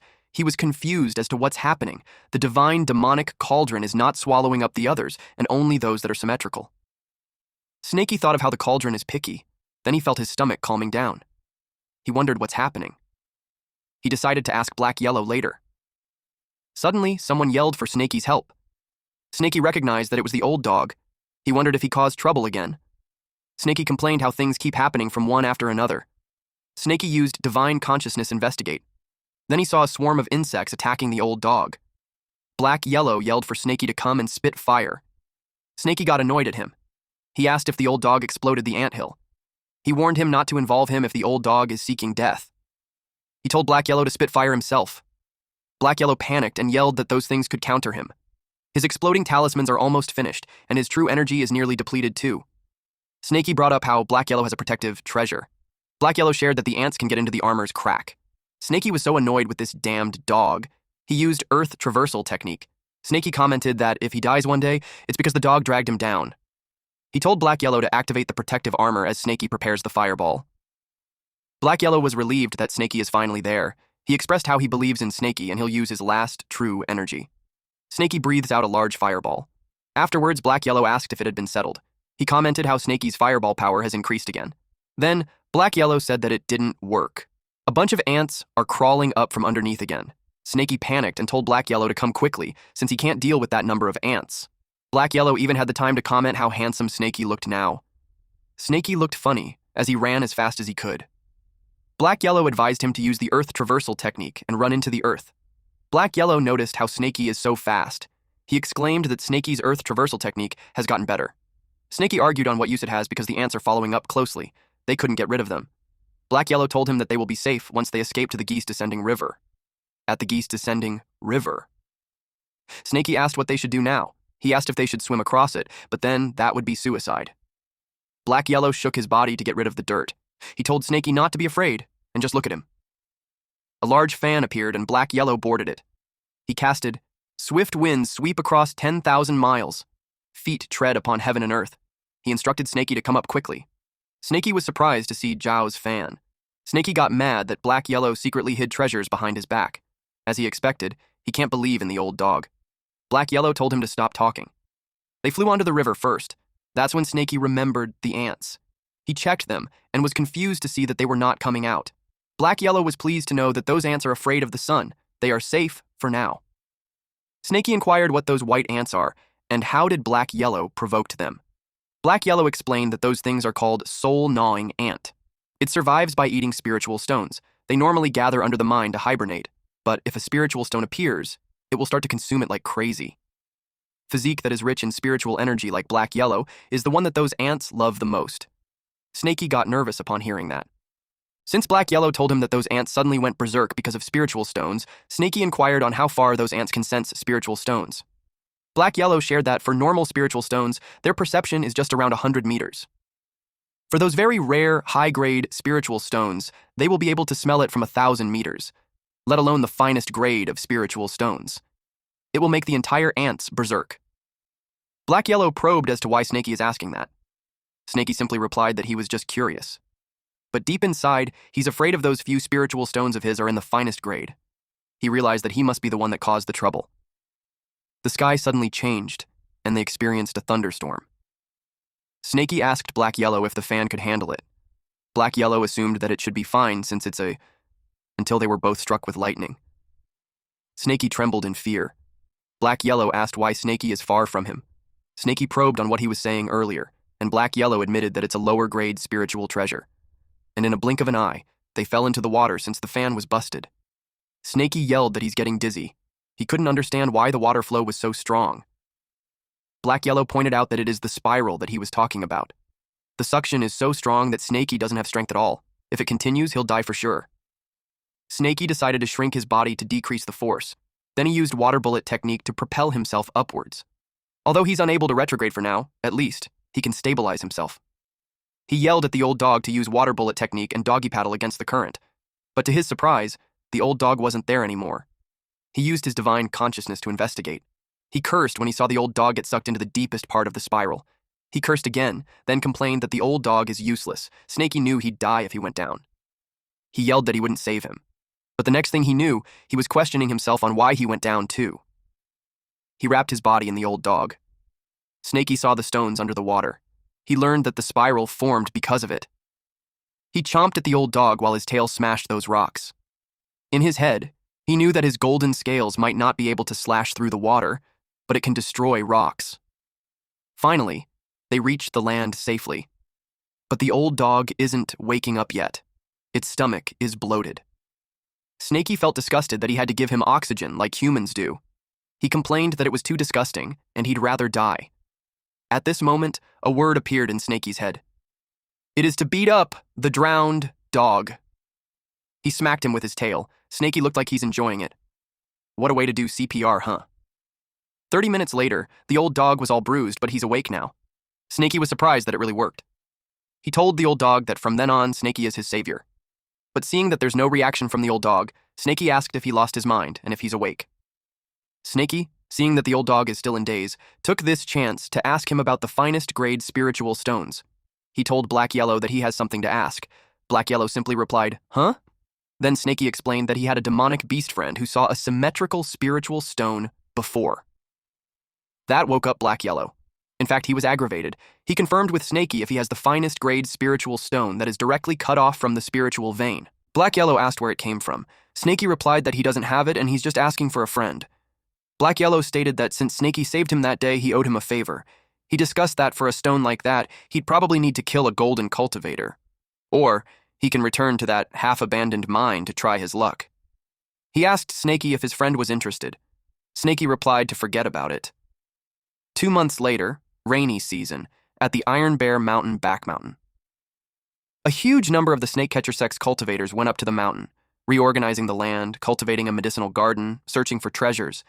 A man was informed that they lost track. This man, Zhuai Hu, got scolded. Zhu Zui of Moving Mountain Sect and 8th level of Key Refinement stated that the demon had already devoured 5 disciples from their Moving Mountain Sect, and that day, he vowed to skin it alive himself. Otherwise, the Moving Mountain Sect will really end up as a joke for the headquarters, Snake Catcher Sect. Not to mention that there's a bounty on it from the sect. Yue Hu, a 6th level of Qi Refinement Realm, is with him. One person reported that he's certain that the white snake disappeared around that area. He shared that it took his bone-crushing hammer attack so it can't have gone far. We then see Snowy, who just had a major glow-up, holding her breath underwater. Damn. She really looks fine for our boy now. In the past, she didn't know what hatred was, but now she does. She wanted to avenge the destruction of her hope. But first, she needs to escape. A man was mad that those disciples didn't even search the swamp. A disciple expressed that the white snake has a helper, so he fears an ambush. The senior brother told him to stop whining and search the swamp quickly. The man told the senior brother to do it instead, since his cultivation is greater than his.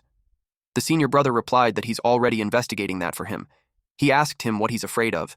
He used divine consciousness investigate and sensed something. The man reported to his senior brother that the bastard is hiding inside the swamp, but it's deep, so it will take time. The senior brother assured him that it won't be able to escape. Suddenly, someone used the fireball technique. The 2 men were surprised, but that confirmed that the snake has a helper. And the wolf was familiar. It was our boy Wolf King. The men knew that it runs away after spitting fire every time. If not for its interference, they would have caught the white snake already. Juzei finds it interesting.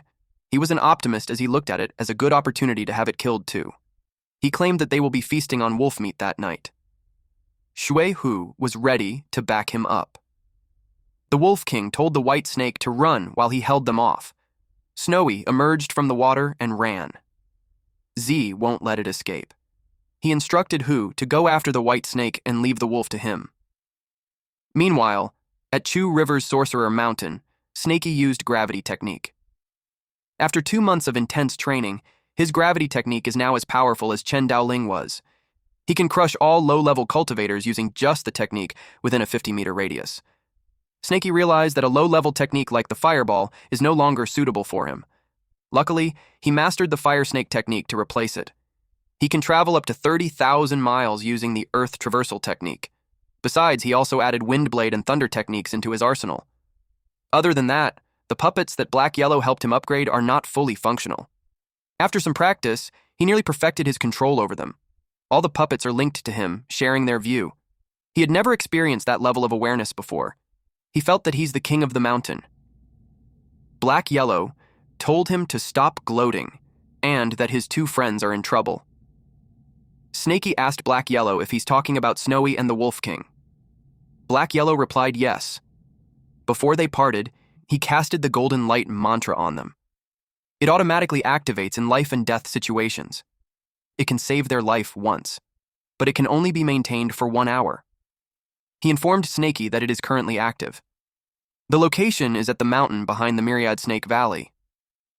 Black Yellow was about to ask him what he was about to do, but Snaky moved quickly and used earth traversal technique.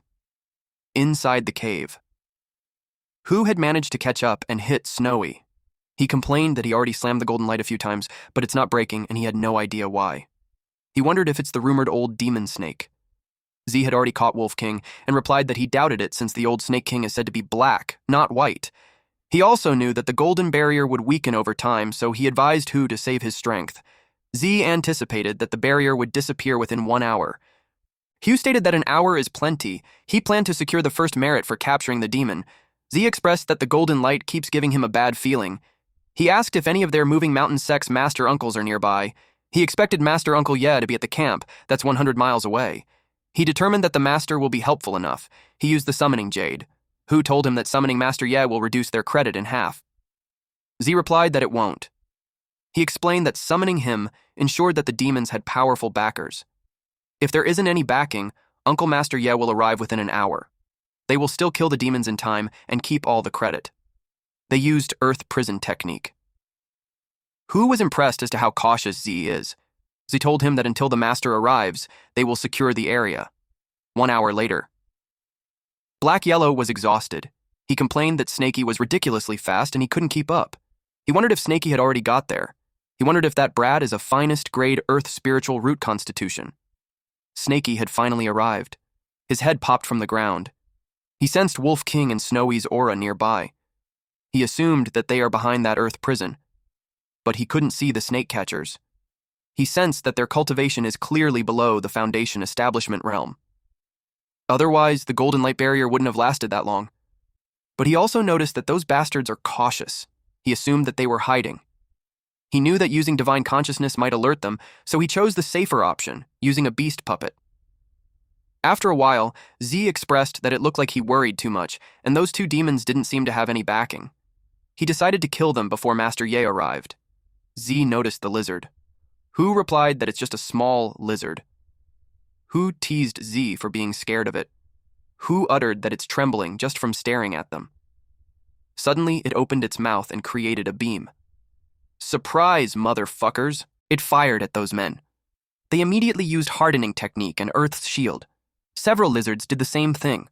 They knew it was too late. A loud explosion happened. The man called for Jihu, but that man was already roasted. The man realized that it was the Heavenly Puppet Sect's technique. The man didn't expect that a cultivator from the Qin Kingdom was there. The white snake reported to the wolf that a certain someone had returned. The wolf asked if she's certain. The man introduced himself as Zhu Zhe, a disciple of the Moving Mountain Sect. He asked if there's some sort of misunderstanding between him and the Heavenly Puppet Sect. But Snaky replied that he's going to bomb him to oblivion. Him and the lizard prepared to attack. The man instantly moved and used Earth's shield, rotating defense. He claimed that he is at 8 levels of the QE refinement realm, and at that moment, he was fully fortified. He yelled that the puppet beast won't be able to harm him. He used divine consciousness. He sensed that the divine consciousness of each puppet is all emanating from a single source, and that is from underground. He thought that hiding beneath Earth while facing cultivators from the Moving Mountain Sect, who specialize in Earth technique, is as foolish as playing with fire. Since this fellow Taoist refuses to settle with words, Z used Earth traversal technique to go to his enemy and confront him. Snaky realized that the man found him and that the lizards are only capable of handling middle-level Kwai refinement cultivators and that they are too weak against high-level cultivators skilled in defense. Snakey noticed that the man's clothes are different from the snake catcher sect. Z noticed that his enemy wasn't running away. He realized that it was trying to fight him underground. Z took out a chain and claimed that it was his way of avenging Shui Hu. He used piercing technique stone needles. Snakey found this guy too noisy. He used wind blade technique. The guy called him an idiot for using the wind blade technique, which has a weaker effect underground. He claimed that it's as good as bashing his head against a brick wall, but the wind blades pierced through the rocks. Z was caught off guard. He couldn't believe that wind blade technique destroyed his stone spear in the underground. He sensed another attack and immediately used earth armor. Before he knew it, his hand got cut off. He sensed that the summoning jade was reacting. He thought that his Master Ye was nearby. He decided to buy time until Master Uncle Ye arrives and saves him. He planned to immediately beg for forgiveness. He pleaded with his senior, but instead of a human, a huge-ass black snake appeared instead.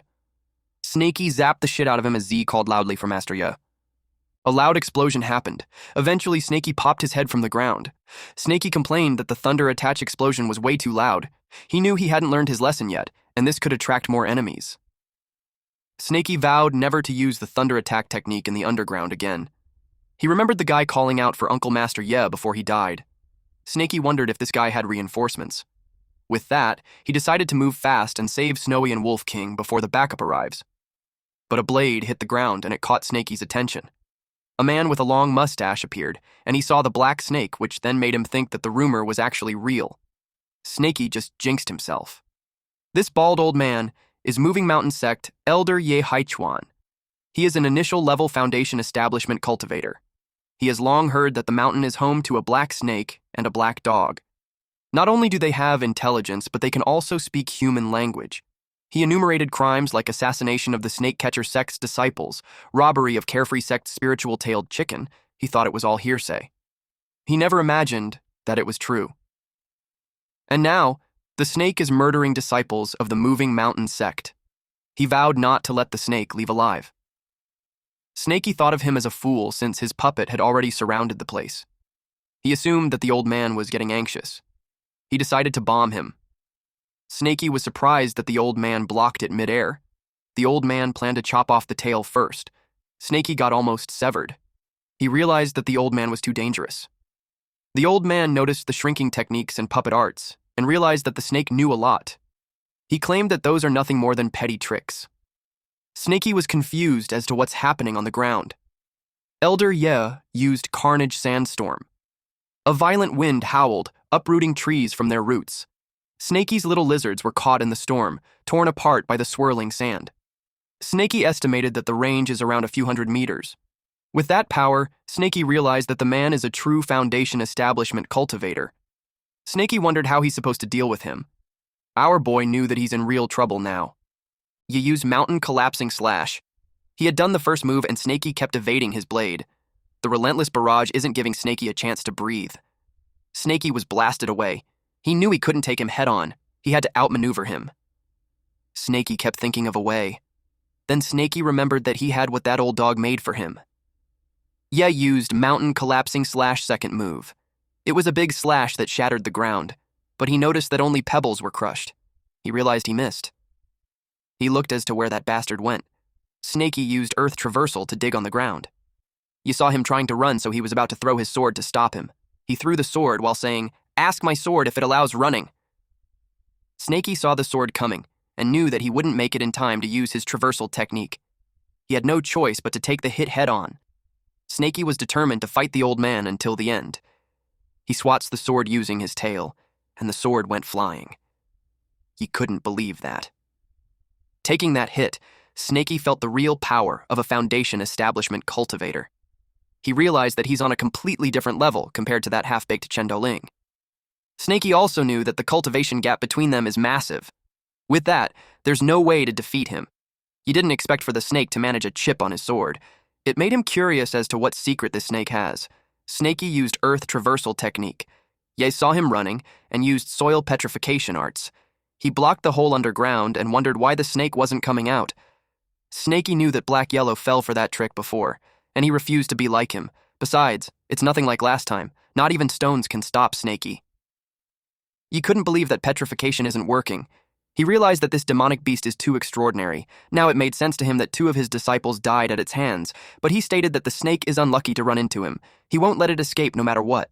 He used earth-piercing strike. Snakey was surprised to see a pointy rock is on its way to him. Snakey shouted out loud because he almost got impaled. The pointy rock emerges from the ground, but to Ye's dismay, there's no corpse. He was surprised that it actually avoided it because of its agile movements. Ye used earth-piercing spike encirclement, and several pointy rocks appeared underground. Snakey evades them all. He cursed at annoyance because that old bastard is forcing him out of the ground. He's in a dire situation because even if he shrinks his body, he can barely avoid it. Snakey used the Swift Wind Talisman. He had to charge out.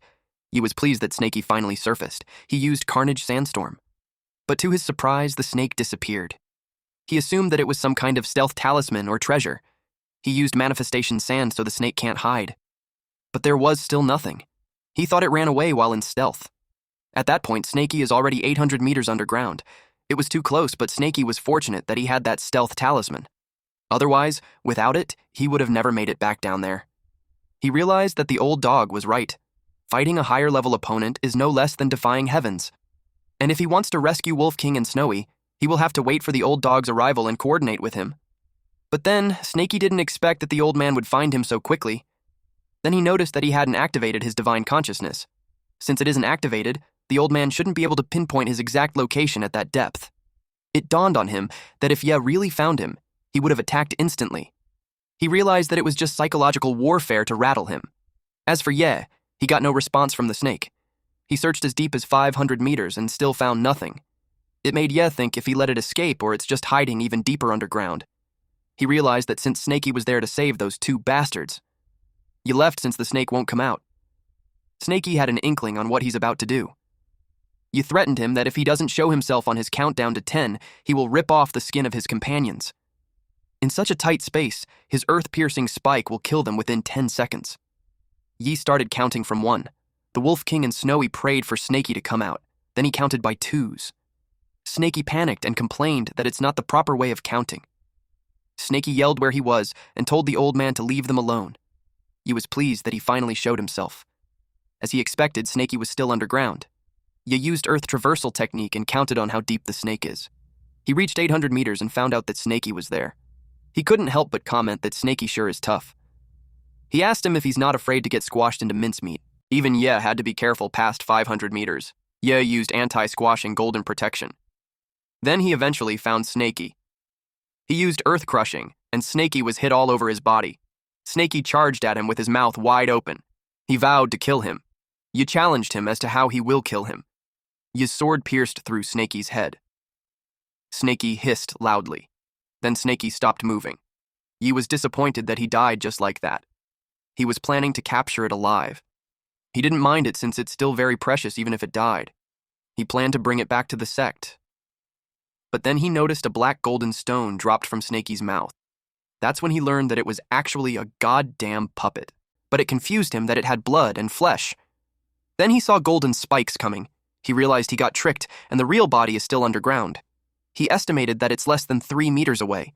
Ye used Earth Shield, then Earth Armor, Earth Flowing Wall, then Inner Armor. He doesn't have enough time to cast all his defenses. But even that minimal steel-like protection isn't something a lowlife like that snake can break. He was confident that he wouldn't get hurt, but he screamed loudly when he did. Snakey appeared and asked, "Hurt you?" Snakey swats away the sword and the old man panics. Snakey corrected him, saying that he just wants to kill him. Snakey told him to leave his leg behind. Ye used mountain-piercing spike. Just as Snakey thought, Ye still has treasures. Snakey used fire snake technique followed by wind blade technique, then thunderstrike technique. Ye used flee. At this point, Snakey is already panting. His body has reached its limit. He felt bad because just a little more and he would have killed him. Meanwhile, Ye was relieved that he escaped in time. Ye still has his life-saving blood spiritual pill.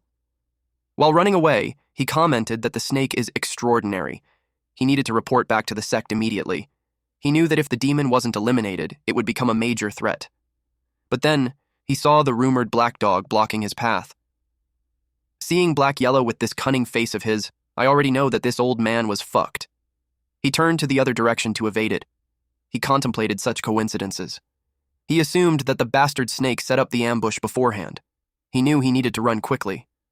Suddenly, he screamed out loud as his head crashed on the trunk. Black Yellow was now on top of Ye. He noticed that the man stopped breathing. He stated that a foundation establishment cultivator reduced to that state is kind of amusing, and he hasn't even done anything yet. He was impressed by Snakey. Suddenly, Snakey yelled for him to step back. Black Yellow was about to greet Snakey, but to his surprise, Snakey was about to unleash Fire Snake technique. He yelled at Snakey to cut it out since the man is already a corpse. When the man was engulfed in flames, he yelled loudly.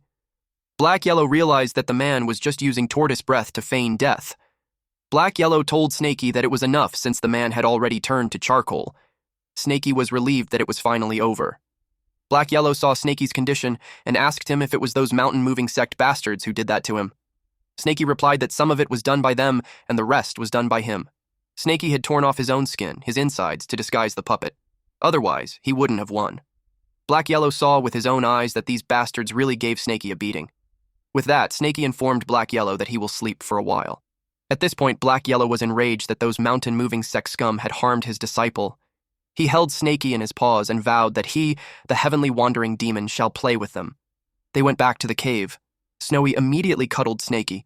Black Yellow informed her that he already applied spiritual medicine. He also set up hidden formations around there. Their place should be safe for the meantime. He told those three to stay there and focus on healing, and he will be back shortly. Snowy was worried since Snakey hasn't woken up yet. Black Yellow assured her that he will be back before the incense burns out. He brought out the incense, and it was gigantic. Black Yellow, while on top of the incense, instructed Wolf King to move the incense more to the right. Wolf King's reaction and annoyance was funny, because it was thick and long.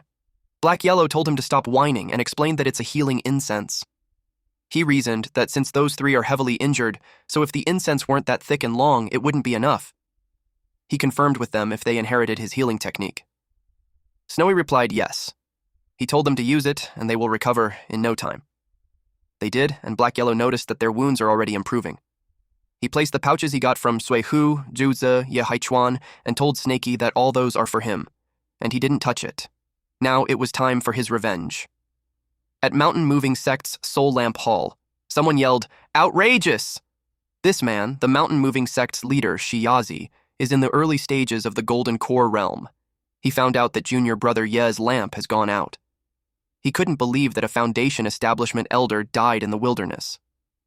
Since he took leadership, nothing like that has ever happened in their sect. Mountain Moving Sect's elder Shifengzi, a mid-stage Foundation establishment, stated that it occurred near Myriad Snake Valley. He speculated that it could be the work of another group from the Snakecatcher sect. Even though they are affiliated with the Snakecatcher sect, there's constant infighting between sects. Snakecatcher sect's elder Chen Dowling replied that the 5 sects under the aegis of the Snakecatcher sect signed a peace agreement before entering the mountain. Even if there's conflict, it is still between the disciples. He stated that there's no way they will kill a Foundation Establishment elder. Yazi agreed with Brother Dowling. He stated that Dowling traveled all the way to discuss important matters with them, only for such a disaster to occur. He finds it truly shameful. Dowling replied that it's fine since they are in the same boat after all. Yazi pondered that if it wasn't the work of a cultivator, it could have been a demonic beast. Fengzi argued that it's impossible. He shared that Senior Xuanyangzi's clone was also slain in that area. Afterward, they conducted a thorough search within several hundred meters of Myriad Snake Valley, and there was no Foundation Establishment-level demonic beast in sight. And even if such a beast did exist, they assumed that with junior brother Ye's abilities, there's no way he wouldn't have been able to escape. Moreover, the corpse was burned rather than devoured. From what they know, it doesn't resemble the work of a demonic beast at all. Yazi was furious. Dowling claimed that he knew who did it. He assumed that it was the demonic black snake. He stated that although it hasn't reached the Foundation Establishment realm yet, it's incredibly powerful. Not only does it possess intelligence, but it's also exceptionally cunning. He shared that several of his disciples have fallen to its fangs. He was ashamed to share that he was also a victim, but he was certain that the snake was responsible. Fengzi noticed that Dowling was really worked up. He figured out that what made Dowling take a prohibition pill is related to the demonic snake. He replied that he had heard of the snake before, and since Dowling had fought it firsthand, they pledged to assist him in slaying it. He instructed them to relay the orders to all the disciples and follow him to search the mountain. Whoever finds a lead will be rewarded with 50 spiritual stones. They planned that night to kill that snake and erase the disgrace. Black Yellow heard that, and just as he thought, The mountain moving sect is full of hotheads and they won't just let it go. He learned that they will make the move that night, and that they will make a diversion, but he commented that there's no need for that. Black Yellow used blood energy protection. Black Yellow stood in front of Mountain Moving's ancestor, Mu Yao's grave. Since they dared to bully Snaky in return, Black Yellow will dig up their ancestor's tomb. Black Yellow entered the tomb and saw what's inside. He then exclaimed, "Not bad." He opened the coffin and commented how filial the Mountain Moving sect is. It's been so many years since Wu Yao, but they can still preserve him like he's still alive. His ice coffin is also a finest grade spiritual treasure. Black Yellow planned to take everything, but to his surprise, he can't store it. He realized that it could be a cold mechanism. A dragon appeared and roared. After the 3 layers of the defensive arrays now, he's faced with an ice dragon. He was amused with that backup. Black Yellow felt confident and started emitting a dark aura of his own. He knew that there's no tomb that he, the heavenly wandering demon, can't raid. The dragon turned him into ice. Black Yellow got annoyed. Suddenly, a black claw broke out of the ice. Black Yellow was pissed, especially when it's a mere tomb mechanism, yet it dares to dream of becoming a dragon. He scolded it and told it not to be too arrogant. Black Yellow turned into heavenly demon descending dragon. Back then, when he's dominating the scene, the mountain moving sect was not worth a damn. The disciples eventually noticed the commotion even from a distance. They're worried since the master and the others just set out. If anything happens to the tomb, they can't afford to take responsibility. They turned pale and panicked. They wondered what they should do. They checked and saw that the ancestor was gone. The tomb got raided. They hurriedly sent a message to the master and the others. They questioned Dowling if his compass really works, since they have been searching the entire mountain for 2 hours. Dowling replied that it shouldn't be the case unless the snake has escaped to thousands of miles away. But they thought it was impossible, since even for them, it will take 5 to 6 hours if he wants to reach thousands of miles away, let alone a snake. If that's not the case, they speculated that it must have used some kind of anti-tracking method or array. They noticed a burning smell and saw a weird light in the distance. They decided to take a look. Back at the cave, Snaky is glowing brightly. He's breaking through the 7th level of Chi refinement. Wolf King was amazed with Snaky. Snaky broke through the late stages of Chi refinement. He deemed him to be strong. Snaky humbly replied that he's not good, as they say. But now that they have mentioned it, Snaky noticed that the golden scales have covered half of his body. If he keeps breaking through, he wonders if his entire body will be covered with golden scales. In the background, Snowy blushed as she held Snaky's old skin and wondered what happened. Suddenly, they heard someone calling for the demon snake to come out and die since he dared to slay the disciples of the mountain moving sect. Wolf King was about to report that there's someone, but Snaky immediately held his mouth and shushed him. From the sound, Snaky anticipated that there's still a distance. The divine consciousness also can't find anyone. Snaky speculated that they are trying to trick them. The old dog had set up an array for them, so Snaky trusts that it should be dependable enough. He told them to wait and see, and if it doesn't work, they will have to fight for their life. Again, Snowy couldn't help but blush. Yazi expected that the light was from their current location, but he's confused since there's no movement at all. He ordered everyone to search the place. But suddenly, a bird arrived. It's an emergency summoning from the sect. When he read it and learned that the ancestor's tomb was raided, he was furious. He immediately ordered everyone to return to the mountain with him. Black Yellow watched them from the tree, and he finds it funny that they scurried back home. He even wanted to disgrace them further by throwing Wu Yao's corpse into the snake catcher sect's toilet. Black Yellow also thought of refining Wu Yao into a puppet. He thought it would be interesting. Unfortunately, he still hasn't gotten his hand on the Heavenly Puppet sect's 3rd level technique. If he knew that would happen, he should have gone to the Heavenly Sect Puppet sect to take one back in that year. He expected no one would say no to him since he's famous. Even the Divine Puppet Sect headquarters must submit to him, not to mention the Heavenly Puppet Sect. When they arrived at the tomb, someone yelled loudly. Yazi expressed that it was unfilial. He asked who could have stolen the coffin. Back in that year, their ancestor was an expert in the Golden Core realm. The man is halfway into the nascent soul, and to dare to steal his corpse, they assume that the opponent is at least a cultivator in the Golden Core realm.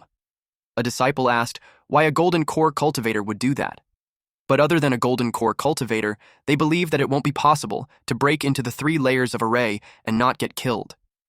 Dowling asked why nothing happened to the other sects, and only the Moving Mountain sect got into trouble. And just when the disciples went out, Fengzi asked what he meant. Dowling told him not to be angry, as he was just analyzing who did it. He explained that there's too much coincidence left since they just left, and the ancestor's tomb got raided immediately. He believes that the opponent chose this method most likely to seek revenge or to stand up for the demon snake. Dao Ling asked them if they knew that the demon snake still had a black dog companion. He shared that it once dug around graves and stole corpses in the village at the bottom of the mountain. Yazi ordered a bounty on the demon snake and the black demon dog. Those who will find clues will receive 100 spiritual stones.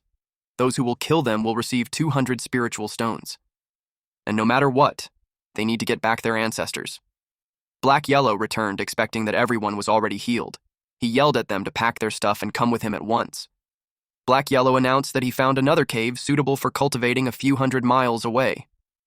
Snaky appeared while sticking close to Snowy and the Wolf King. Snaky reasoned that there are people from the mountain moving sect out there. Black Yellow assured him that they all got drawn away. Snaky was surprised to hear that. He asked him how he had done it.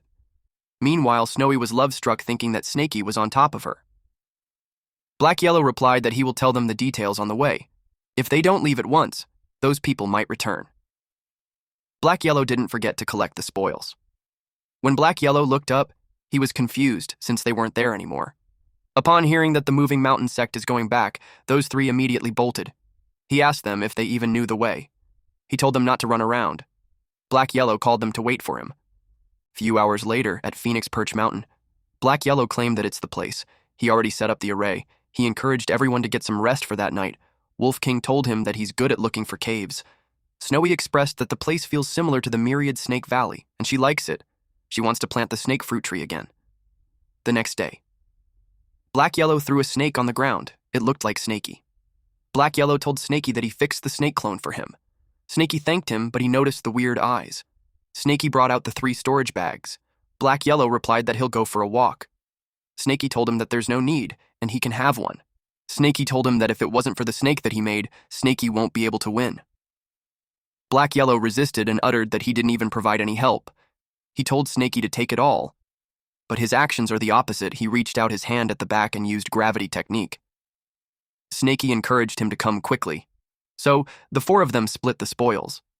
Black Yellow called them to check their spiritual roots. He told them that the path of cultivation is a lifelong matter, so they can't mess around. He started with Snowy. He told her to put her tail on the orb. She was surprised. Snaky urged her. Black Yellow told her that Snaky said that she's interested in refining pills. If she can refine pills, then they will be in good fortune in the future. Snowy placed her tail on the orb and it started reacting. Black Yellow was surprised. A strong green aura started coming out from the orb. It showed a single attribute, top-tier wood spiritual root. It is an innate sacred body for pill refinement. This level of talent is rare, even among humans. It is 1 in a million. Major sects would fight over someone like that. Black Yellow told Snaky that he's lucky because he will never run out of pills.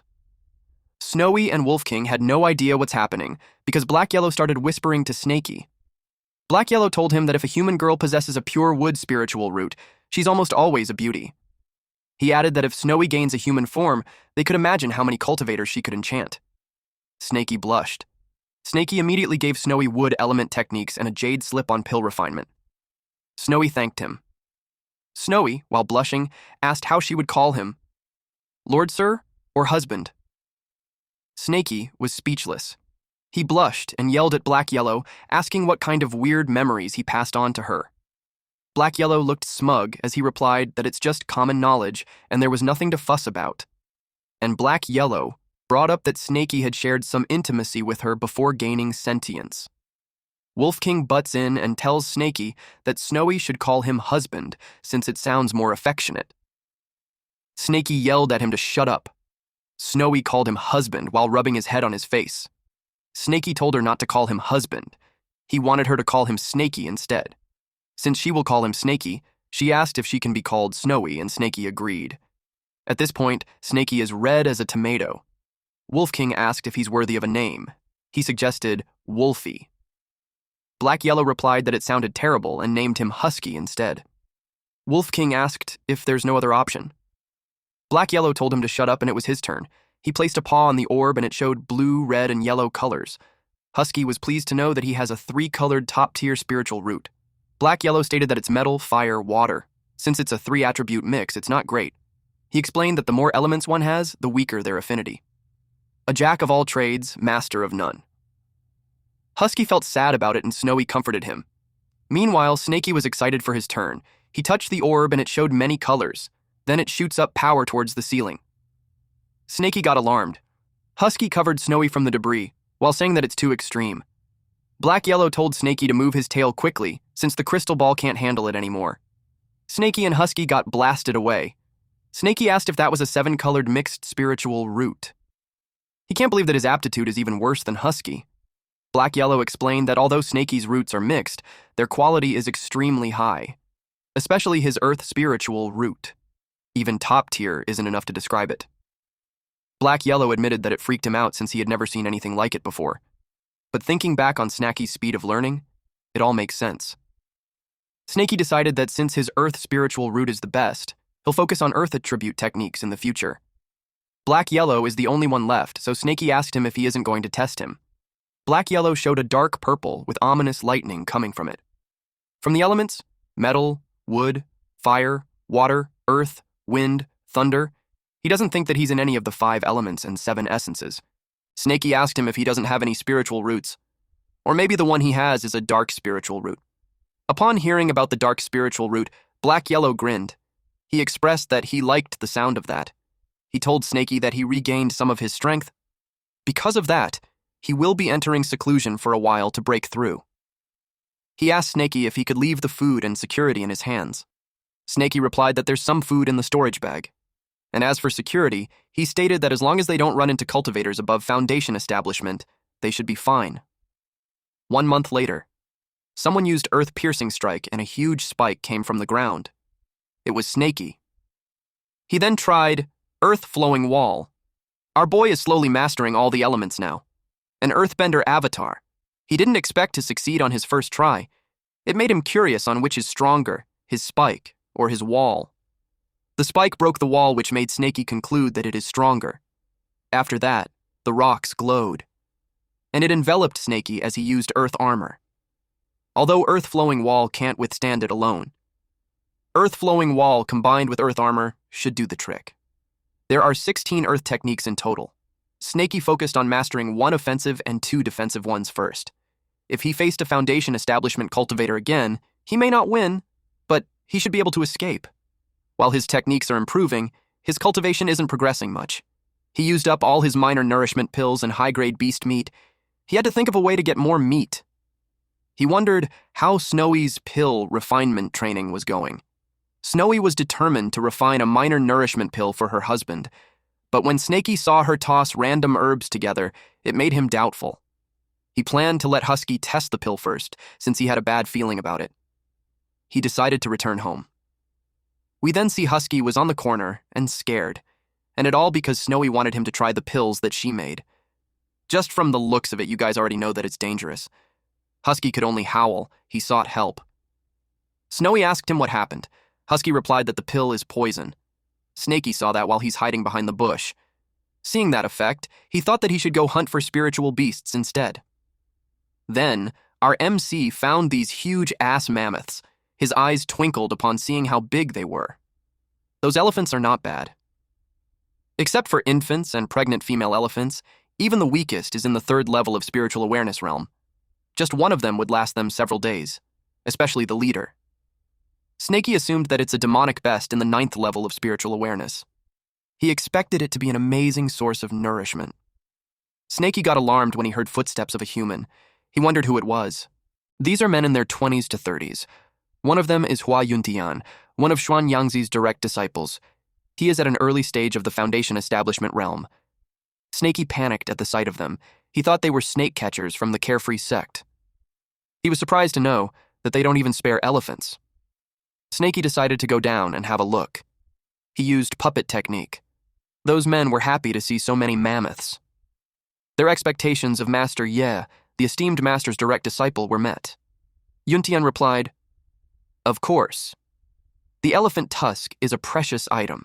If they sculpt it into precious jade and give it to the ladies from the Purple Cloud sect, they will love them. And with that present, it will be a breeze to ask those ladies for dual cultivation."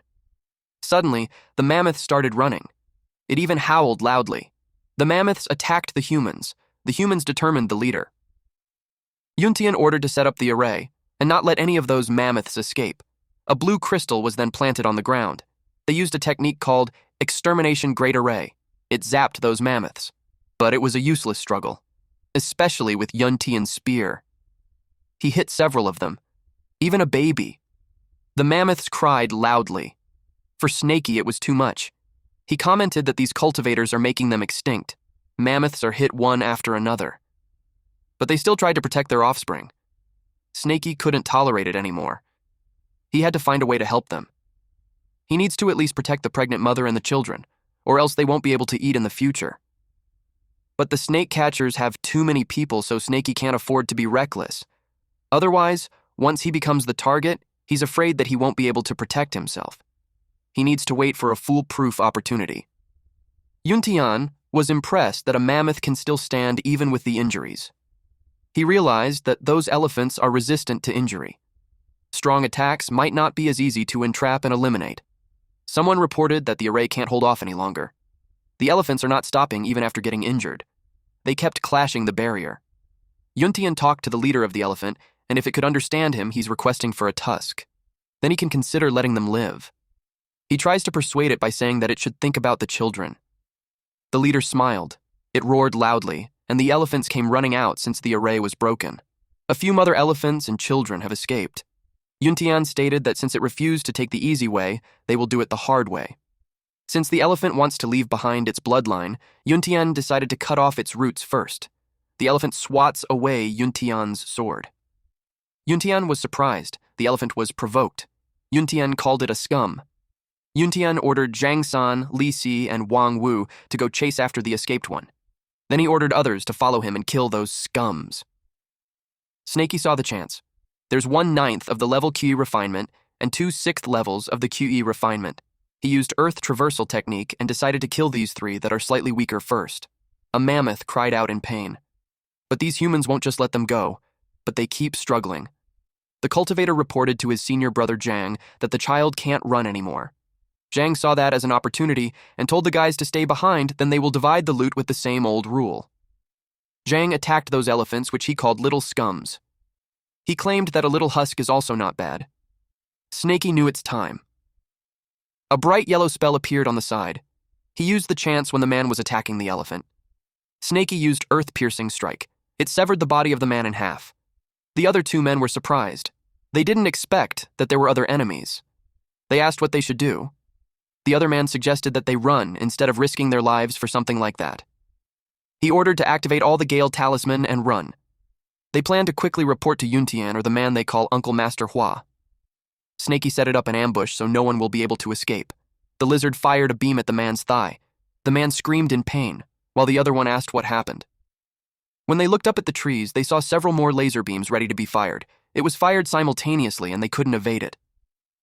It's a puzzle to them why there are traps. Then, another lizard puppet's head popped from the ground, and he fired straight into the man's face. They were roasted to death. Snaky told them that they deserve it. He used gravity technique to collect their items. He was successful in obtaining a storage bag and saving the mother elephants and children. He decided to continue to wait and see whether there's any cultivators that move alone. He took a tooth and commented that just for that, those men are stupid. After some time, the mammoth laid there on the ground. Yuntian was relieved that it finally settled down. One of the disciples is impressed by how big the tusk is. Yuntian wondered as to why those 3 idiots aren't coming back yet. He expected that with their cultivation, they should be done in 30 minutes. Yet, it has been an hour already. He ordered one of the disciples to go and have a look. Yuntian speculated that they had pocketed the money and ran away. Suddenly, they heard someone scream and Yuntian saw the Earth-Piercing Strike. He thought it's the mountain moving sect, but he knew that it shouldn't be. He activated Divine Consciousness Sweep and yelled at the enemy to come out. Snaky watched Yuntian scan the area. He noticed that Yuntian's Divine Consciousness is only around 300 meters. It's much weaker than Haichuan. He wondered if it was because this man is young. It seemed that even as a fellow Foundation establishment, there's a big difference. Snaky is now certain that the man is truly weak or he's just acting. Snaky knew he can't be careless. Yuntian is actually 17 years old. Yuntian is angry. He used shadow-revealing sand.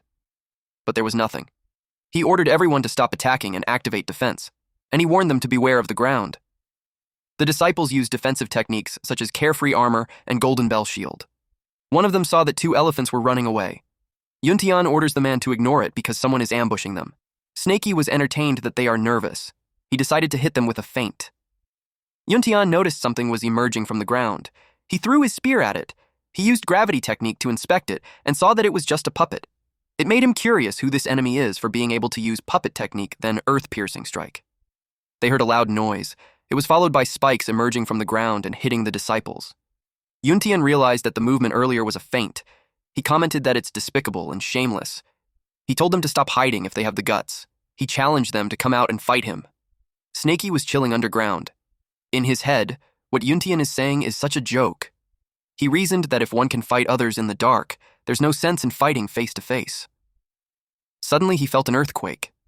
The disciple screamed out loud as fire engulfed his body. Then someone came and asked if they were the culprit. A gigantic mammoth appeared, and it is mad that they attacked his heir. This mammoth has flames coming out from his body. This is the leader named Man Jin, and he is at the perfect foundation establishment realm. The disciples ran and screamed that it's bad since it's a demon in the foundation establishment realm. The mammoth chased after them. It was Snakey's first time seeing a great demon in the foundation establishment realm. It was even riding a cloud. He was amazed, and it helped him out big time. By the look of its aura, Snakey speculated that it should at least be a late stage of the foundation establishment, maybe even the perfected foundation establishment. But its speed is just so-so. On the other hand, the snake catcher sect runs fast. Snakey decided to help delay them. That way, he can also practice a little more. He used earth-piercing strike, and it made Yuntian lose his balance. Yuntian cursed that the person hiding in the dark strikes again. He vowed to rip apart that person. Jin has no idea who is helping him, but he will remember that favor. He wished for the thief to die. Jin used earth-shattering, mountain-stomping feet. Yuntian knew he couldn't make it in time, so he decided to go all out. He used water curtain celestial splendor. Its aim is to shroud the sky and block the sun. Jin finds that water a cheap trick. Yuntian was hit, and he crashed on the ground. He knew that if it continues, he'd die for sure. Yuntian thought it was a huge loss this time. He deployed the reincarnation pendant.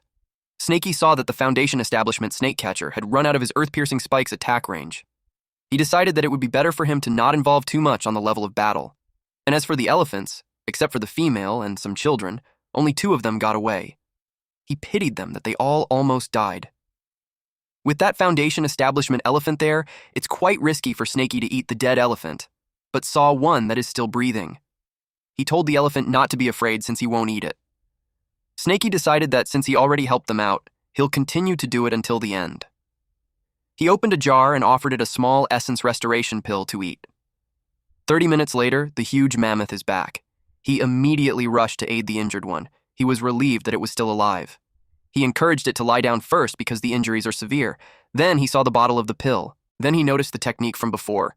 He put the 2 incidents together, and it made him burst into tears. He thanked the benefactor for his help in protecting his children. He is truly grateful. He expressed that the benefactor would come out and accept his thanks. Snakey decided to leave, since if he accepts his thanks, he won't have the resolve to face and eat them in the future. He just hides and runs, but he couldn't help but be impressed with Jin. Jin killed that foundation establishment snake catcher in just 30 minutes. A normal demon beast doesn't have enough intelligence. They don't know how to erase the storage bag's imprint, so they won't collect. It dawned on Snakey to loot the corpse and pick up the leftovers. But he was cautious since the man could just be acting dead and has a trump card. With that, Snakey just left and decided not to be greedy. 3 days later, Yuntian woke up. It took him 3 days for his body to reform. That made him angry at the old beast. He was relieved that he deployed the reincarnation pendant ahead of time and barely managed to stay alive. A mist appeared in front of him, and a holographic image of Yuntian's master appeared and asked him if he's awake. Yuntian asked his master if the despicable person appeared.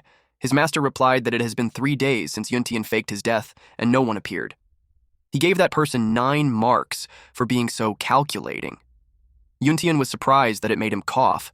His master gave him 0 marks for his mental resilience, but his master didn't say more since Yuntian is heavily injured. He decided to send him to the Purple Cloud sect to heal his wound. Yuntian could only say yes to his master. A few hours later, we see a bright light while someone casted a spell to break through the 8 levels of spiritual awareness. It was Snaky. He is frustrated that it isn't working. Although the minor QE replenishing pill he obtained helped him cultivate up to the 7th level of spiritual awareness, reaching the 8th level is still far for him. Snaky wanted to reach the Foundation establishment realm soon. He's curious if he would be able to soar the skies if he'll be able to do that. He decided to ask Black Yellow about it later. He wondered what changes would come after he reached the Foundation establishment. He saw something explode again. He assumed that there's 3 of them. Someone coughed as he was burnt. He complained that it was so suffocating, and regretted that Snowy learned to refine a pill. Wolf King blames Black Yellow since it was Black Yellow who told Snowy that she has an innate sacred body perfectly suited for pill refinement.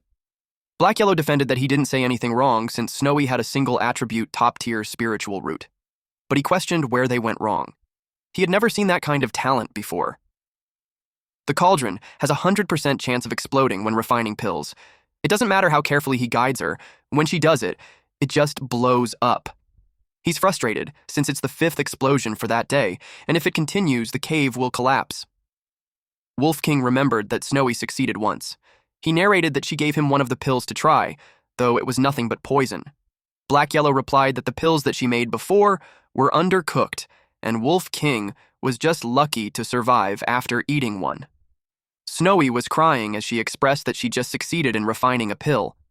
Black Yellow told her to take it out and he will check. He was confused with the smell and shape. He asked what kind of pill it was. Snowy replied that it's a minor chi replenishing pill. Snaky had asked her to refine it for him, and it was her first successful attempt. Snaky uttered that no matter how he looks at it, the black lumpy thing doesn't resemble chi replenishing pill at all. Black Yellow suggested that since it was Snaky who told her to make it, he should be the first one to try it.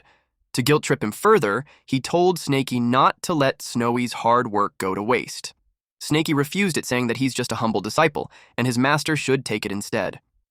Black Yellow teased him that it's too late for him to call him master. Then, he encouraged Snaky to try it since he needs it more than he does. Snowy was under the impression that her pill is popular, and that made her happy. She assured them that she will make more so everyone can have some. They simultaneously responded, "No need." Black Yellow remembered that they still have an ally. Snaky thought about Husky. Husky ran away while saying that even if he's not talented, he's not stupid. Black Yellow ordered him to go catch 2 demonic beasts since that was the only option they have for now. 1 hour later, Husky brought back an annoyed monkey and fish. Black Yellow determined that those beasts are in the 2nd and 3rd level of spiritual awareness, and that's enough. He tested a small dose on the 2nd level first. The fish immediately glowed. They saw it already broke through the 3rd level. But they realized it's actually at 4th level already, and it's still breaking through. Black Yellow stated that the pill is effective, and it's really a minor QI replenishing pill. Snaky was impressed that just a little chunk had that much power. He couldn't imagine if someone had swallowed the entire pill. Black Yellow uttered that it was as expected of a single attribute top-tier wood spiritual root. It's a genius in pill refining. He boasted that his judgment was right. Snowy looked proud and touched that she's called a genius. But they noticed something wasn't right. Snaky asked what happened to the fish. To their surprise, the fish grew legs. And it ran away.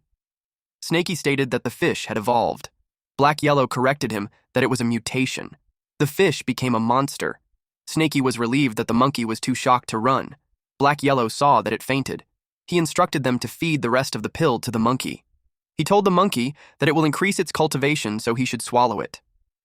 The monkey emits blinding light. At that point, the demon monkey's transformation went beyond Snaky's understanding. It's like it underwent the evolution of the apes. It stood upright, almost like a human. Charles Darwin would have pissed his pants seeing this. Snaky and Black Yellow felt overwhelmed that it just broke through 5 levels in a row and reached the 8th level of spiritual awareness in an instant. What's shocking to Black Yellow is that it turned into a human, but then it fell flat on its face. Snaky asked why it isn't moving anymore. Black Yellow explained that the energy is so overwhelming that it went into key deviation and died. Snaky was shocked to hear that. Snowy apologized and explained that she didn't do it on purpose. She didn't know that it would kill someone. Snaky told her not to be silly since they caught the monkey to eat it in the first place. Black Yellow uttered that Snowy followed every step correctly, but the results are insane. From the ingredients to the refining process, everything was right, but the effects are completely unpredictable. And the way the monkey died was familiar to Black Yahello. Snaky smelled something. He sniffed Snowy, and it made her blush. She asked if she smelled weird to him. Snaky told her that she smells nice, but there's something off. He asked her what cultivation technique she learned. She replied that it was called Heavenly Devil Art. Upon hearing that, Black Yahello got nervous. He forgot to deal with that when he helped her gain intelligence. The Heavenly Devil Art is only suitable for a demonic fiend's body like his. He had never seen a single attribute, top-tier, spiritual root, cultivate it before. Black Yahello told Snowy to try to circulate her technique. Then he instructed Snaky to get away from her. Snowy did as she was told, and she released spiky vines around her. It was the Heavenly Devil Art merged with the wood spiritual root. Black Yahello had never seen true ki like that before. It made him conclude that the case is solved. It must be the reason why Snowy's pills are so bizarre. Snowy asked if she can still refine pills in the future. Black Yahello replied that she's really talented, so he advised against it. Snaky, on the other hand, told her not to listen to the old dog. He encouraged her to practice if she likes it, and they just needed to find some human cultivators to test on them. He's positive that it will work out eventually. He gave her a new cauldron and ingredients. Snowy was touched that it brought tears into her eyes. Upon seeing that, Snaky got flustered. Black Yahello told Snaky that since he's the one who let her refine pills, he should be the one to eat everything she makes. Snaky questioned why it had to be him when he just comforted a girl. Then, Black Yahello asked Snaky if needs some pills. He knew a way to get plenty of minor chi replenishing pills. He stated that it will be enough for Snaky to cultivate until he reaches perfection of the spiritual awareness, maybe even further. Snaky asked if it's enough to reach the foundation establishment. Black Yahello replied that it's possible. Snaky asked if he'll be able to soar in the sky once he reaches the foundation establishment. Black Yahello laughed at what he's imagining. He clarified that foundation establishment beats don't fly. Snaky was confused because he saw Jin had done that. He lost interest on that topic and instead asked what Black Yahello was planning. Black Yahello suggested robbing a sex pill refining hall. He opened a map of the Purple Mist sect. He told Snaky not to ask where he got it. He pointed at the pill refining room. Then he asked Snaky if he dared to do it. Snaky inquired on when they will make a move. Black Yahello replied, "Tonight." Once night fell, he planned to empty the pill refining hall of the sect. This place is the Purple Mist sect, the very same one where Yuntian was asked to do his recovery. Purple Cloud sect, one of the 4 big sects under the Snake Catcher sect. They only accept female disciples. Their power is the same as the 3 other sects. But this sect has a huge characteristic, which is overly proud. From disciples to elders, they exude an air or arrogance. The reason is because every female cultivator in the Purple Cloud sect has a beautiful appearance, and they have a dual cultivation technique called Purple Cloud technique. If one has a dual cultivation with them, their cultivation will increase. This causes them to have a lot of admirers. As long as they mention it, there will be people who offer all kinds of precious treasures and spiritual beasts to them.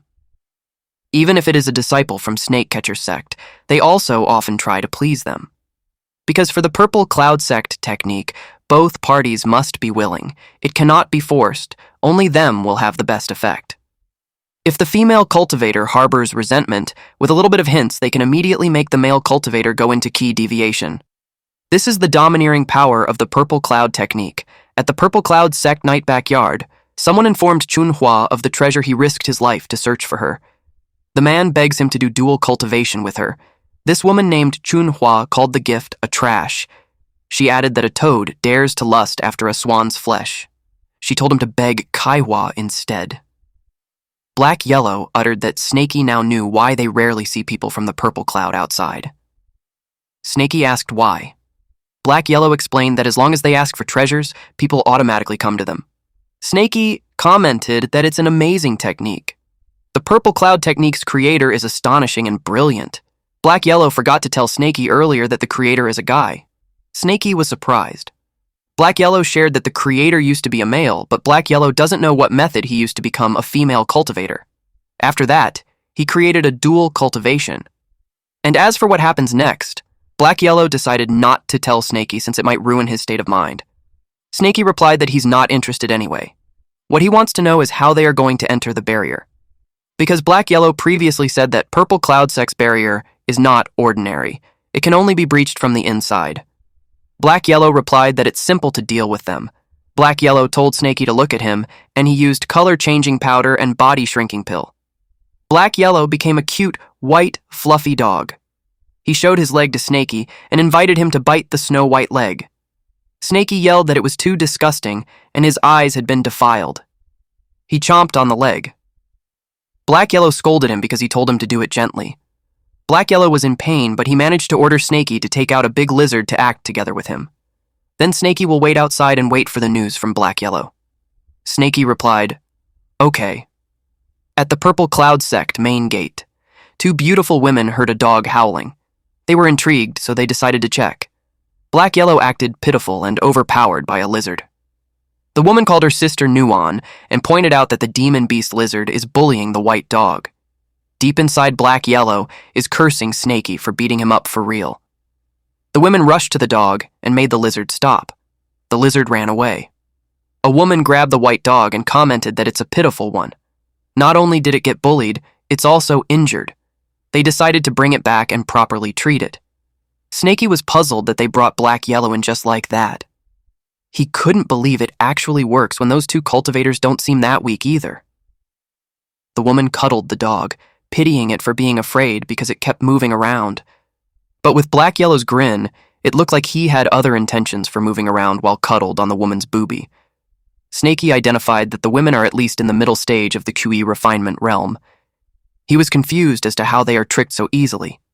Snaky thought if it's just that simple, then he could do it too. He decided to use a snake puppet that Black Yellow made for him to try. A woman heard a noise, then it saw the lizard attacking the snake. Snaky assumed that if those women saw a huge lizard bullying him, they would pity the small snake and would help him. But he was surprised when a sword hit the ground near the snake puppet. The woman was hostile. One woman expressed that the demon snake is disgusting, so they should kill it immediately. They saw the lizard and found it disgusting, so they wanted to kill it too. Snaky panicked. The lizard and snake puppet ran. He was confused as to why they saved the dog, but not the snake.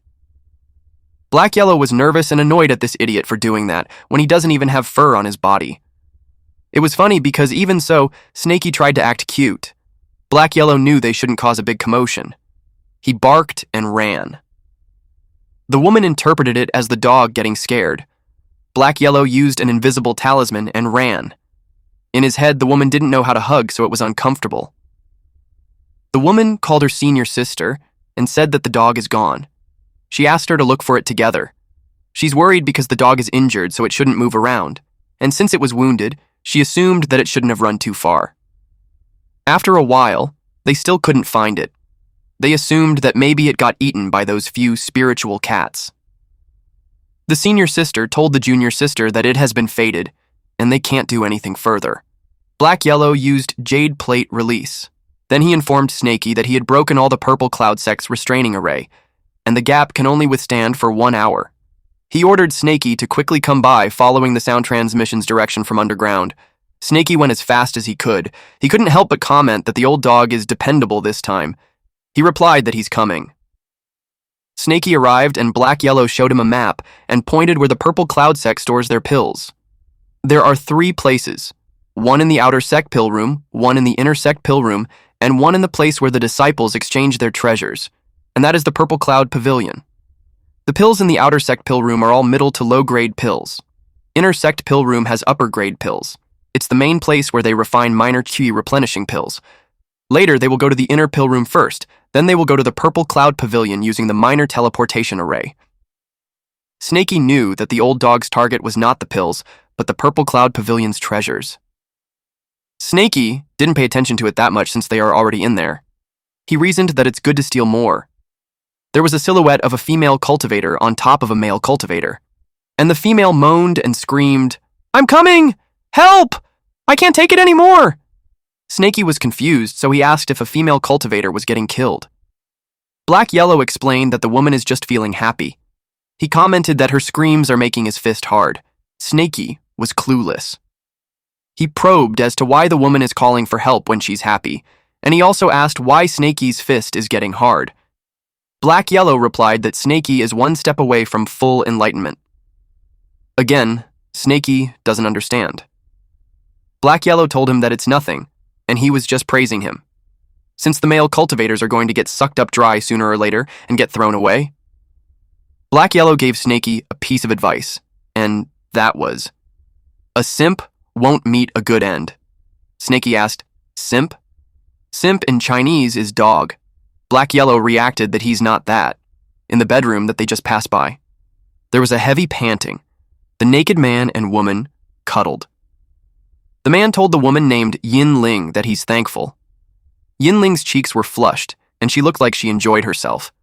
The man uttered that if it wasn't because she has dual cultivation with him and gave him the Foundation Establishment pill, he wouldn't recover so fast. The man was the young master Hua. Yin Ling told him that he's too polite. She told him that they are going to become Dao companions soon, so there's no need for him to be so formal. Moreover, the Foundation Establishment pill was given to her by a simp. Hua was thinking about another thing, though.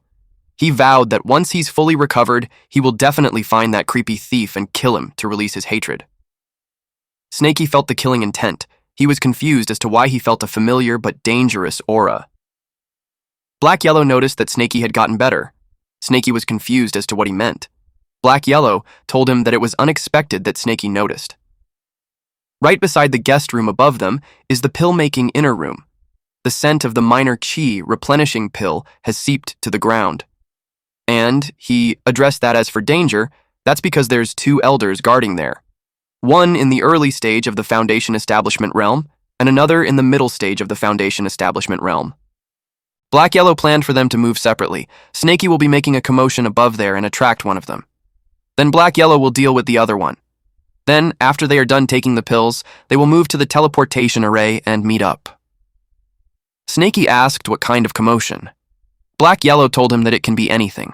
He can kill someone or destroy a room, as long as it can attract the attention of a Foundation establishment. Though, Black Yellow advised not to overdo it. It will be enough as long as Snaky can make a distraction, but not cause a big commotion. Snaky scoffed, but he agreed. He was thinking of going up and taking a look anyway. He was sure that familiar aura earlier is definitely not a minor key replenishing pill. Snaky knew that it was a weakened cultivator who just reached the Foundation Establishment realm who's unstable. Then he felt something. He saw Yuntian and realized that he's not dead yet. Snaky thought about why he just reached the Foundation Establishment realm and speculated that it's because he was hurt previously and just recovered. At this point, Yuntian and the lady were just chatting. Snaky knows that Yuntian has a grudge on him. It made Snaky plan to take Yuntian's life at that moment while he's in a weakened state. Snaky inspected and found out that the layer above is the toughest stone layer. Even if the earth-piercing spike can pierce through it, it won't be fast enough. The commotion will be big too, and he will easily get noticed. At that moment, he can clearly hear them talking, and because of that, he can sense their location. He estimated that he's less than 10 meters away from them. At that distance, using the golden scale to assassinate him is the most appropriate act. Someone knocked on the door and looked for Lady Ling. Snaky sensed it was another male cultivator. Snaky speculated that they would have 3-way cultivation. Snaky finds it weird, so he decided to observe for now. Besides, he's not that confident that he can take all 3 of them out at once. He sensed that the third person's aura isn't weak. It's even stronger than Yuntian's. But he still hasn't reached the Foundation Establishment realm yet. This person is the mountain-moving sex intersect disciple, Xiaoqiu, and he perfected Qi refinement realm. He told Lady Ling that he heard that she wasn't feeling well before, so he brought her supplements that he brewed himself, and it took a few hours. Ling replied that he can just put it on the door, then he can leave. Chu asked if there's someone else in the room. Ling replied that it's the young master Hua, and he's teaching her some techniques. The man replied that the young master sure is working hard. He inquired if the young master's injuries are getting better. A woman outside laughed and commented that she had never seen such a simp before. It was unprecedented that he's asking if his love rival's body is getting better. She knew him to be a genius, but he's still simping on Lady Ling even when he knew that she's just using her. Chu informed Ling that he'll place it by the door. The women who gossiped uttered that Cho is just shameless. She heard that he even gave away his own Foundation Establishment pill for Ling. They called him stupid, since Ling wasn't even unwell and the supplement is just going to end up in Yuntian's hands. Snaky heard that and realized that it's what the simp that the old dog talked about. Snaky understood that nothing good ever comes from being a simp. He wished for this man to leave and not get in the way of his work. The woman outside told Chow that she felt sorry for him. She invited him to her place instead. Chow told her to scram. The woman replied that he's unappreciative. That's why it's no wonder that he'll always be a coward. They even told him that since Yuntian doesn't have any strength left, he should just go in and push him. Snaky knew the guy was gone, and he found his chance. He released his golden scale to kill. Yuntian was surprised. Ling asked what happened. Yuntian sensed the killing intent. He moved while yelling, "Watch out!" The spike appeared from Yuntian's legs. He screamed loudly. His peepee was always hit. Ling cried out loud because her arm was hit. Snaky used gravity technique and thrust. Yuntian covered his body with his aura. Snaky expected that the power of the scales weakened after turning around. Yuntian checks if Ling is all right. The people outside got curious about the commotion. Ling has a hole in her head. Snaky realized that he can't kill him in one shot. Yuntian had too many treasures on him. The simp from earlier came back too, so he can't attack now. He already caused a commotion, so he decided to get out of there and meet up with Yahello. Snaky ran as fast as he could. Chu entered the room and immediately searched for Ling. He saw them naked, and Ling hurt. Chu was so angry. Yuntian tried to explain. He told him not to get the wrong idea, and Ling was assassinated. Yuntian questioned the poor timing. Chu accused Yuntian that it was him who killed her.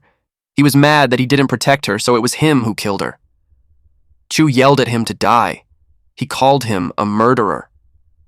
The roof collapsed.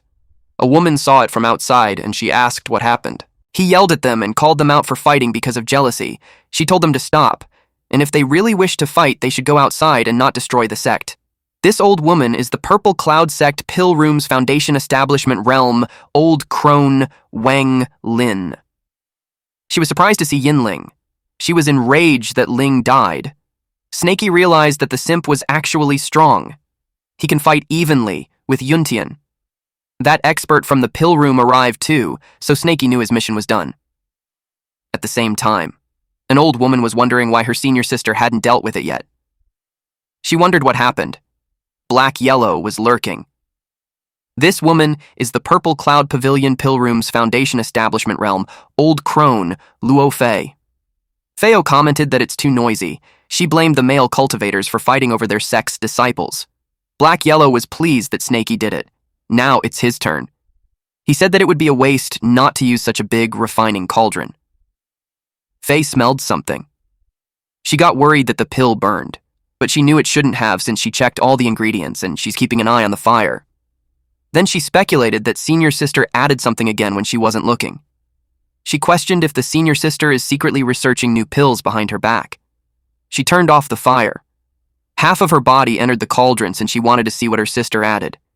She stated that the old woman hides everything from her. Otherwise, she won't get any credit if it works, and she will take the blame if it fails. Yahello pushed the woman inside the cauldron. Fei was surprised. She yelled at who it was. Yahello was grateful that he observed in advance and knew about the two old women. With that, he set to take the pills. He used fireball technique and lit the cauldron. Fei kept screaming on who it was. She yelled to be let out. Yahello told her to keep screaming. He shared that there's a fight outside, and no one will come to her aid even if she screams. Snaky appeared. He was surprised to find out that Yahello locked the Foundation establishment in the cauldron. Yahello told him that they will talk later. For now, they grabbed the stuff first. Snaky was surprised to find that there's so many pills. He exclaimed that they are rich. He kept the pills and brought back the ingredients for Snowy. Yahello commented that it's rare to see Snaky being so loud.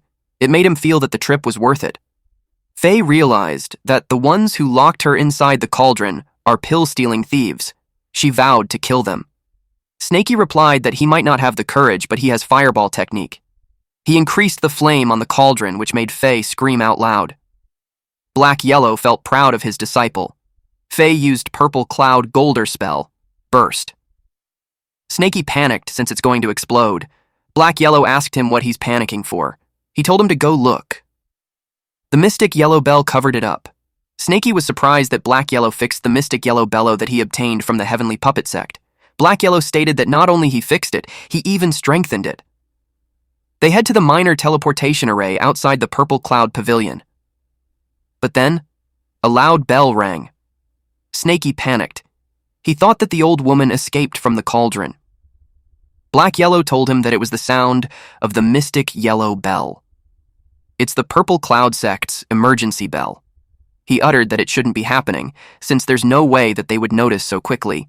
He asked Snakey if Snakey had caused too much commotion. Snakey replied he didn't, that he just killed someone. That was unexpected, but Black Yellow didn't pay attention to it further. Snakey expressed that he had a bad feeling. He told him that they shouldn't go to the Purple Cloud Pavilion and they should just escape. Black Yellow argues that they already arrived at the teleportation array. He spent a lot of spiritual stones and ingredients to set it up. It can pass through the Purple Cloud Pavilion's restraints and teleport over short distances. Their plan was to go to the Purple Cloud Pavilion while everyone's distracted by the pill room. Snakey argues that the bell sound is clearly not what Black Yellow expected, since it came earlier than planned. Snakey emphasized that when one thing goes wrong, everything falls apart. He didn't want to take the risk. Black Yellow asked Snakey if Snakey would just toss him after he had used him. Snakey persuaded Black Yellow to trust him in his judgment. He promised him that if he trusted him, they would leave immediately, and if he doesn't, he will use the puppet beast to accompany him. Black Yellow was annoyed. Then Black Yellow asked him why he thinks that something had gone wrong. He asked him if he had evidence, or if it was just purely intuition. Snakey replied that it was his intuition. Deep down, Black Yellow knows everything has its risks. If there's no risk, there's no point to rob and cultivate. Black Yellow likes that kind of dangerous cultivation path. Never mind a 90% chance, he'd take the risk even with just a 30% chance. This is also the reason why Black Yellow was able to rise from a mortal to the world's top existence. But because of that, Black Yellow had his body destroyed. He went from being the heavenly wandering demon to what he is now. Black Yellow thought that he should learn something from Snakey. He decided to believe Snakey for once. But since the array has been placed, he suggested that they shouldn't waste it. If Snakey is using a puppet, he decided to use one too. They activated the minor teleportation array. Their puppets arrived at the Purple Cloud Pavilion. Black Yellow told Snakey to search for what they need and make it quick. Snakey whined that teleportation made him dizzy. Snakey looked around and saw that each middle grade minor QE replenishing pill costs 50 contribution points, while an upper grade minor QE replenishing pill requires 70 contribution points. Then, a foundation establishment pill costs 10,000 contribution points for one. Snakey was amused to find out that everything can be exchanged with contribution points. He uttered that human cultivators have exceptional advantages, unlike the demonic beasts. Meanwhile, Black Yellow struggles getting an item. Snakey asked if he found something. It was an item that Black Yellow left in the past. Black Yellow told Snakey that he released some of the restrictions, and Snakey should take a look if there's anything he wanted, and to grab it quickly. He told Snakey to stop staring at the pills. He suggested a mountain-connecting deep ravine that costs 300,000 contribution points, which is really suitable for Snakey to cultivate. Snakey replied that he's coming. Snakey thought that the pills that they collected in the pill room are enough for him to cultivate until the perfected spirit awareness realm. He knew he'd waste too much time if he got greedy. He decided to take this time to learn some new techniques in case the puppet is unable to bring the Jade Scroll out. Black Yellow saw something. It was a treasure gourd that costs 20 million contribution points. With that amount, he expected it to be a golden core treasure. Black Yellow decided to take the most expensive one, just in case. The restriction was quite hard to release. He struggled. Meanwhile, Snakey felt that his head was getting heavier. He didn't know that Black Yellow was unintentionally stepping on him. He thought his brain was growing. Black Yellow's puppet got the item. Black Yellow noticed that the array is broken. He told Snakey that there was an ambush and to quickly cut the connection. Black Yellow grabbed Snakey and used Earth Traversal technique. Snakey asked what happened when he hadn't finished reading it. Black Yellow replied that someone strong is coming, and that person is in the Golden Core realm, so they had to run. The woman is Purple Cloud Sect's ancestor, Yahello, and she's in the early stage of the Golden Core realm. She uttered that they are making a fool of themselves by showing her a mere teleportation array. She held with her powers the puppets and asked them what they had come to the Purple Cloud sect for, but she noticed that they aren't resisting at all. She learned that it was a puppet beast. She got furious that they tricked her. She claimed that no one would be able to leave. She activated the Mountain Protection Array and sealed off all the Purple Cloud sect's exit. She strictly ordered that not even a mosquito will be let out. Then she called all the disciples to assemble at the plaza. While running away, Snaky expressed that it's too bad that he only managed to read half of the mountain-connecting deep ravine. Black Yellow admitted that he miscalculated, but he was grateful that Snaky is smart, and they only sent a puppet which they can just remake. Snaky remembered that Black Yellow told him that the Golden Core realm won't interfere. Black Yellow replied that no one expected that the Purple Cloud sect is crazy. He didn't expect to attract the ancestor just by stealing pills. The Golden Core ancestor's lifespan is at their end. Every time they come out, it's consuming their life. By rights, they will only appear when the sect is in great danger. Black Yellow was thinking how close it was. He was thankful that his idea hit him and was able to take the most expensive gourd. If he directly takes the demonic mirror, they will most likely suspect his identity. Black Yellow noticed that something was wrong. Snaky asked what it was. Black Yellow cursed after realizing that not only did they triple the array, they also changed the layout. Snaky inquired if they can still go outside. Black Yellow replied yes, but they have to decipher it again. It will take at least 1 hour. Snaky was surprised to hear that. He asked if they could forcefully break it using his golden scales. Black Yellow replied, Snaky's golden scale is amazing, but it can only handle a foundation establishment realm. It can't handle the 3-layered array. Moreover, if they want to forcefully break it, he can also do it. But it will immediately get them noticed. Black Yellow told Snaky to dodge. It was the old hag's divine consciousness. Snaky was worried that they got noticed. Black Yellow assured Snaky that he strengthened the invisible talisman so the old hag won't notice them. Snaky commented that the ancestor is hiding in the Purple Cloud sect to ambush them. It was wicked. Snaky thought that she also guessed that they were hiding somewhere deciphering the array. That makes him think that they can't just wait and do nothing. He suggested distracting them. Black Yellow leaves the task of stalling to Snaky. He told him not to let anyone come close within 10 meters. Snaky replied, Understood! Luohua told the members that some thieves got into their sect, and now they're sealing the entire sect to catch them. And because they caught the demonic beasts, no one is allowed to enter and leave. One member raises the concern that the sect master hasn't returned yet, but Luohua didn't make an exception. They all replied that they understood. She gave them a life force detecting talisman, so if any being with cultivation enters a 10-meter radius, it lights up. The range might be small, but the effect is top-notch. Even if the target is using a golden core-level concealment treasure, they won't be able to hide. There are only 100 talismans. After the Foundation Establishment elders receive theirs, the rest will be distributed at random. She instructed those with the life force detecting talismans to go and locate the demonic beasts and destroy the talisman as soon as they found it. They will be awarded with 300,000 points. They all did what was instructed. A woman expressed that even though 300,000 points is tempting, she didn't want to take the risk. The other woman told her to stop complaining, because if she's heard by the elders, she will get punished. A Purple Cloud sect intersect disciple, Huang Yu, approached the senior sister and told her that if she doesn't want it, she can give it to her, because she doesn't mind enduring the hardship. The senior sister decided to give it to her then. The senior sister expressed that she's lucky. She uttered that people like you never understands. It's because she believes that if one can endure hardship, they will keep giving her more.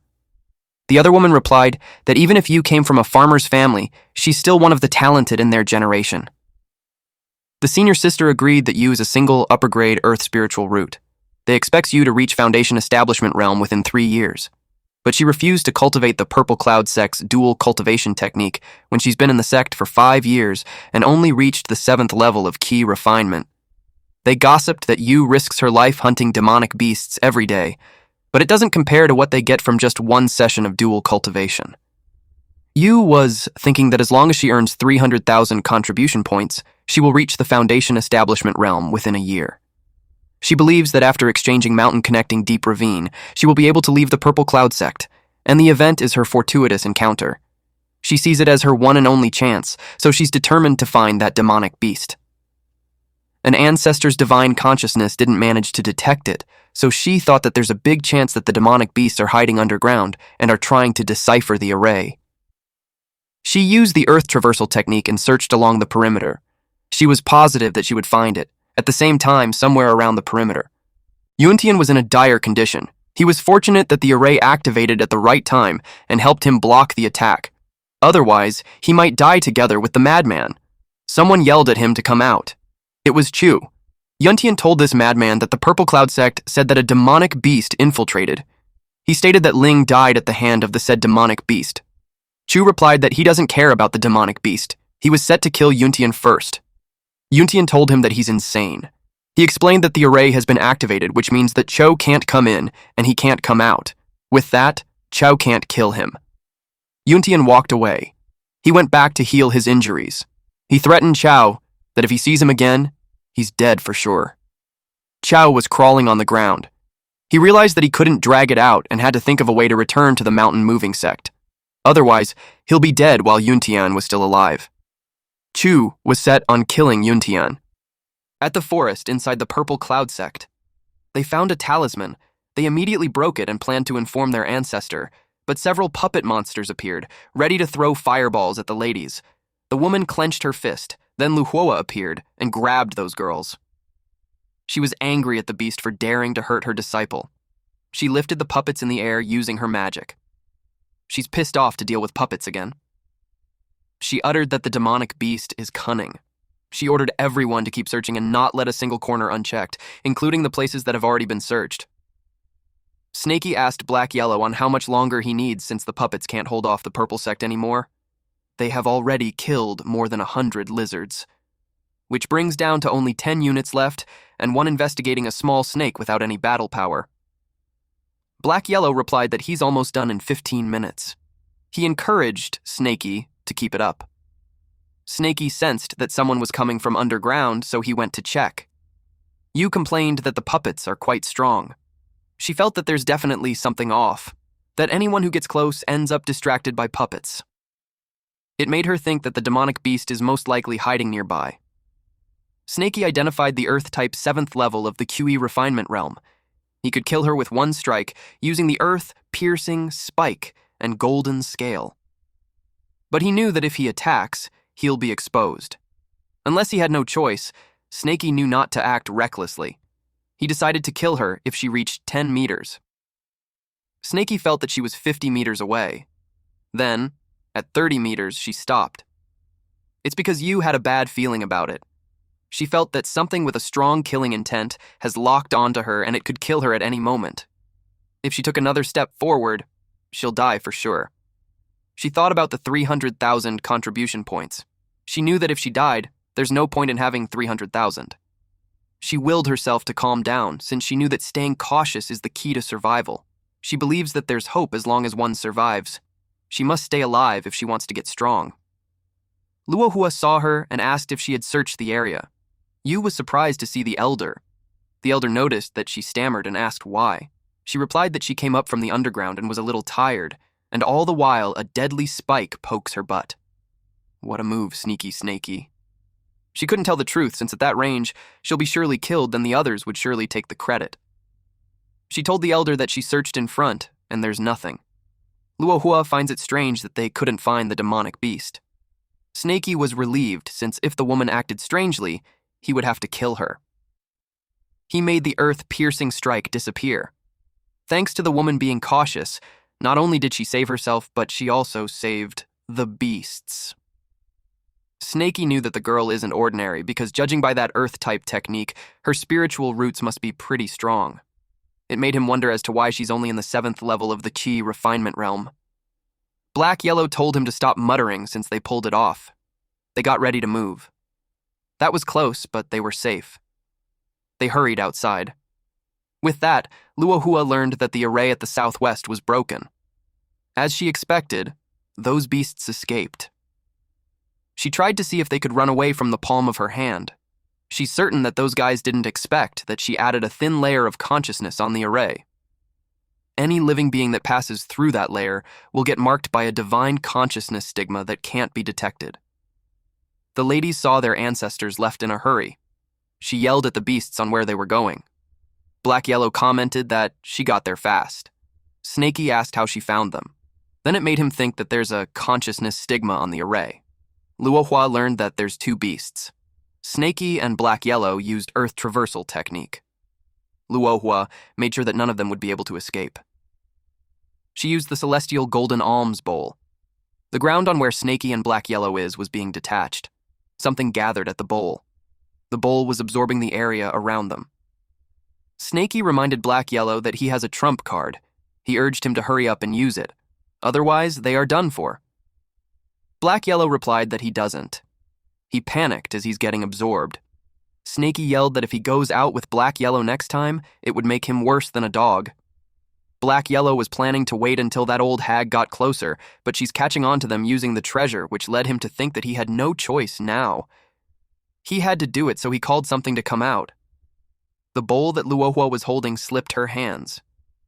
When the mountain-moving sex ancestor, Wu Yao, appeared, she was right. Yao was half a step away from the nascent soul realm. Yao told this old lady to leave some room when dealing with others. Otherwise, they'll fight to death and it won't end well for her. Luohua realized that the mountain-moving's ancestor's corpse was stolen by them. Not only that, she learned that they also made him into a puppet that can cultivate himself. Black Yellow told her that although Yao is not as strong as he was when he's still alive, it's still enough to kill an early stage of the golden core like Luohua. He told her to scram if she didn't want to die. Black Yellow told Snaky to head back first while he held her back. Snaky doubted that what Black Yellow had just said was true, so he had to verify. Black Yellow tapped Snaky's head and told him to stop dilly-dallying and go. Black Yellow just wiped off the stigma on Snaky. Then he gave him a talisman to stick on Snaky's body. He told Snaky to run far away so that the old hag won't be able to find him. Snaky asked why he didn't say that earlier. After that, he's off. Luohua thinks that the dog is trying to scare her, but she knew that the moment the corpse appeared, her celestial golden alms bowl broke apart. Black Yellow sighed. Black Yellow glanced at her. He wondered why the old hag isn't going away. He wondered if she's really going to fight. He felt bad that with his current strength, he's unable to make Yao into a puppet. The most he can do is place his divine consciousness stigma on Yao and control his body. He can also circulate the remaining golden core in his body to cast a technique that might scare people off, but he can't do anything else. Black Yellow knew that the golden core inside Yao was barely the size of a nail, and Black Yellow already used half of it just to bring out the celestial golden alms bowl. What's left is only enough for him to cast 3 more techniques, and since he's not an Earth-type spiritual root, he can't perform high-grade Earth techniques. He's afraid that he'll be discovered too quickly. Snaky finds it weird that Black Yellow hasn't shown up yet.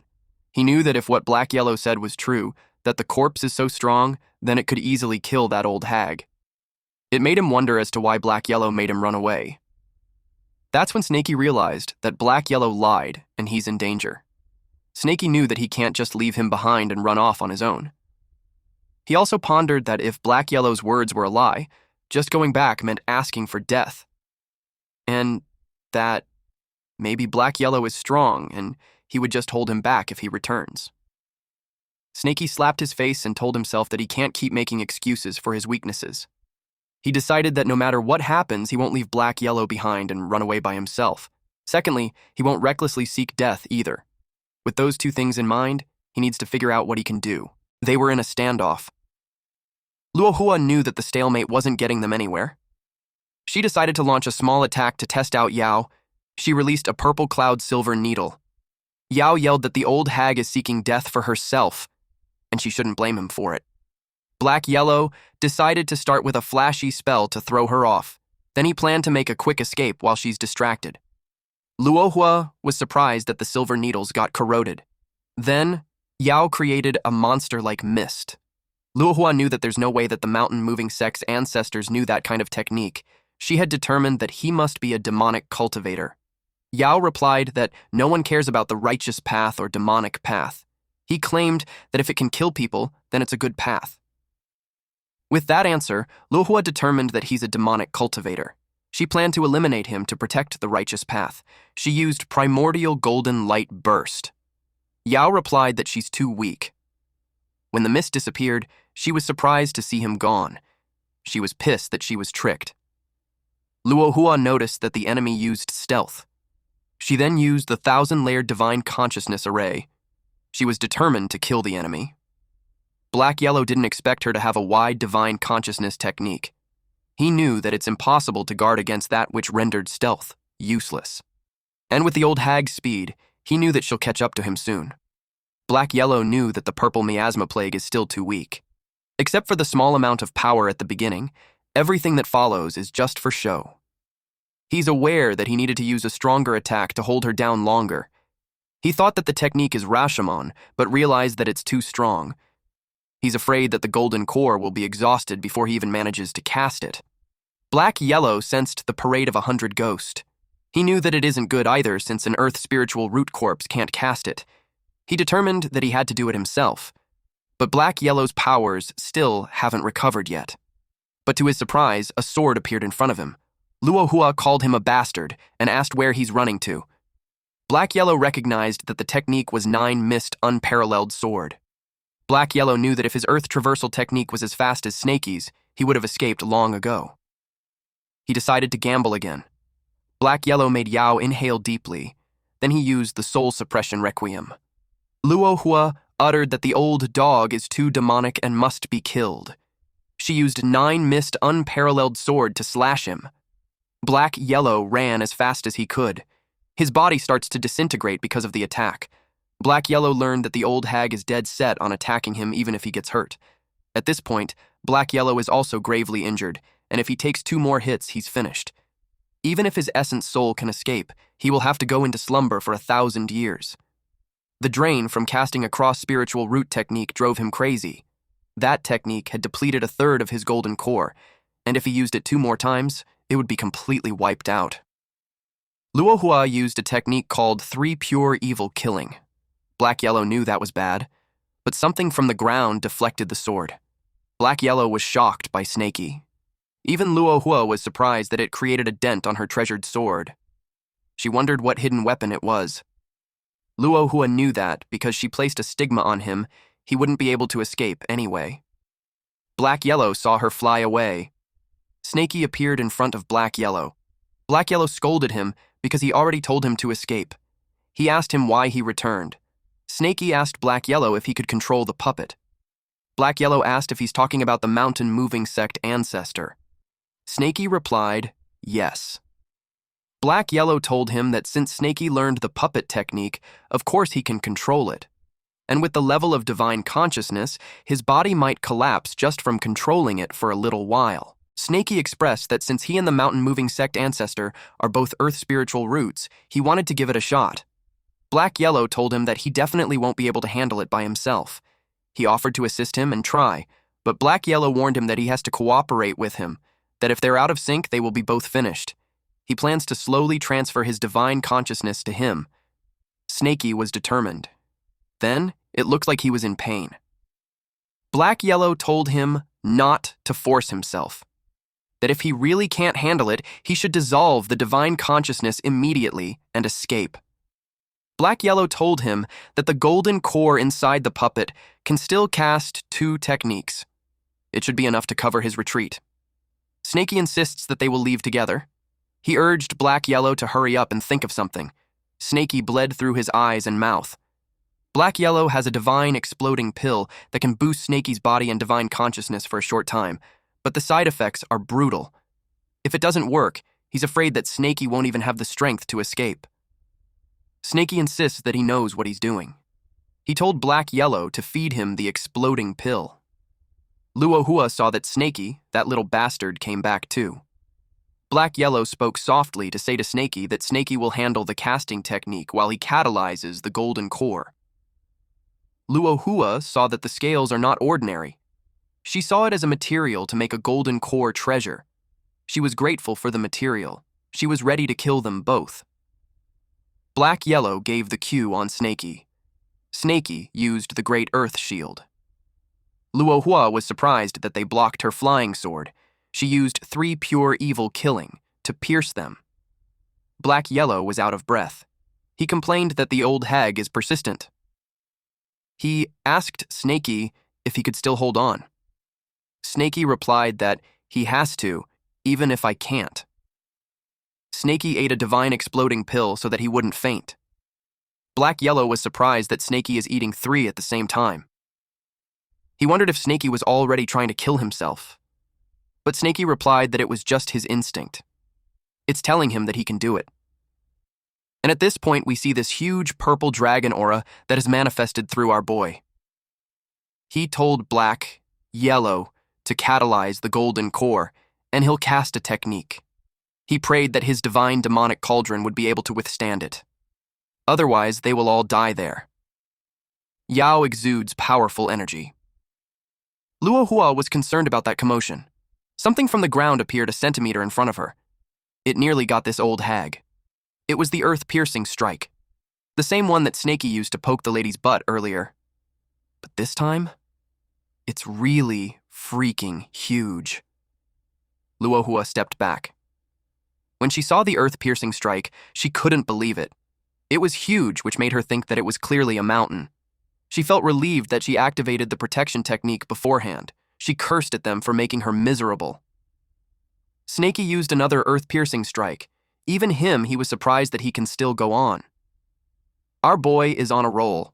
I just hope nothing bad happens to him while trying to break his limits. Snaky released several earth-piercing strikes. Our boy is really determined to kill this old hag. Luohua commented how endless it has become. Yahello notices how the earth-piercing strike is being cast one after another. It is what he expected of the finest grade earth spiritual root. The depletion of the ancestor's golden core is less than when Yahello was controlling him.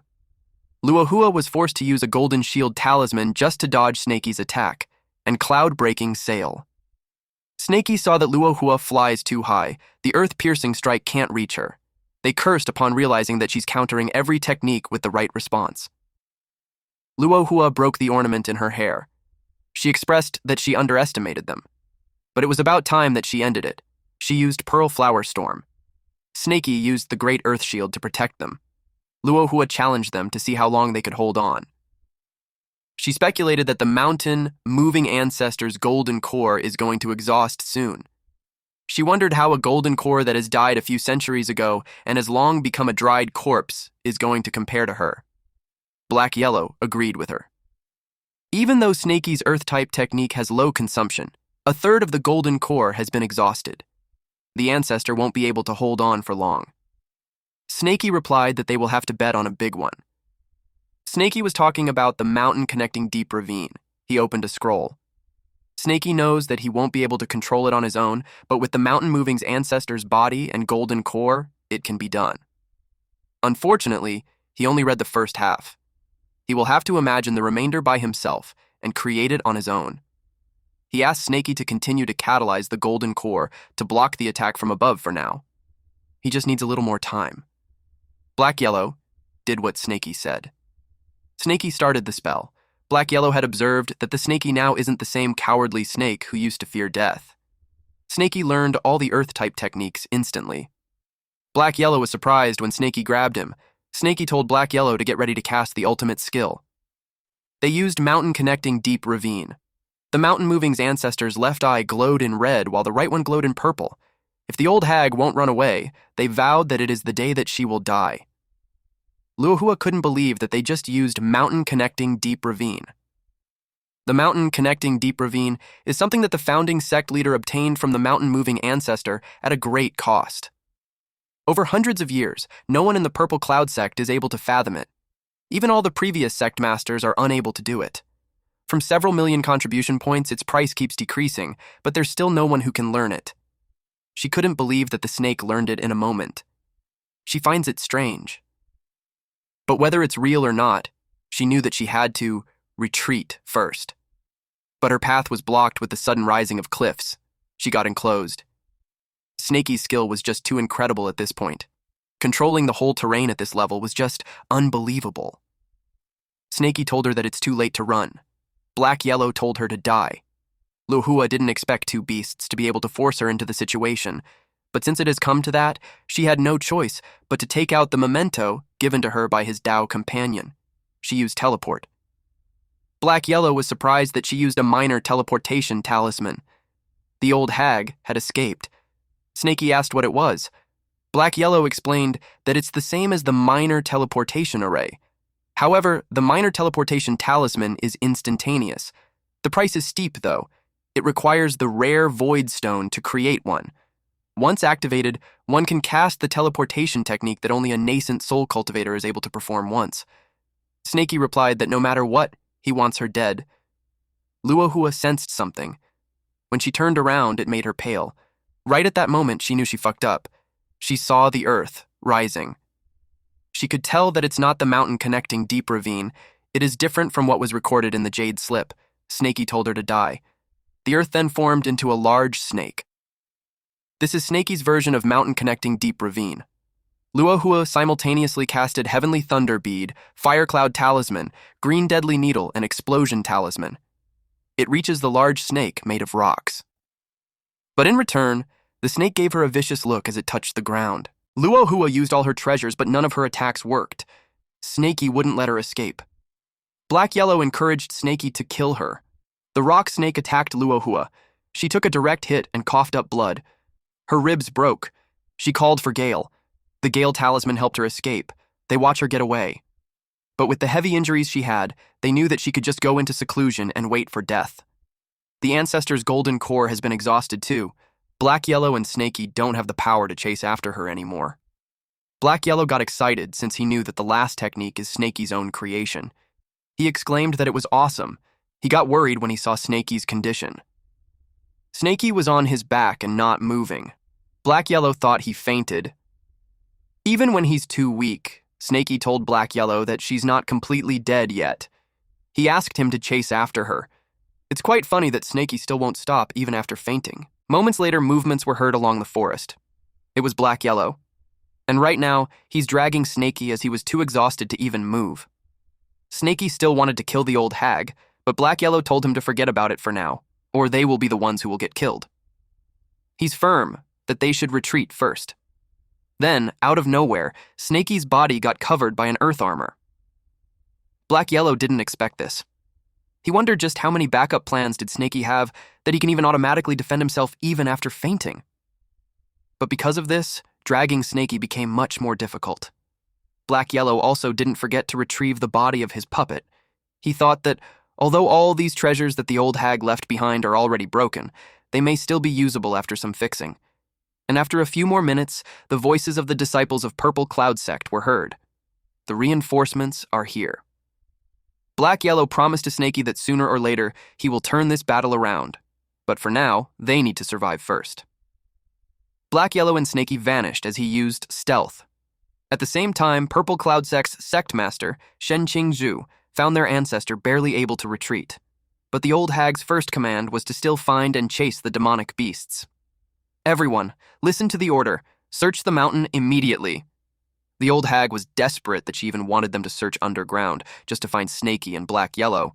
Qingzhu told them that she'll bring the ancestor back to the sect to heal first. Then she reiterated that every elder and disciple should listen to the order and search the mountain to find the demonic snake and dog, dead or alive. And whoever finds them will be rewarded with 300,000 contribution points. Everyone acknowledged the sect master's word. One woman told her sisters that the demonic beast almost killed an ancestor who was in the Golden Core realm. She uttered that they are basically seeking death if they go now.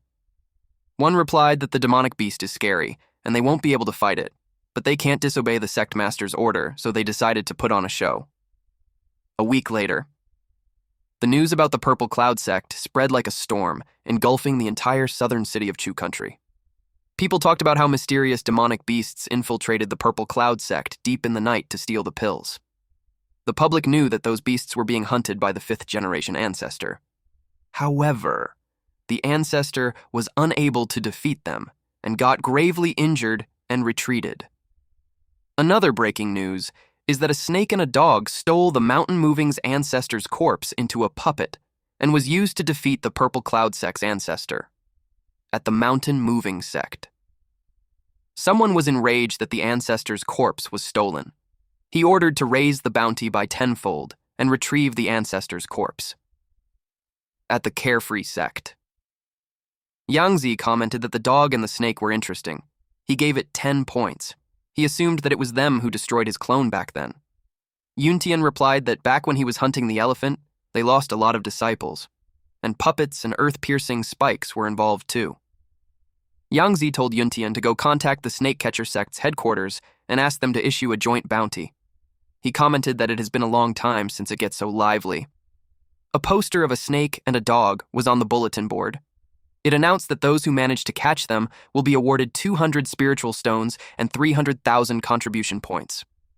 Those who kill them will be awarded 300 spiritual stones and 800,000 contribution stones. That amount is unheard of.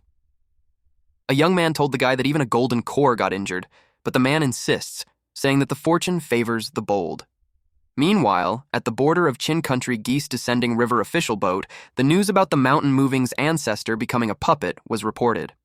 Qin Xuanji, the heavenly puppet sect's great elder, also called the Thousand Puppet King, wondered on which genius it is to be able to cultivate their sect's puppet technique to such a level. He was curious, and if possible, he wanted to take them as his disciple. At Chu Country, southern region near Myriad Snake Valley, at the Snake Catcher sect's branch hall construction site, Wenzhou told his subordinate to relay the order to work faster and to try to complete it within half a year. Although Wenzhou always had some lead about that snake and dog, the previous bounty was too low. So, he deemed that now is the right time to provide them with some leads. He noticed that, recently, the storm has been gathering at that place. It made him think that something big is about to happen. The divination also states that there will be a great misfortune. No matter what, once Wenzhou got the reward, he planned to leave the place. And he thinks that no matter how big the problem is, it won't have anything to do with him. At Snakey's cave, Husky the Wolf King was worried that Snakey had been unconscious for a week. Snakey was groaning, so he thought that Snakey is having a nightmare again. Snakey was dreaming of the bad guys he encountered, and all of them were haunting him. Then a mythical creature appeared, asking Snakey if Snakey felt that he's never strong enough. He asked who this person was. It is the divine demonic cauldron. The dragon mist from the cauldron replied that it is not important who he is, that if Snakey wanted to become strong, he should reach the foundation establishment. Once he reaches the foundation establishment, the dragon mist promises to answer the questions. However, if he wants to reach the foundation establishment, there's still a part of technique that is lacking. Snakey asked his senior if he could teach him the complete techniques. The senior replied that the complete technique is within Snakey's heart. He needs to comprehend it himself. Others won't be able to teach him. Snakey was surprised when the ground was breaking apart. The senior told him that the time is running out. The senior wished this descendant of his clan to comprehend it properly. He knew that Snakey's path would be 10 times harder than the others, but once he breaks through, Snakey will be 10 and even 100 times stronger than them. He reminded Snakey that the key to comprehending is to go against. Snakey woke up and jumped up asking what it meant. He was frustrated that the senior spoke in riddles. Snakey's sudden movement made his head hit Husky in the jaw. Husky was surprised that Snakey is finally awake. Snakey was so dizzy. Husky told him not to move around too much. Black Yellow said that it's the side effect of using a divine explosion pill. Snakey asked where Black Yellow and Snowy were. Husky replied that Black Yellow has something to do. So he went out, and Snowy made a pill making cave abode nearby.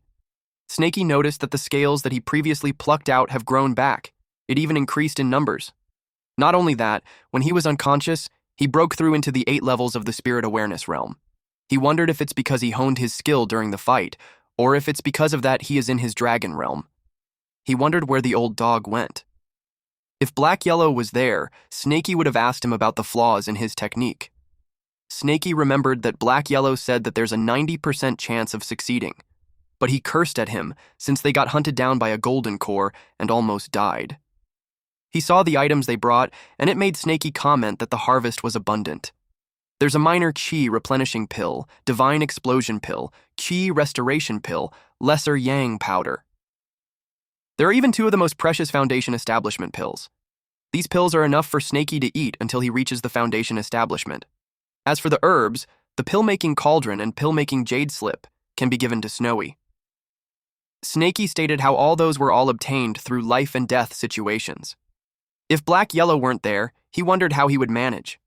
He knew that he wouldn't have stolen the spiritual chicken, he also wouldn't have learned Earth-type technique, and also won't go to the Purple Cloud sect. Snakey could see that he would still be a small demonic snake who's only in the early stage of the spirit awareness realm, hiding in a corner where no one will notice.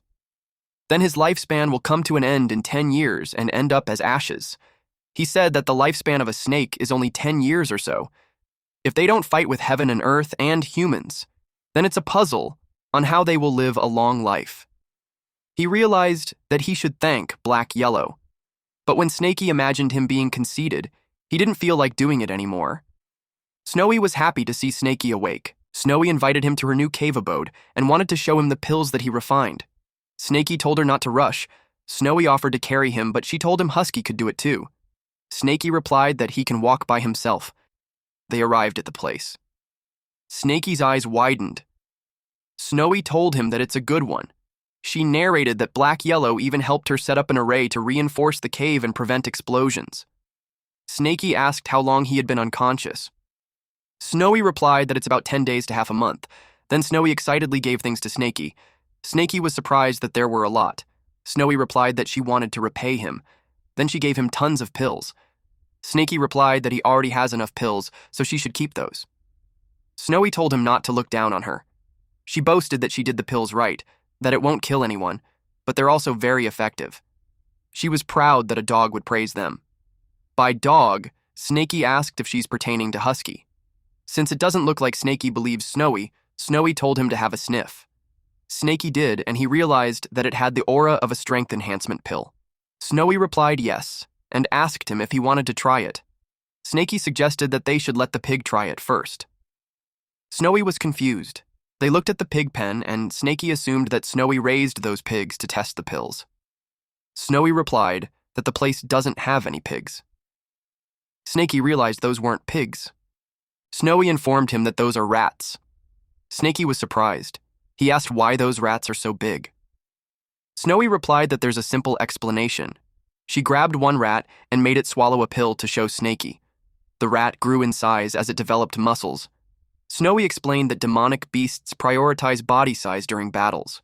When the body is big and strong enough, then one can defeat the enemy. Snowy explained that as long as the strength-increasing pill is consumed, even a rat can defeat a cat. She threw the rat back into the cage. Snakey was dubious that the pill can be considered a strength-increasing one. She told Snakey to watch the rat.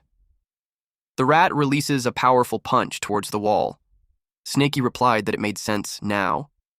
Snowy encouraged Snakey to try it out. She tries to make him swallow a pill, but Snakey refuses and suggests that he has to catch a cultivator and have him try it first. Snowy told him that he can keep it for now since she has a bunch of others anyway. She also shoved him some minor ki replenishing pill, divine increasing pill, bone enhancement pill, and blood replenishing pill. Snakey looked overwhelmed, but he still replied that he'll keep it. Snowy noticed an insignia. Snakey explained that it's a secret insignia. It means that there are valuable items inside, so he can't show it to anyone. It looked like a skull, though. Snakey told Snowy that she can continue doing her stuff since he still has something to deal with. Snowy inquired if it's to avoid being pursued. Snowy told him that before Black Yellow left, he placed a detection talisman for miles around. If humans get close, they will be able to detect it. Snakey replied that it's great. It means that he can rest and go cultivate. When Snakey was out, he uttered that Snowy's pills are still too scary. It made him think that the pork he ate was actually a rat.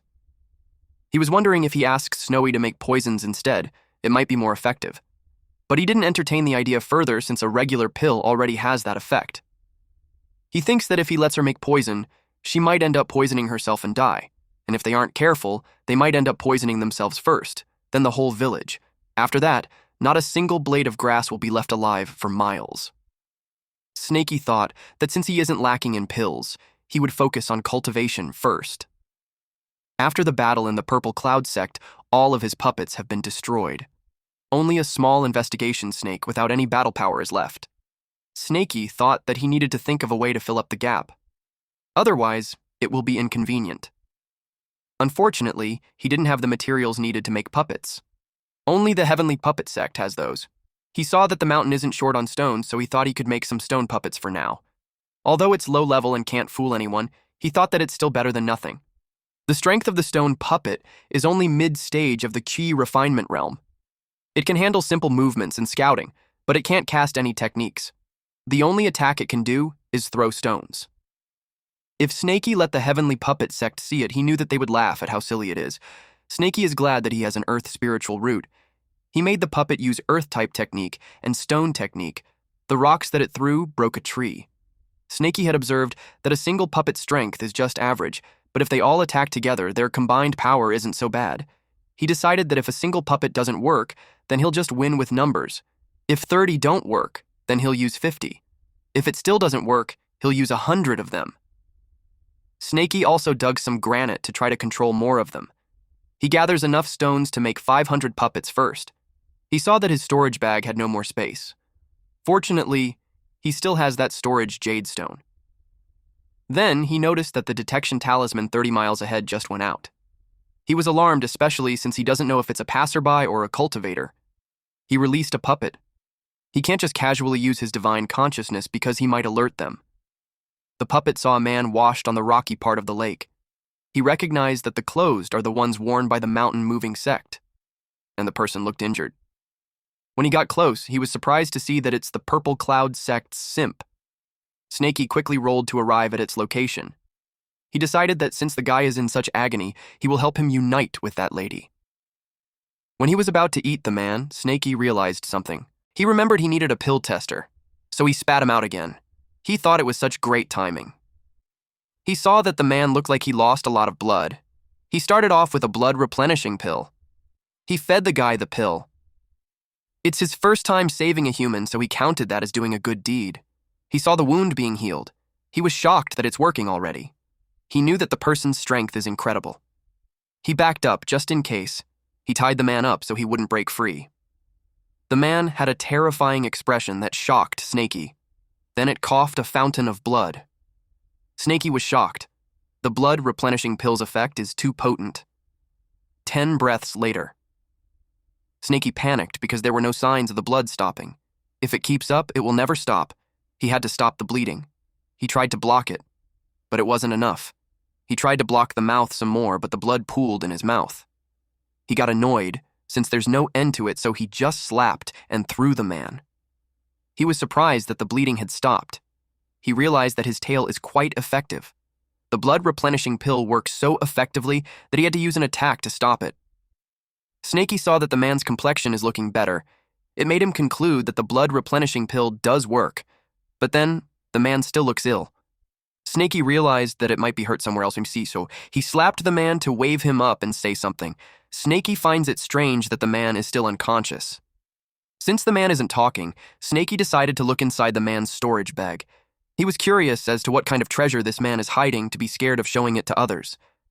Snaky saw some bread and pickled vegetables. He questioned why this man is so poor. Snaky uttered that those who don't understand the situation might think that he caught a mortal. Snaky opened what he thought was a diary. It was stated there about the Ling giving the man a precious silk, but he only returned the favor with a Foundation establishment pill. But he thinks Ling doesn't mind. The man felt lucky and fortunate. The simp logged about how he spent 30 spiritual stones to buy a fairy in Ling's clothes. Ling told him that she won't sell it to others even if they offer her 100 spiritual stones. She only sold it to him. The man thinks that Ling really cares for him. There was also a log about him being beaten by the young Master Hua. He wanted to fight back but didn't because Ling liked someone honest. Snaky couldn't bear to read it anymore. He thought that the human had gone mad. There was no doubt that he's broke. Snaky thinks that it would be unbelievable if he has more money. Snaky realized that since this man shows different expressions, it means that his body still feels things. It's just that he can't wake up. Since Snaky finds the man so pitiful, he decided to help him till the end. He woke him up first by using a divine awakening pill. It clears the mind and stimulates the spirit. It is an essential medicine. Snaky didn't like that the smell was too strong. He told the guy to endure it and not spit it out. Under the bright sun. The pill was thrown in the air. Snaky refused to believe that he can't stuff it in. Chu puked the pill again. Snaky complained that it's disgusting. Snaky noticed how the smell is getting stronger. He speculated that it's because the saliva got on the medicine and it's starting to vaporize. It was such a disgusting smell. Snaky had to cover his nose with his tail. Then Chow started vomiting. Snaky was surprised that the guy had woken up. Snaky vomited because of how disgusting his environment is. He got worried because Chow won't stop vomiting, and if it continues, he might die from it. He took out the beast taming ring and was about to use earth traversal, but he vomited again. Chow asked Snaky to just give him a quick death. Snaky dragged him using the beast taming ring and replied that Chow should stop talking. He yelled at him that he worked so hard to save him. Snaky realized that the Divine Awakening pill truly refreshes people's brains. It made him want to vomit his brain out. He saw 5 detection talismans, which gave him an idea that 50 miles to the north have been broken. He knew it was bad. He thinks the cultivators are on their way, so he had to worry about going home and moving. Yuntian told his senior brothers and sisters that around 100 miles to the south should be the location when Wenzhuo divined. Yuntian is with Zhuan Yangzi's disciples, namely Wu Muchu, Wang Ping, Liu Fei, and Su Bei. Chu asked his junior brother Yuntian if he is all right since his arm just got attached. Bei hoped Yuntian's divination was accurate. He warned Yuntian not to let the trip go to waste. Fei replied that whether it's accurate or not, they will know once they get there. Someone agreed that she's right. Ping sniffed. It stinks. So much that it was hard for them to bear. They retreated and took a detour. Meanwhile, Chow was tied up and had difficulty breathing. Snaky saw Snowy and Husky. He immediately instructed them to pack their stuff and get ready to move. Snowy and Husky worked together to move things at once. In a blink of an eye, it was done, and Snowy informed Snaky that everything has been packed and they are ready to go. Snaky was surprised that they did it so fast. Snowy informed them that while Snaky was unconscious, the old dog rehearsed with them. Husky reported that he's ready too. Snaky was impressed that he pats Husky while saying that he's dependable. Cho was confused on what's going on. He questioned if he's still alive. Snaky assigned Husky to carry the pet. He replied yes to Boss Snaky. Meanwhile, in Cho's perspective, this is what he was seeing. Then, he questioned if he's the pet that they are talking about. Snaky informed that the pet was hurt, so he told her to give Chu medicine and let him have a good sleep while healing his wound. Snowy complied. Husky holds the head while she shoots the medicine in Cho's mouth. As soon as Chow swallowed the pill, he fell asleep instantly. Husky was surprised. Snowy reported to Snaky that she had finished placing the stealth talisman. Husky asked where they should go. Snaky replied that they will go to Mount Wu on the border between Qin and Chu. He had a hideout there. Husky was impressed with the backup plan. Snaky told them to wait because Black Yellow hasn't returned yet. Snowy replied that Black Yellow said before that if they are moving due to an emergency, there's no need to leave him a hint. He has his ways of finding them. Snaky agreed that with Black Yellow's skill, there's no way they can't find them. Snaky had learned that Black Yellow told them not to leave hints behind because he is afraid that they will get found out by the cultivators. He thought it was thoughtful of him. Upon realizing that, they thought of using that method to lay a counter trap. Husky replied that he knew a lot of good places on the mountain. Meanwhile, the cultivators face a boulder because according to Zhao Wenzhuo's divination, it should be in front. Fei asked why she couldn't see the entrance of the cave. She wondered if there's a concealing array. She used Mystic Sun Sword technique to break it. They were surprised to see that there's no one. It made them wonder if Wenzhuo got it wrong, but they also considered the idea that the demonic beast ran away. Muchu felt a lingering demonic snake's spiritual energy in the cave, so he knew Wenzhuo got it right. He knew that they were a step behind, and the beasts had already run away. Yuntian asked if they should ask Wenzhuo to be divine again. Mucho replied that there's no need, because not only Wenzhuo is greedy for profit, but divination also requires timing. It can't be done whenever they want. He expected that the demonic beast had gone far already. He planned for them to each bring a troop and search separately. He ordered them to use the snake-catching secret technique to track the demonic beast, and if they find anything, they should notify everyone immediately. Yuntian felt that the aura had disappeared in a strange location. It made him wonder if the demonic beast is hiding underneath the swamp. He felt unfortunate that he just reverted to the Foundation establishment realm, and his divine consciousness isn't fully restored yet, so he can't detect it completely. He said that the demonic snake is cunning. He just recovered from grave injuries, so he knew not to take any risk. He ordered his men to blast the area and check it. His men used exploding talismans. Something came out. It was a large mouth. Several gigantic crocodiles appeared. They recognized that it was Crocodile Kings, and they got tricked. Fei sensed where the aura disappeared. She was being called by one of her men, but she shushed them. She expressed that she has a bad feeling and told them not to make any commotions. Then, a man got bitten and yelled that it hurts. Faye told this idiot to stop. It was too late. They ran as the poisonous killer bees chased them. Faye ordered them to throw an exploding talisman and retreat. His men complained that there's too many of them. One man got caught and the bees covered his face. He tried calling for help, but he got already abandoned. At the same time, another troop got tricked. Mochu told everyone to stop because it is the territory of the Burning Sun Eagle, a powerful demonic beast in the Foundation establishment realm. Although he can handle it, he's uncertain if more will come if he kills one of them. He could feel that the demonic snake left its aura behind to purposefully lure them into a trap. He ordered everyone to retreat at once. The ground shook. Mochu asked what's with the commotion. Apparently his men were running away from a gigantic elephant. Those men were hit by the elephant's trunk. Mochu witnessed the perfected Foundation establishment. He was surprised to see a great demon halfway into the golden core. One of the men informed Mucho that their previous defensive shield got broken by it. Mucho told the guy not to panic since he still has the defensive talisman. He gave the guy a pouch and told him to take a replenishing Qui to stabilize his energy first. He volunteered to hold off the enemy and told the guys that once they recovered, they should come and help him. The elephant assumed that Mocho is the head of the snake catcher. Mocho used Mystic Sun, Sword, Chi, Array. The elephant stomped its foot. It roared and teased Mocho that it's just a mere sword chi. Mocho was surprised that the sword chi had been blown away. He tried a different attack, this time its Mystic Sun, Shocking Thunder. The elephant scoffed. Mocho noticed how the elephant, despite being huge, is agile. He called for the water dragon god. The elephant roared and countered it. Mocho was surprised that the elephant couldn't be pushed back. Since the water is formless, he made the elephant trapped in it. His juniors were impressed with his strength. He told them to hide properly, otherwise they will get in the way.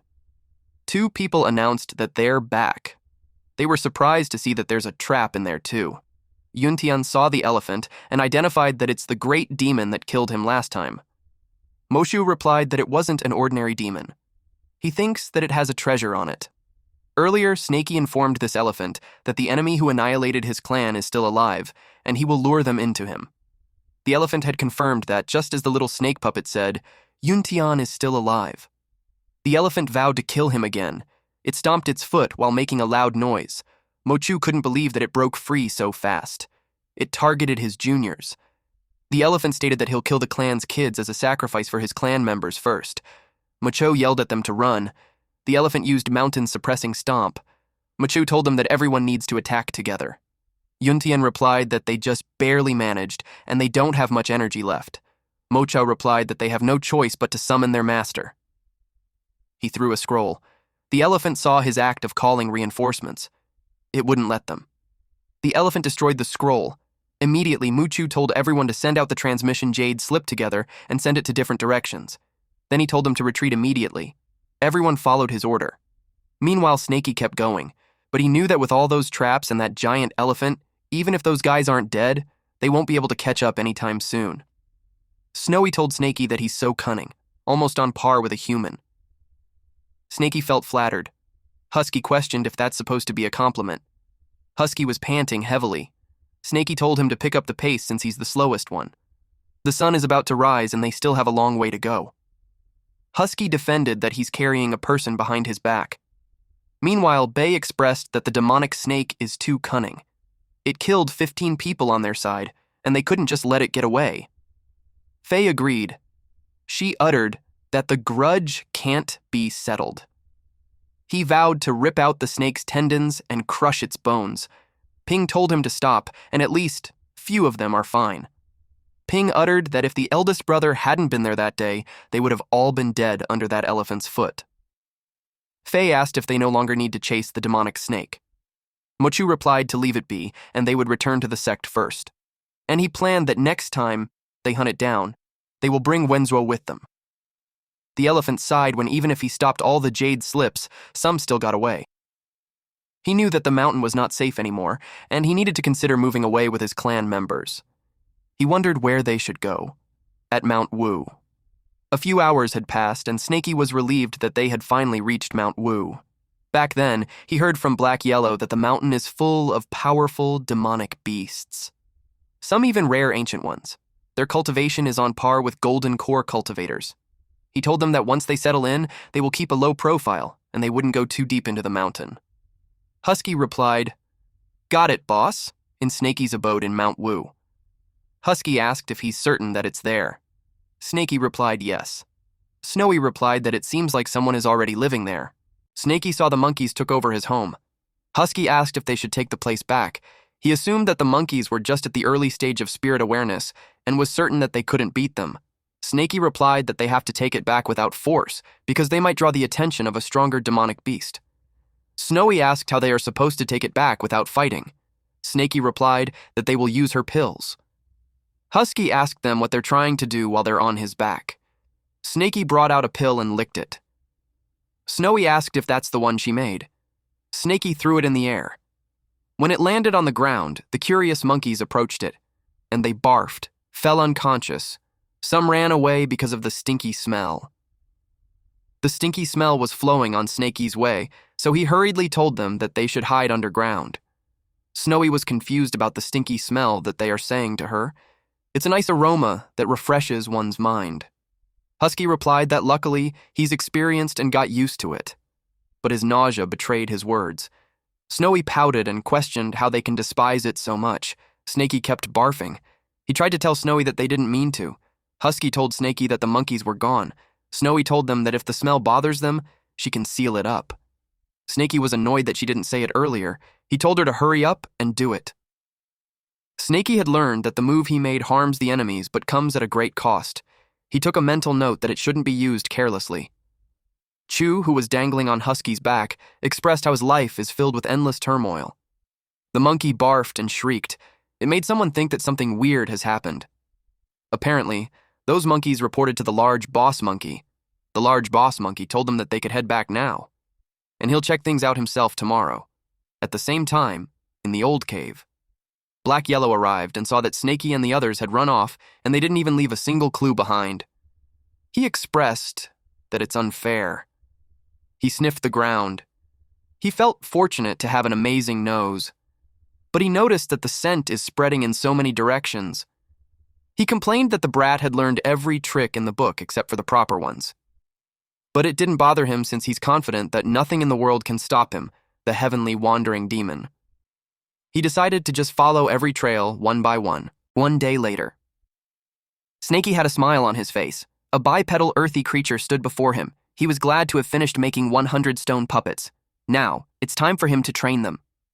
He made them use a stone flying technique to aim at the target, which is a mountain. Then those puppets shot at it. It turned the mountain into debris. Snaky realized that sheer quantity really does make an impact. He thinks that this should be a catapult made by humans. As long as it's numerous and big enough, it can also easily destroy a city. It was such an intensive attack.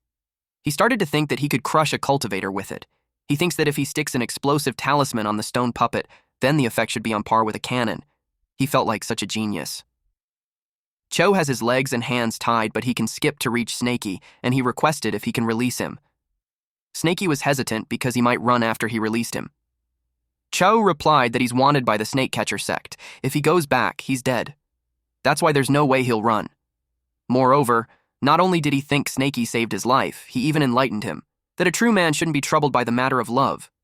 That's why he decided to pay back Snaky's kindness, and he stated that he can only pay him back if he lets him go. Snaky thinks that the simp isn't lying, but he's still deemed to have a backup plan. He made the beast taming ring transform into a collar. Now that Cho is free, he asks Snaky if there's anything he can do for him. Snaky confirmed if he wanted to work for him. He replied yes. Snaky slithered behind him and replied that he doesn't buy it, because he knew that humans are the most cunning and deceitful beings, and yet he wants him to trust in him. Snaky wraps him in his body and opens his mouth in his face to threaten him. Chu replied that as someone from the snake catcher sect, he's not surprised that Snaky doubts him, but he's still willing to serve him. Snaky commented that this guy sure talks well. He told him to listen properly. He told him that he will command 10 stone puppets to attack him, and he can only defend and not attack. It is to test if he's going to survive. Chu asked what would happen if he survived. Snaky replied that he'll increase the puppets into 20, Loud sounds can be heard as the puppets attack Cho. One slapped him in the face. Snakey was annoyed that he only withstood 33 stone puppets attacks. He knew he didn't do his best. As someone who can fight at par with Luntian, it's questionable that he can only withstand that amount.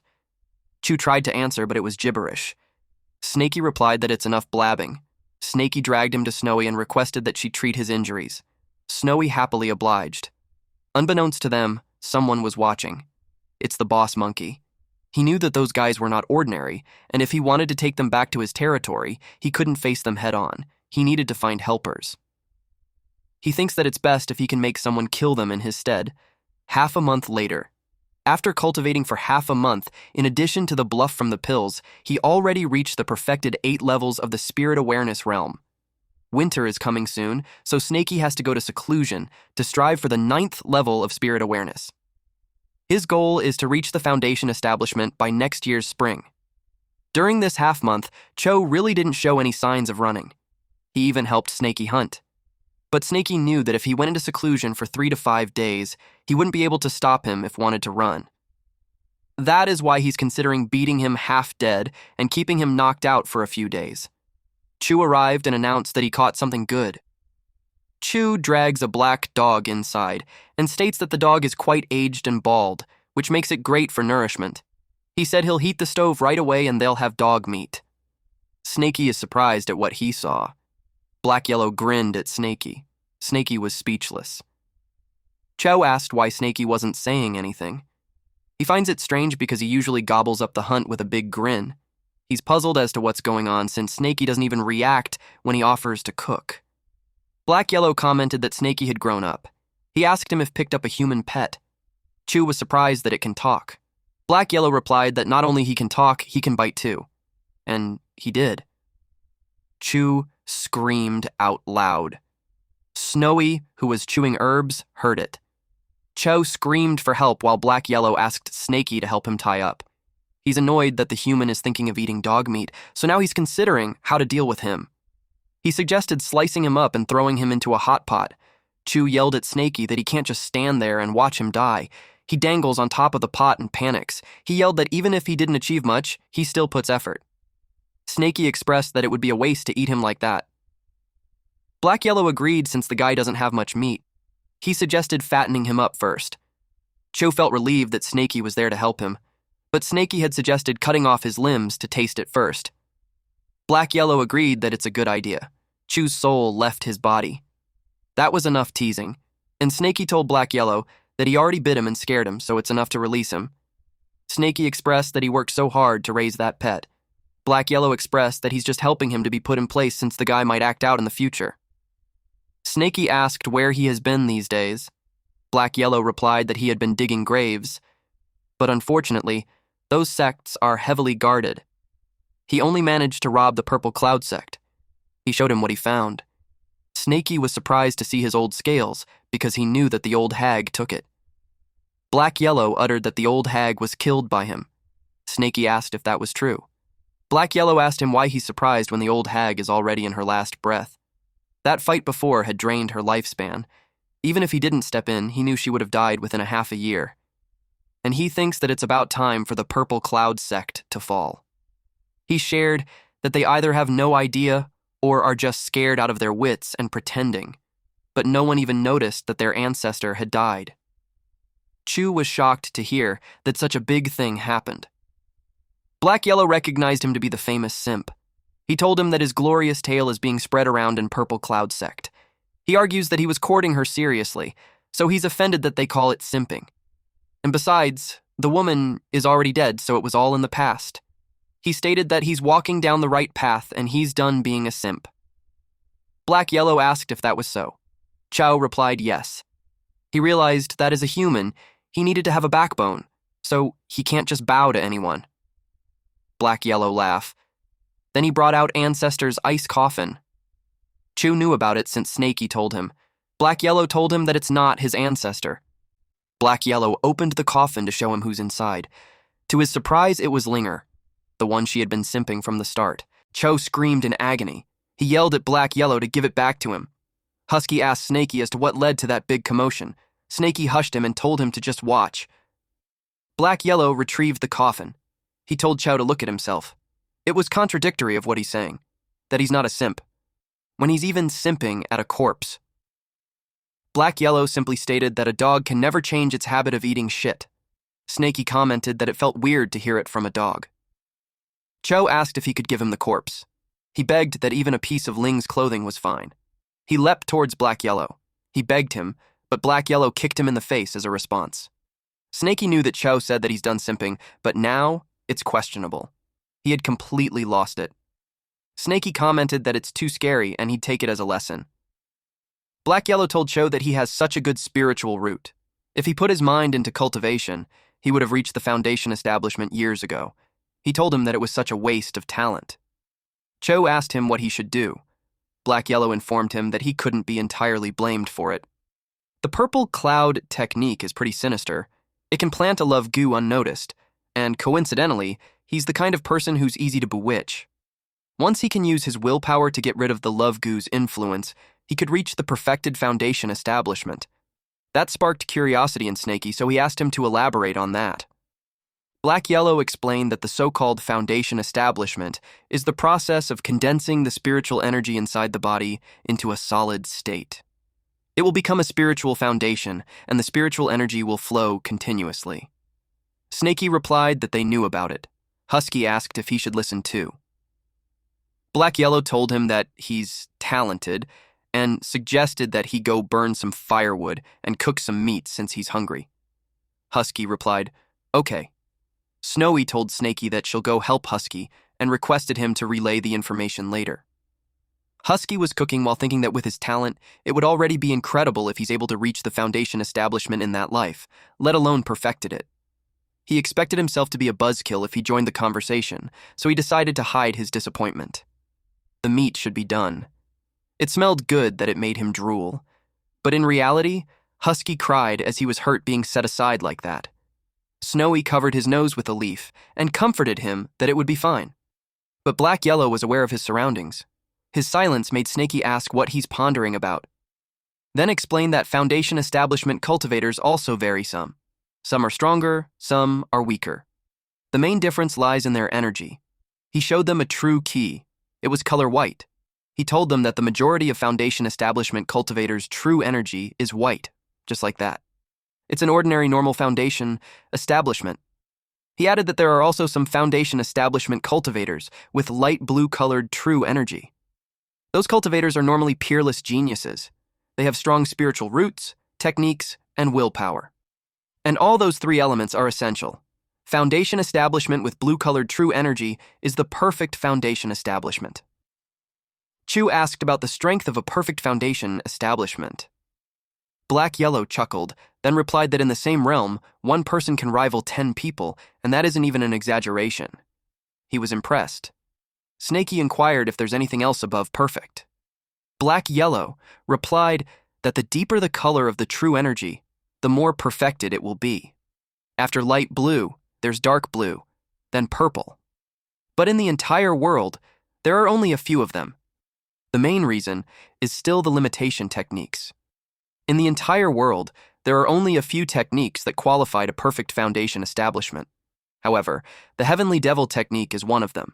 He sarcastically expressed that he was curious on what kind of astonishingly talented and peerless person created the technique. Snaky expressed that the true creator of the Heavenly Devil technique must be an astonishing talent. He thought about Snowy's pills. Ordinary people won't be able to do it. Black Yellow uttered to remain humble. Deep inside, Snaky was annoyed that he's bragging. Joe commented that it sounded like a demonic technique, and the creator must have been not good. He suggested that the creator must be a scum. Snaky, Snowy, and Husky immediately hid behind a tree. Chu was confused with their behavior.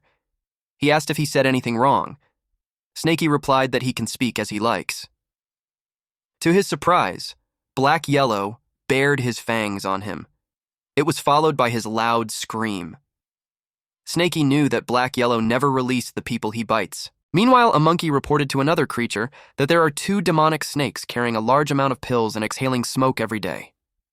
The monkey assumed that those demonic beasts have a big secret that might be helpful to the boss. He was talking to a golden-winged great eagle in the Foundation Establishment Great Demon. The eagle doubted it, but the monkey was firm that it was true. The eagle thanked him for the good information. The monkey looked like it had a sinister plan. Back to Cho. He was being bandaged up. Snowy bandaged his head while telling him to endure it. Black Yellow created a stealth array so that they wouldn't be noticed, even if a Foundation establishment cultivator passes by. Snaky replied that it was great. Black Yellow gave him an item that can automatically detect strong cultivators within a 50-kilometer radius. When there's danger, the jade stone will turn red. The deeper the color, the stronger the opponent is. However, it only works on humans. Snaky expressed that the item makes him feel safe, but it felt like Black Yellow was saying his final words. He replied that Snaky is correct. He only returned to bid him farewell. Snaky asked where he's going. Black Yellow replied that he discovered a yin-infused place deep inside Mountain Wu, which is suitable for him to cultivate, so he decided to go into seclusion for a period of time. Snaky asked how long it would be. He replied that he'll come out once he finishes absorbing the yin energy inside that place. It will take at least 1.5 years, 3 to 5 years at most. He added that the amount of time is nothing since a cultivator's lifespan is long. 10 years of seclusion could pass in the blink of an eye. Snaky replied that it's great since he's going into seclusion too, though it's a short one. Then Black Yellow remembered that he has another protective charm that he wants him to have. He told him not to open the storage bag just yet and only use it in life or death situations. Snaky turned his face away from him since he's already teary-eyed. He received the bag using his tail. Black Yellow told him to use the item inside and he'll be able to fight on equal footing, no matter who the opponent is. He emphasized that he can only use it once, so he shouldn't use it randomly. Black Yellow told him that he will now. He hoped that the next time they meet, Snaky is already a great demon in the Foundation establishment. Snaky replied that he hopes so too. When Black Yellow was a few steps away, he yelled at him to wait for a moment. Black Yellow glanced behind him and asked what it was.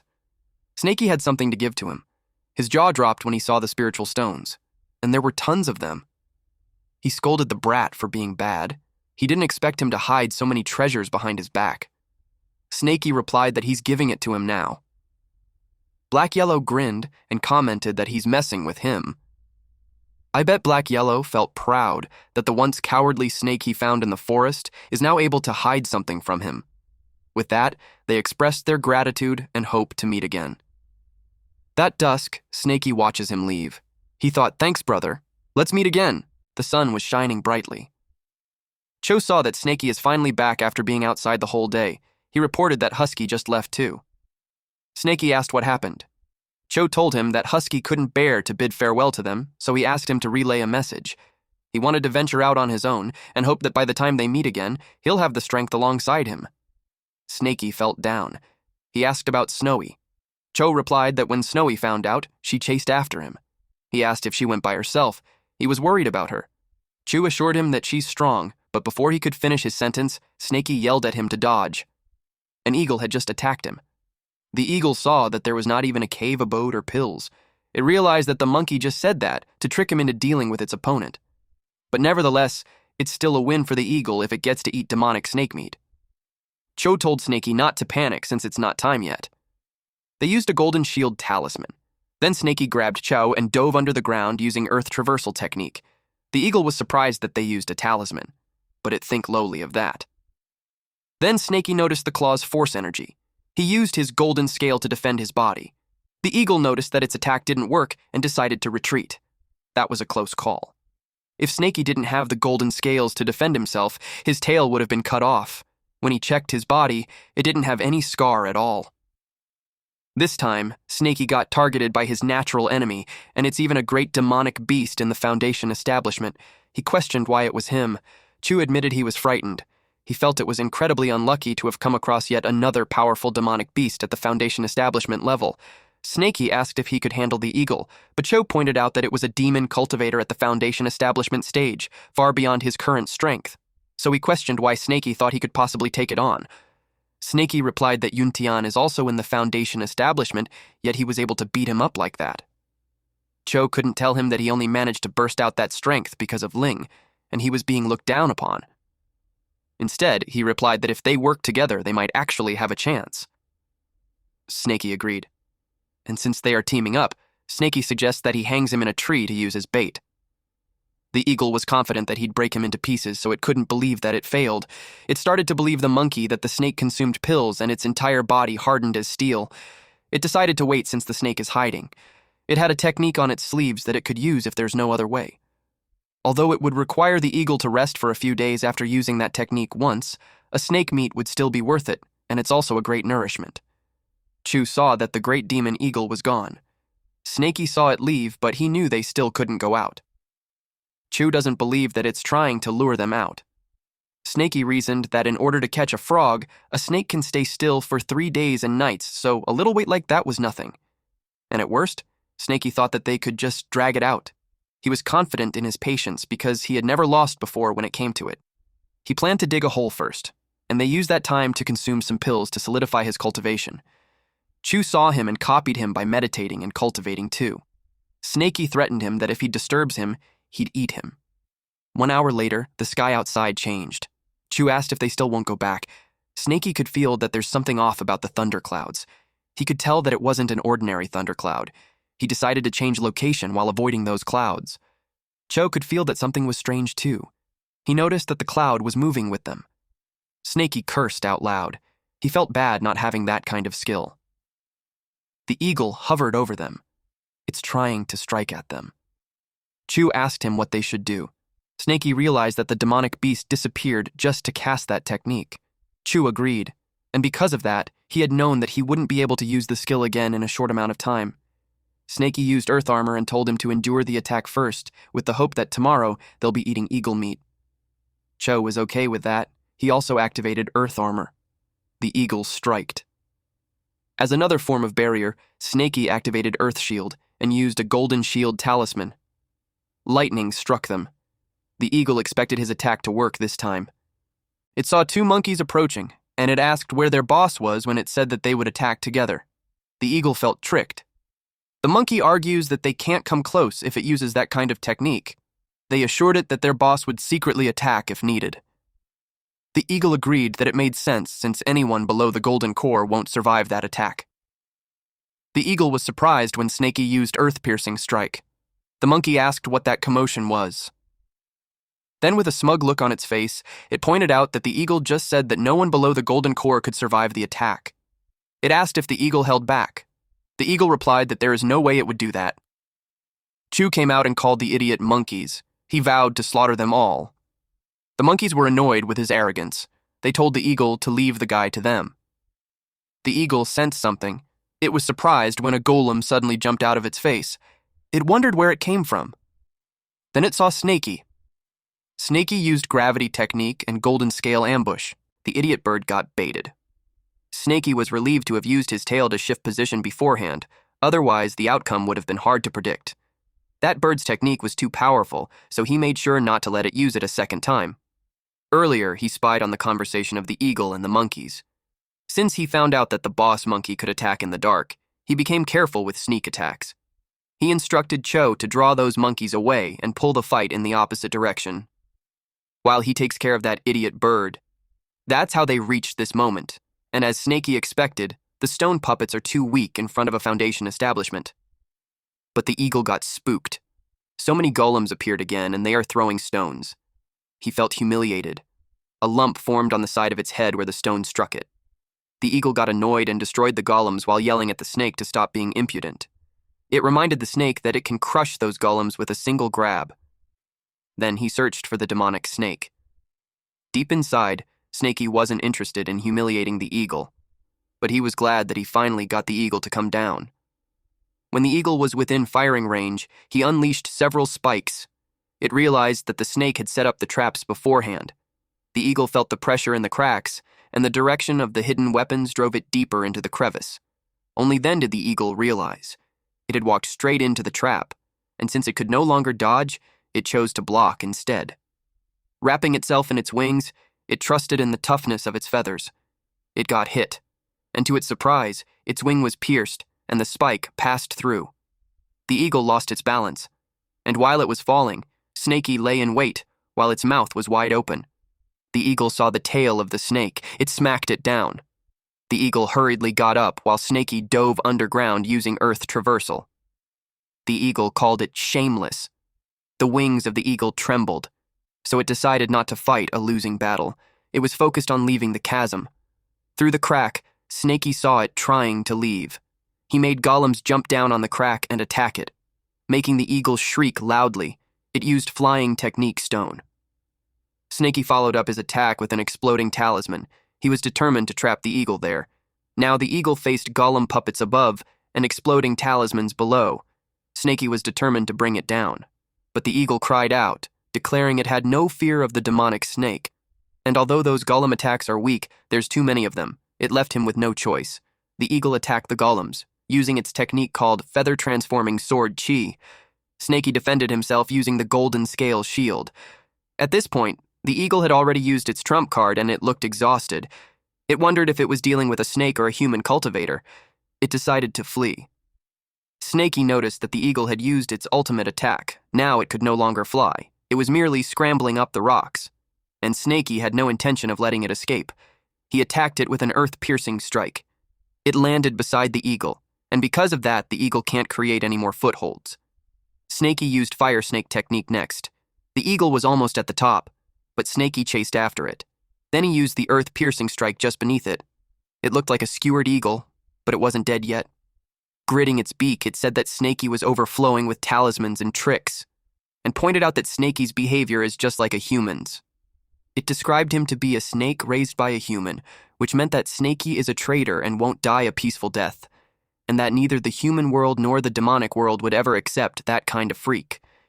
Snakey replied that he doesn't understand what he's talking about, but he revealed that he already has his own family, so he doesn't need anyone's acceptance. He made sure to point out that it's the eagle who won't have a peaceful death. Several more ground spikes pierced through the eagle. Snakey was relieved when it finally died. Now he had to quickly find the simp, but he didn't expect that he would be suddenly pierced. He took out the arrow and used divine consciousness to search for the culprit. It found something on a branch of a tree. It was the white-haired old monkey. He realized that it's the boss of the monkeys. He panicked when the arrow he pulled out was coming back again. He used golden scale slash. The arrow broke into pieces, then he dove down. He was in pain, though. He realized that it wasn't a normal arrow. He assumed that it was some kind of treasure because it could also break through his golden scales. When he looked around, the monkey was gone. Even its aura had been hidden away. He called it cunning, for it ambushed him when he's killing the eagle, and it ran away after failing. He determined that the eagle was an accomplice of this monkey. He decided to deal with the eagle's corpse first in case the monkey comes back to take it. He also had to heal his injuries first. He was pouting because it sucks to be played like that. After eating the eagle, he acknowledges how mad he is. He vowed to find the monkey and devour it. Meanwhile, the monkey was fleeing. Its ambush had failed, and it knew that if it kept fighting the snake, it would end up like the eagle. Unable to kill the snake, it turned its sights on the cultivator instead.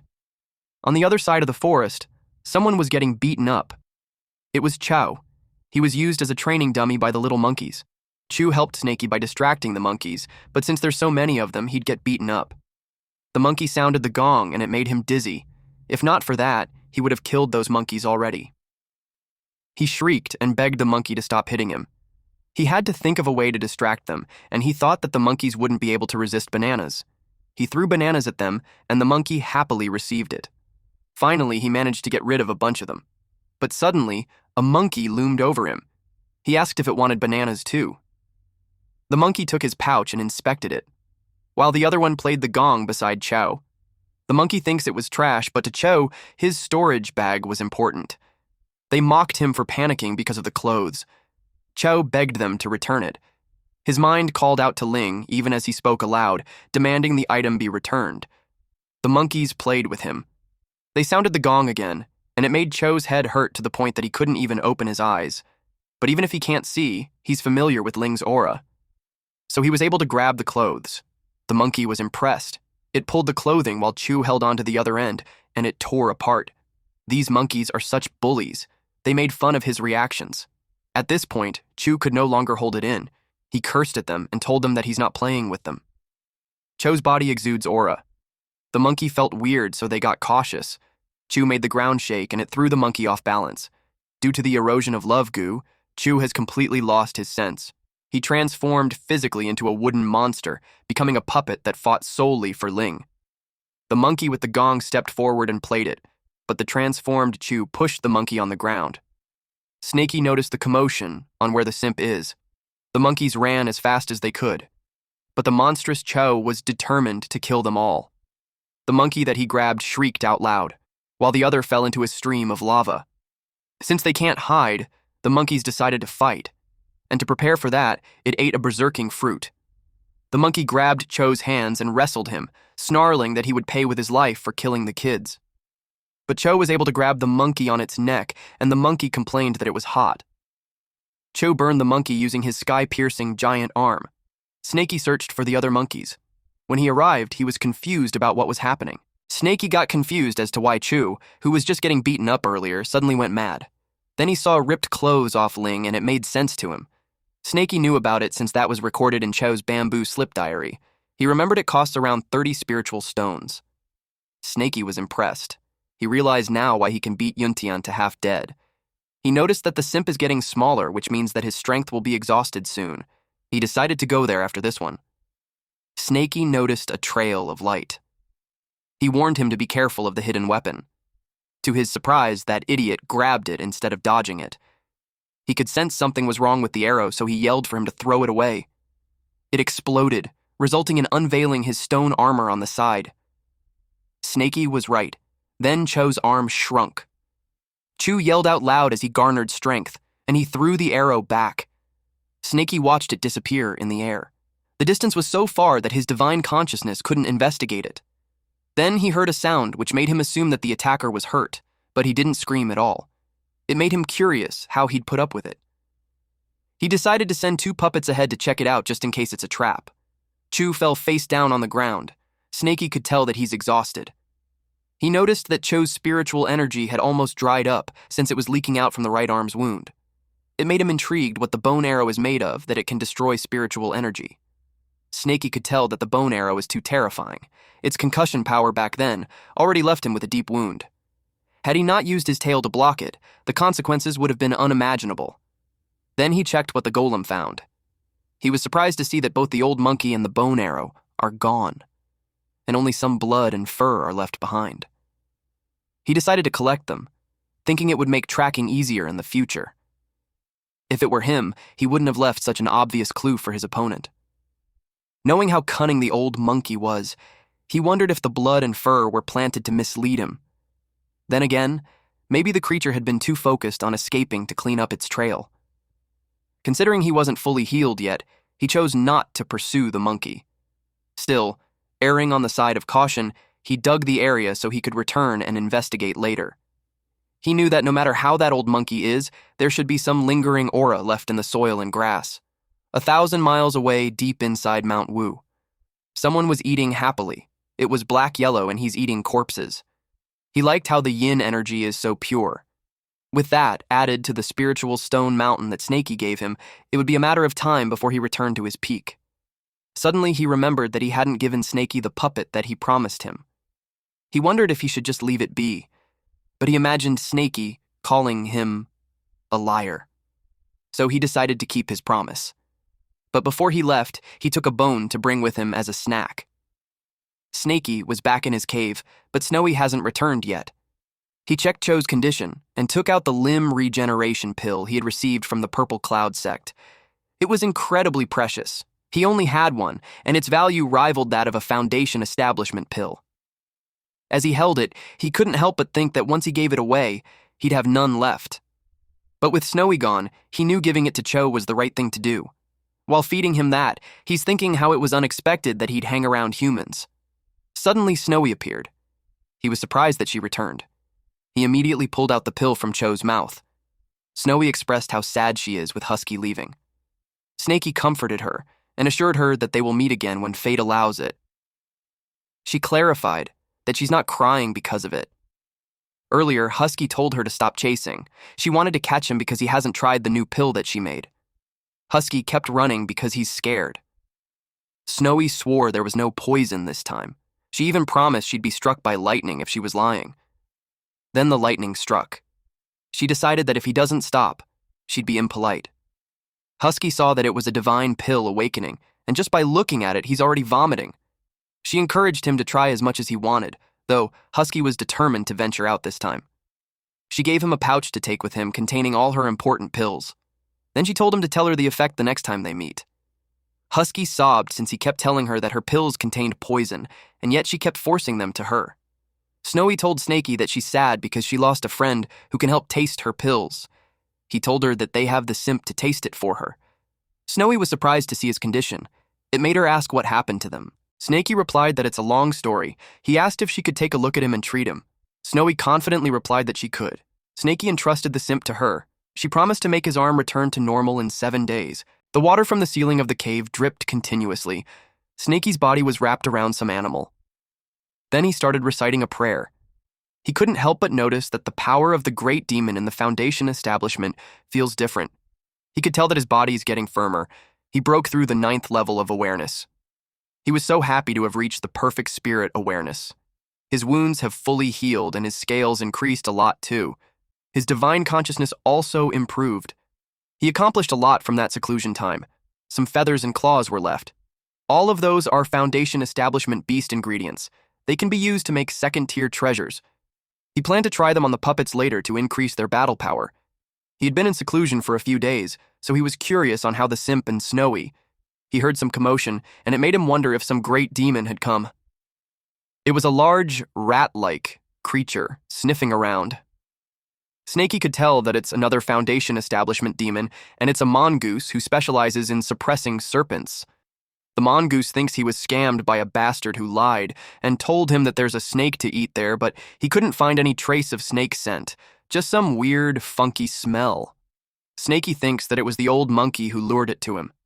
He was glad that he had always been cautious and had cleaned up his scent. He could tell that the old monkey didn't appear this time. It's obvious that he barely knew the mongoose. He knew that he needed to get rid of that old monkey, because if it goes on, who knows what other demonic beasts he'll summon. He decided to check on the simp and Snowy before he went out. Cho's arm had regenerated. Snaky was amazed that his arm actually grew back. Snowy replied that her medical skills are brilliant, but she informed him that it will take about 10 days for him to fully recover. Snaky replied that it's actually a fast recovery. Cho was dreaming about eating delicious dog meat. It was funny how Cho remembers the meat, but not the beating he received. Snaky stated that if Black Yellow was there, before he could finish his sentence, Black Yellow popped out. They were surprised that he was back. Snaky was so shocked because he knew he was in seclusion, and he's back so fast. He replied that he came back to give him something. Snaky asked what it was. Black Yellow boasted that he always keeps his promises. He gave him a bag of puppets that Snaky would truly like. Snaky thanked him. After that, Black Yellow told them that he'll take his leave, but Snaky told him to wait as he grabbed something from the bag. Since Black Yellow has a good nose, he requested him to check if there's any monkey scent on an item. Black Yellow got curious. Then he realized that is why he saw traces of battle in the ravine, and even Simp got hurt. He smelled it and identified the fur of the ice soul bear. Its strength should be at the late stage of Foundation establishment, and the bloodstain is from the demon bear too. He caught its scent on his way there and had estimated that it's about 30 miles away. He added that the bear is really sensitive to intruders. Anyone who gets near its territory will be hunted down to the end of the world.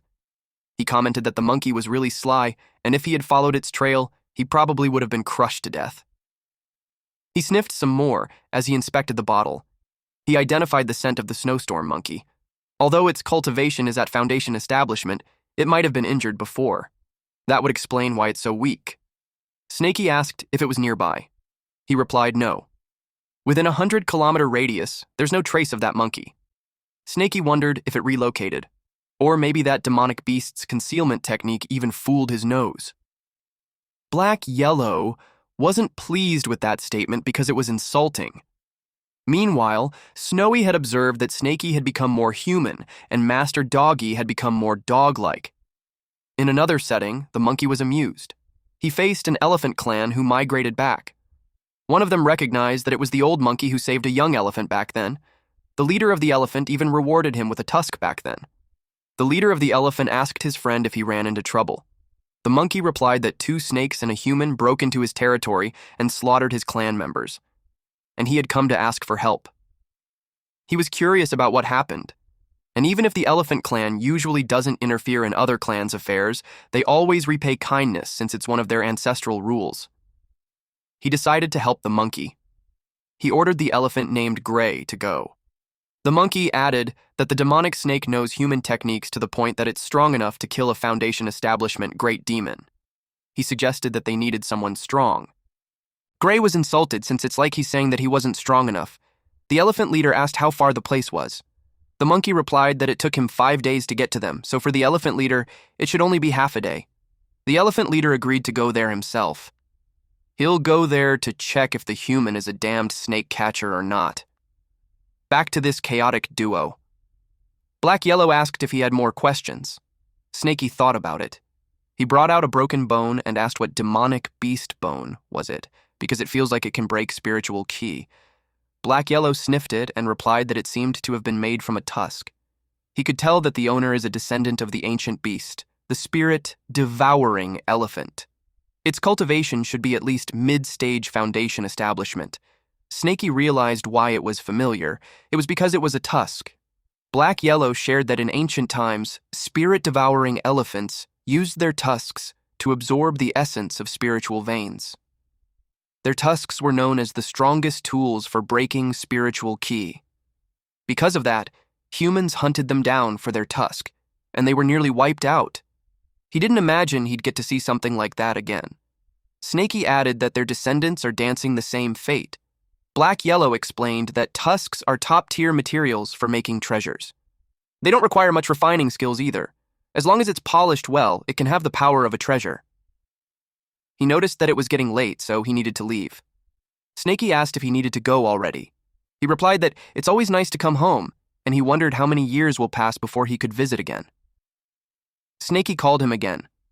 Snowy, who was observing them, thinks that Snaky is reluctant to make Black Yellow leave, but Snaky just wanted to retrieve his tusk from Black Yellow. He demanded that he hand it over. Black Yellow made an excuse that he got used to it, and it wasn't his intention. He added that he already took it, so Snaky better not be stingy. Snaky got annoyed and wrapped his tail on his head while saying that dogs really can't quit their habit of eating crap. Black Yellow tried to convince him by saying that he went back just to give him puppets, so he better not be ungrateful. Snaky yelled at him not to mix things up. While they were having their banter, Chew ate Black Yellow's leg while commenting that dog meat tastes amazing. Both Snaky and Black Yellow were speechless. Black Yellow smacked him while telling him that he's not allowed to bite. Cho woke up screaming loudly. Good food was being served. Cho looked like he's in bliss. Then suddenly the face of the angry dog appeared on the soup. That bad dream woke him up. He expressed his scary dream, getting bitten by a cooked dog. Then he sensed something different on his arm, but since it was wrapped up, he decided to just leave it be. Aside from that, his thigh hurts. It made him ask if something had just bitten him. Snaky realized that he's not fully awake yet. Snaky got distracted when he saw that the array was activating the enemy. Black Yellow also felt the strong spiritual energy coming from Snaky's direction. The aura is almost at the level of a golden core great demon. He assumed that the snowstorm monkey found another helper again. He knew he wouldn't be able to handle just a few of them. Meanwhile, the elephant leader arrived at the ravine together with the monkeys. He wanted to hurry and get it over with. With that, the monkey thought that any tricks would be useless, and the snake would have nowhere to run. The monkeys cheered. Those three were alarmed, especially Cho, since his injuries haven't healed yet. Snaky told him not to panic, and they would observe the situation first. The elephant leader yelled for them to come out. Snaky peeked, and he was confused what he's doing there. Then, connecting the information he has with the monkey and the tusk back then, he realized that the monkey has a relationship with the elephant clan. The elephant leader noticed something. Snaky realized that it can even notice his scouting puppet. This guy immediately recognized the snake puppet. The elephant leader then used scatter and fell from his flying cloud. The monkey gave him praise. The elephant leader asked if that was the place. The monkey replied that he's right, and suggested that he can just overrun the entire place and the stealth array will break by itself. The monkey announced to his clan that they could get revenge soon. With snake meats, treasures, and pills, their clan will become strong once again. The elephant leader yelled at the master of the place to come out and face him. The monkey was surprised since it was an attitude different from what he imagined. He dismissed it by thinking that he's just overthinking it. Then the elephant leader says that he hopes the friend can come out. The monkey was confused since it seemed like the elephant leader knew the snake. Since he could tell something was wrong, he thought of sneaking away. The elephant leader asked his little friend if he's unwilling to meet him. The elephant leader knew that if it weren't for its help in the dark, none of those elephants would have survived. It saved a whole branch of the elephant clan, and their clan only has 8 branches. He knew that a feat and kindness like that must be repaid with his entire life. When the elephant leader kneeled, everyone was shocked. Then the elephant leader stated that the elephant clan will forever remember his kindness. Snakey peeked from the cave and told him to put away his flame. The elephant leader was happy to see him. While the monkey got nervous, Snakey expressed that he doesn't want his new home to get burned. He added that he doesn't have to thank him since the snake catchers are also his enemies, and he just did it in passing. Immediately, the monkey told his children to run in different directions. They were all in panic. The elephant leader replied that he's too humble. He introduced himself as Man-Jin and asked what his name is. Snakey told him his name, then he explained that he and the monkey weren't on good terms and if he's really thankful. The monkeys felt something wrong on the ground. Then suddenly Snakey emerged, blasting the monkey away. He continued to say that Man-Jin shouldn't interfere. Man-Jin replied that he'll remember Snakey's name. Meanwhile, Black Yahello was out of breath. He realized that it was just a false alarm. He didn't expect Snakey to do something like that. He arrived at the scene where there was a pile of roasted and dead. Black Yahello could tell that he's no longer the cowardly Snakey from back then. He realized that he shouldn't have worried. Concurrently, the monkey leader hurriedly went to the volcano. His only chance to win is by using the terrain in that area. Snakey saw that it has talismans too. That's why it's fast. But he was confident that he wouldn't lose in terms of speed. He used triple wind talismans. The elephant leader watched them. He saw how fast Snakey went, that he already caught up with the monkey. Then, he used earth-piercing strike. If the monkey dodges, the gap between them will shrink to just 3 meters. The monkey used his treasure, the dark nether cauldron. He rode it and borrowed the force of the spike, throwing him to a distance.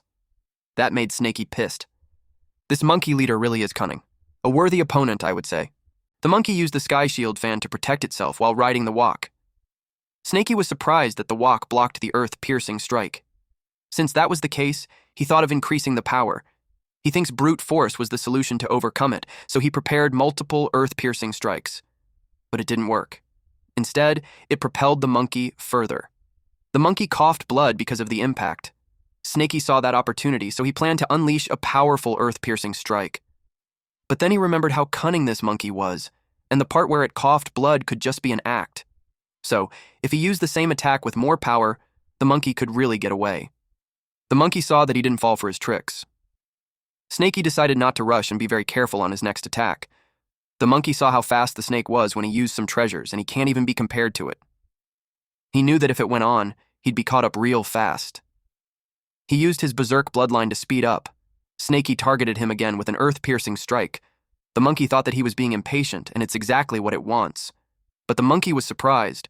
The wok got stuck. He realized he was tricked because the target wasn't him but the wok. He got furious since he had lived for centuries, and this was the first time someone ever dared to trick. He couldn't believe this brat. He hung from the wok, so it caught his attention when it shook.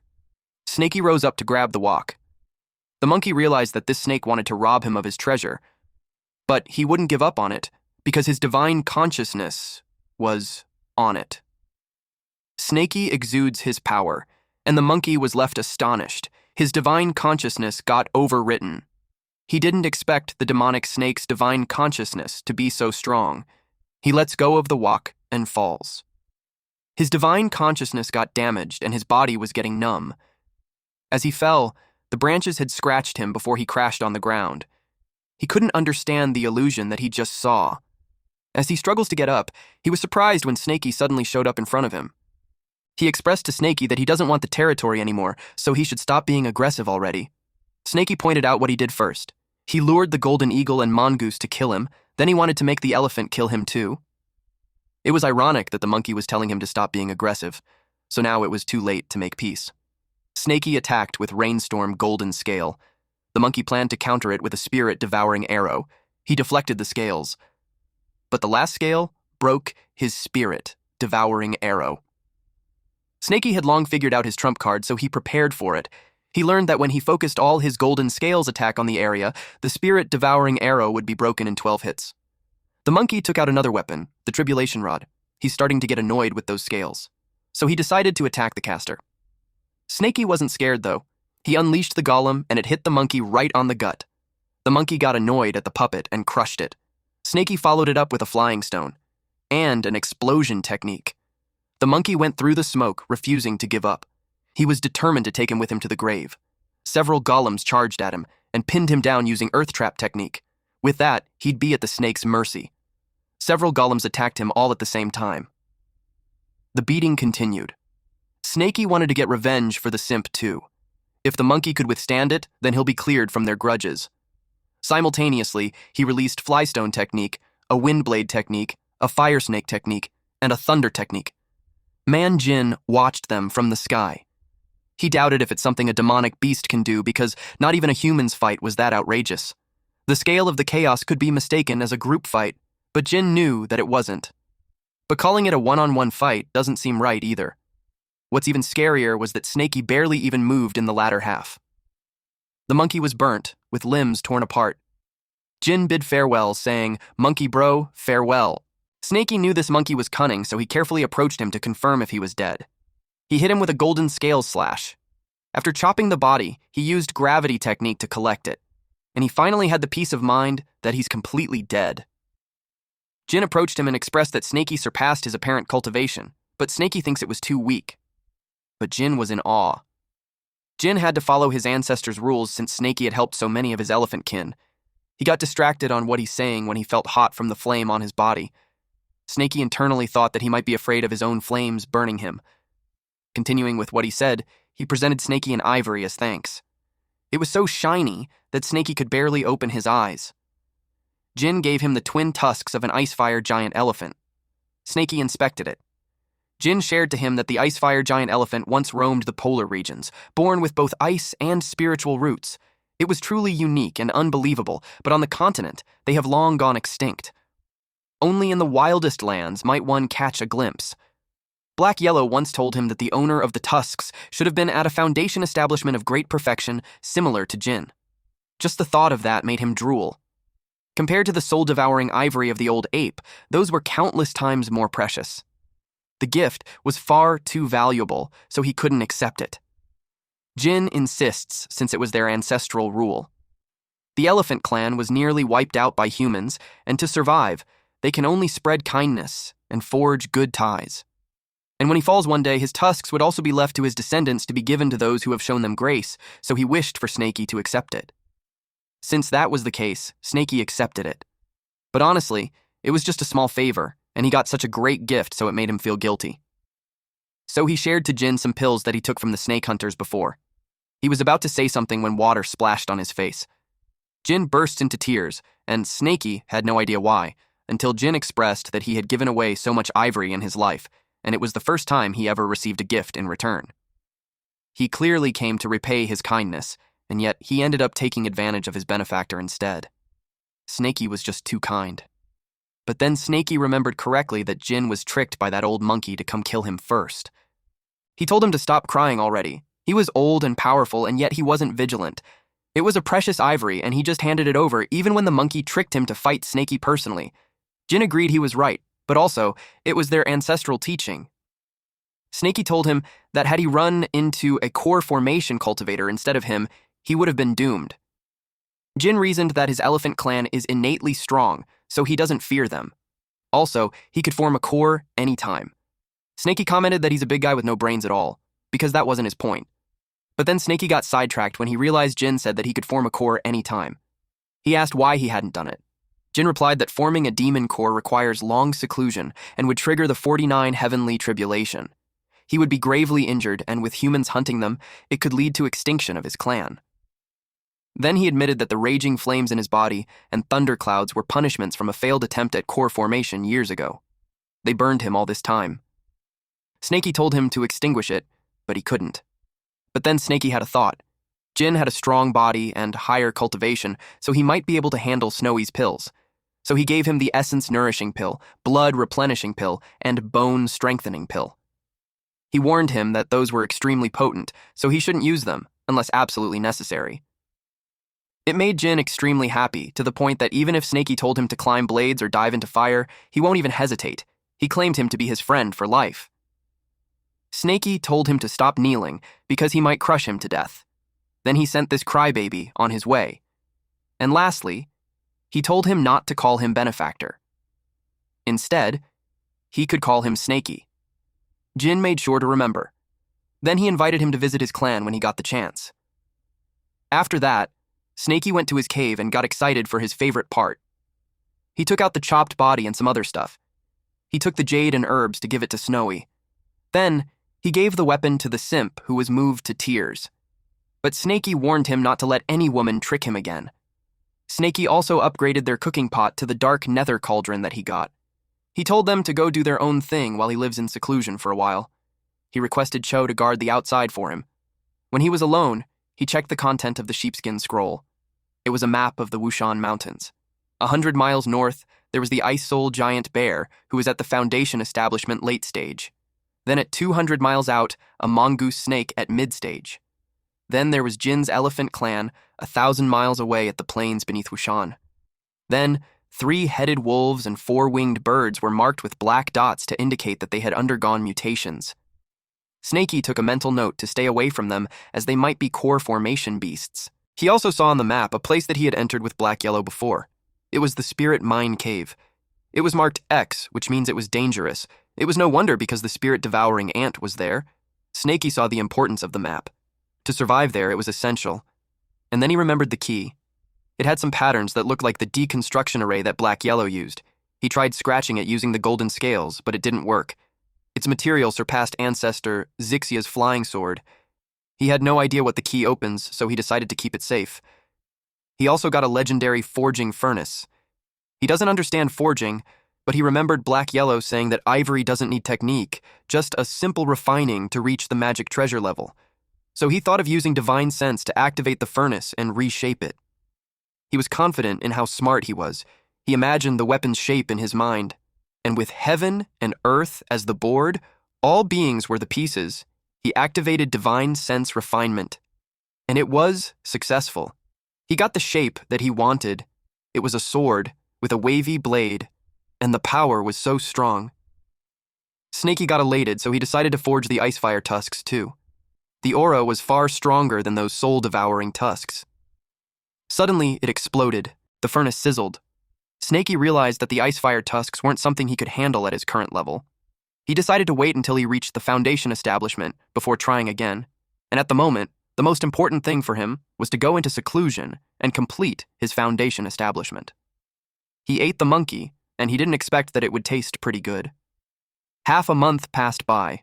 Cho finds it strange that he couldn't feel anything on his arm.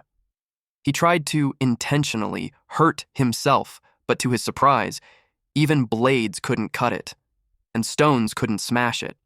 Also, fire couldn't burn it. He got enthusiastic as he realized that he could have refined the legendary copper skin iron bones. His loud voice made Snowy scolded him for being too noisy when the snakes were hibernating.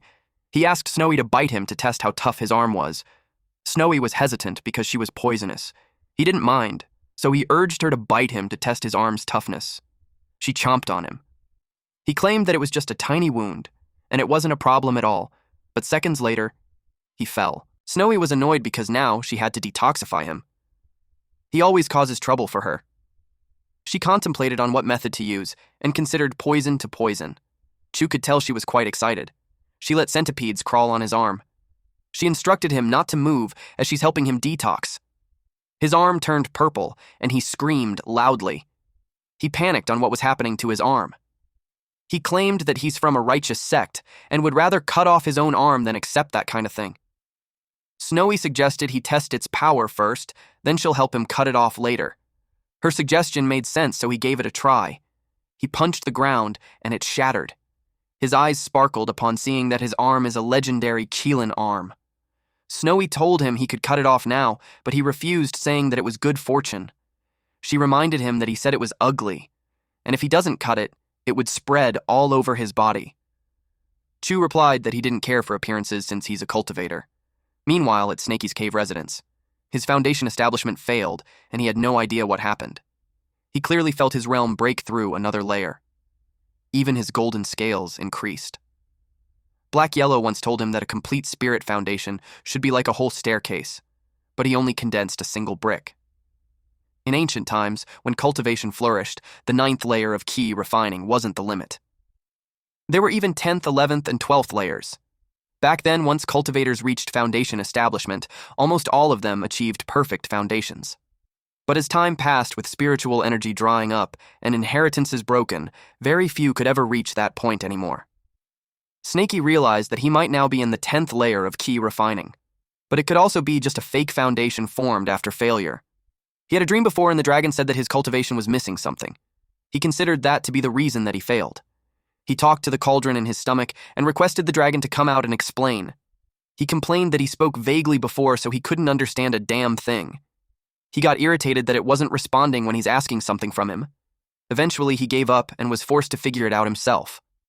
He had been in seclusion for so long that all the breast meat was digested already, so he decided to go to Snowy and get something to eat. Cho first saw him.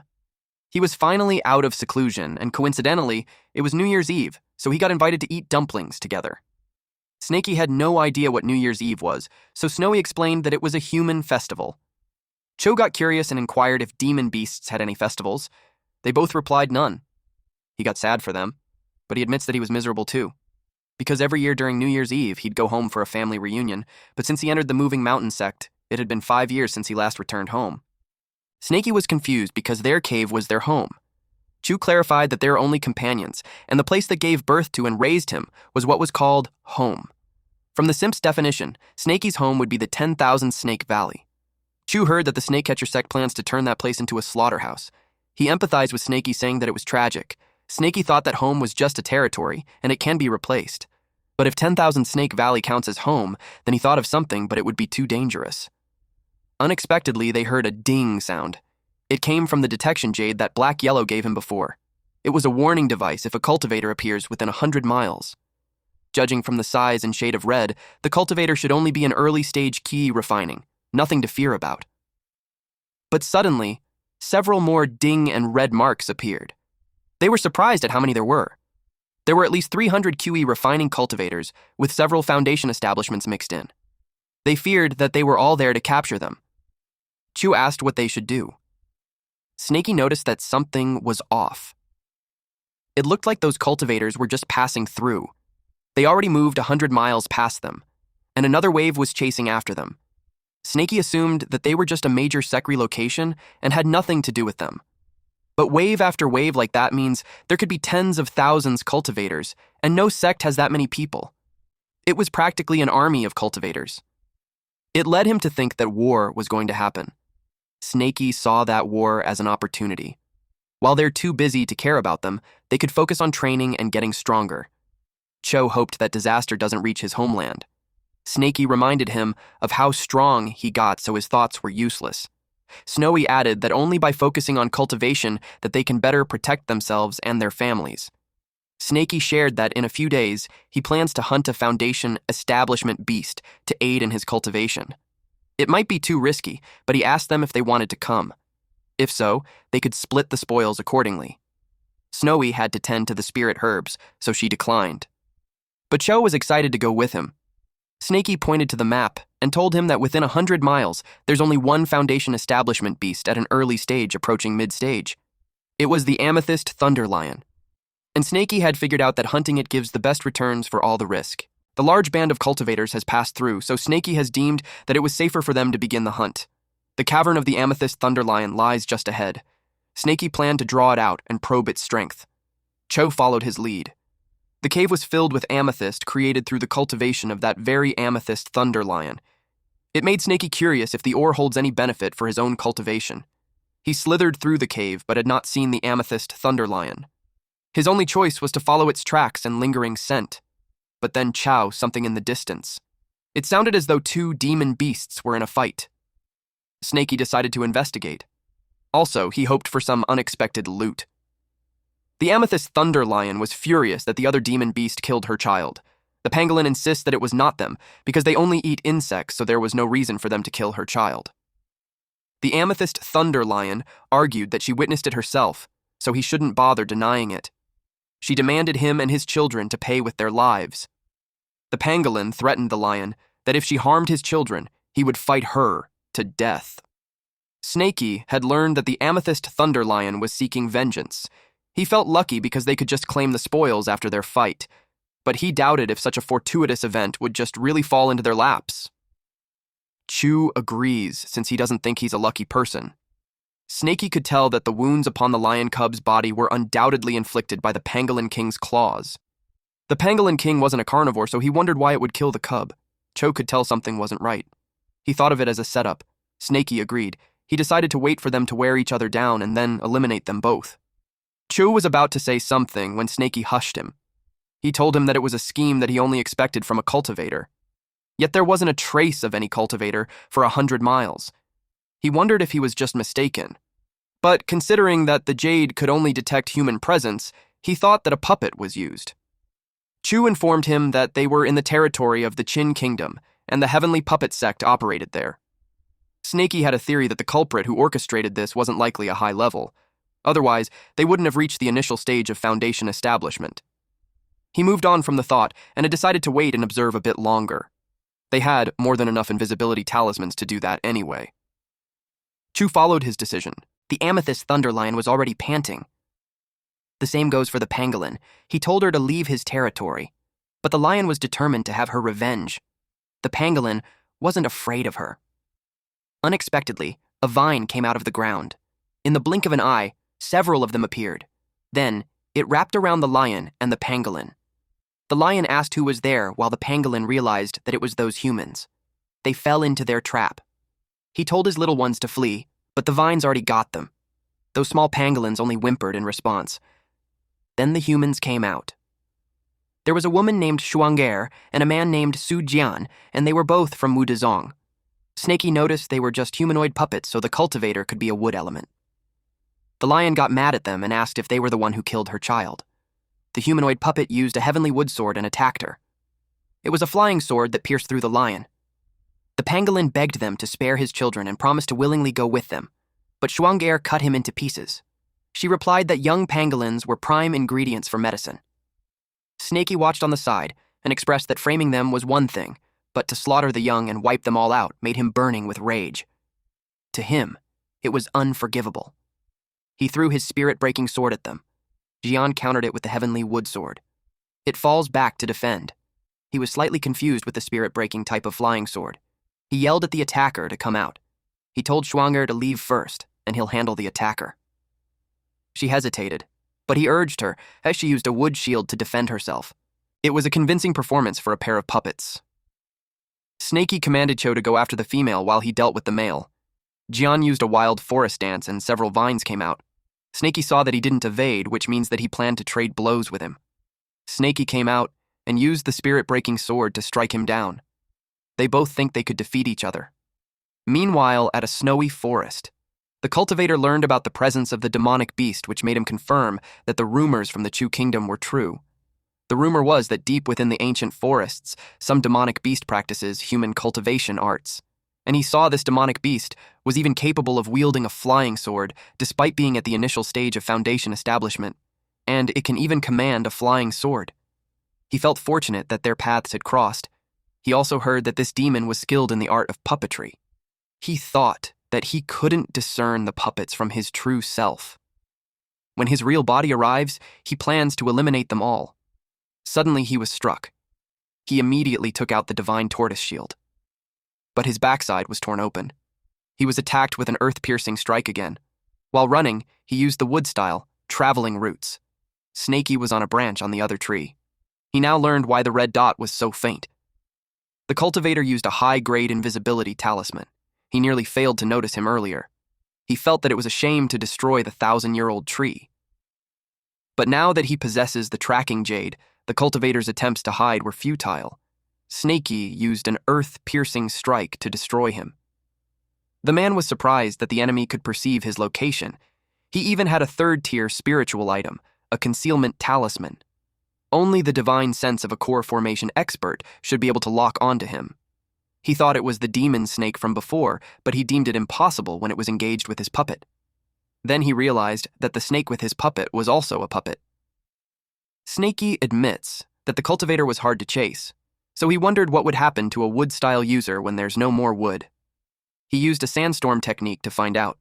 With that attack, he uprooted everything, leaving nothing behind. Cho used Heavenly Tribulation Staff. While Snakey's puppet almost ate Jian, but he blocked him using the sword, and on the other side of the forest, a sandstorm hit. The cultivator was surprised with this sandstorm technique. It was a Foundation Establishment level spell. He wondered how a mere spirit-gathering stage beast could cast that. It shouldn't be possible. Snakey knew he had exposed himself. He unleashed his golden scales. It was like rain as it hit the ground. But he noticed that the cultivator had just disappeared. He wanted to make sure he hit him and that his eyes were not deceiving him. He inspected the body and saw that the arm was missing. It was the arm injured by his spirit-breaking sword. It led him to think that it was just a puppet, that this man could actually switch places with his puppet. The cultivator commented that beasts would always be beasts, and they were so easily deceived by such a simple ploy. He used Heavenly Puppet Thread. Snakey tried to use Earth Evasion, but it was too late for him to escape. The real Snakey sensed that his puppet was no longer responding. They had been separated by over 10 miles. It would be over before he could get there. His only chance was to force a counterattack by controlling the spirit-breaking sword with gravitational art. The cultivator used spiritual sense disruption. The distance was too great, making his control unstable. He collected the snake puppet and the flying sword. It was just a shame that the Pangolin King managed to escape. Snakey sensed his puppet and spirit-breaking sword being taken, so he told Cho not to let them get away. Cho affirmed the command. Schwanger sensed an earthquake. She guessed it was from the earth-piercing strike, but she couldn't believe it was possible at that range. Cho used his Chila and arm on her. She was distracted when the spell's intensity suddenly spiked. Earth-piercing strike shots up from the ground. Seeing those towering spikes made Jian worry for Schwanger. He rushed to save her, and once he got her in his arms, he left. But Cho chased after them. He used a noxious stench lightning bomb. The stench made Jian groan. He wondered what that foul thing was. Chu kicked him while responding that it was a pill. He punched him using a Keelan fist. While Cho grabbed his neck, a snake hissed. Snakey cuts off his head using the tail. Shuang saw Jian's head roll. She cried and begged him not to abandon her. Chu watched her, but Snakey thinks it was ridiculous. He couldn't believe that they still had that role-playing act even at death's door. He breathed fire in their direction, but Cho stopped him. He asked why he interfered. Chu sympathized with them because they were star-crossed lovers just like him. Snakey corrected him that what happened to him wasn't being a star-crossed lover. After that, Snakey's cave had been filled with treasures. It made the venture worth the risk. He got a huge haul. There were over 2,000 spirit stones alone.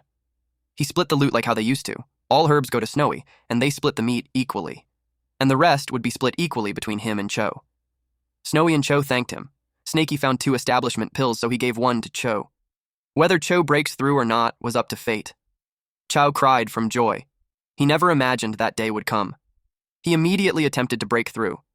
Snakey thought he was a fool, just being happy with a 30% cut. He remembered Black Yellow used to trick him like that before. He took out what was left in the storage bag, the Amethyst Thunder Lion, and 5 Foundation Establishment pills. It was more than enough to see him through to the Foundation Establishment stage. There were also jade slips that were filled with wood-style spells. Snakey's element was earth, so he set that aside at the moment. But to his surprise, the other set of jade splits were about puppet art and a second-layer earth puppet technique. It allows the creation of Foundation Establishment puppets with 3 skills: Spirit Thread, Position Swap, and 100 Machine Control. It was great, but he had to reach the Foundation Establishment first to practice. Snakey had fully prepared to go into seclusion. He won't be emerging until he successfully breaks through. He ate the lion. While doing so, he could tell it looked much smaller than when he first encountered it. He wondered if it was because of an illusion spell. 2 months had passed, and Snakey was so close with his goal. He ate more Foundation Establishment pills and willed himself to focus. But there wasn't enough spirit energy. He added some spirit stones and absorbed it. It made his body glow. And eventually, he breaks through the Foundation Establishment stage. Snakey Key emits a light blue true key. It means he had achieved a perfect foundation establishment. The color of the chi was the ancient perfect foundation establishment that Yahello described. Golden scales also enveloped his body. It truly showed that he had succeeded.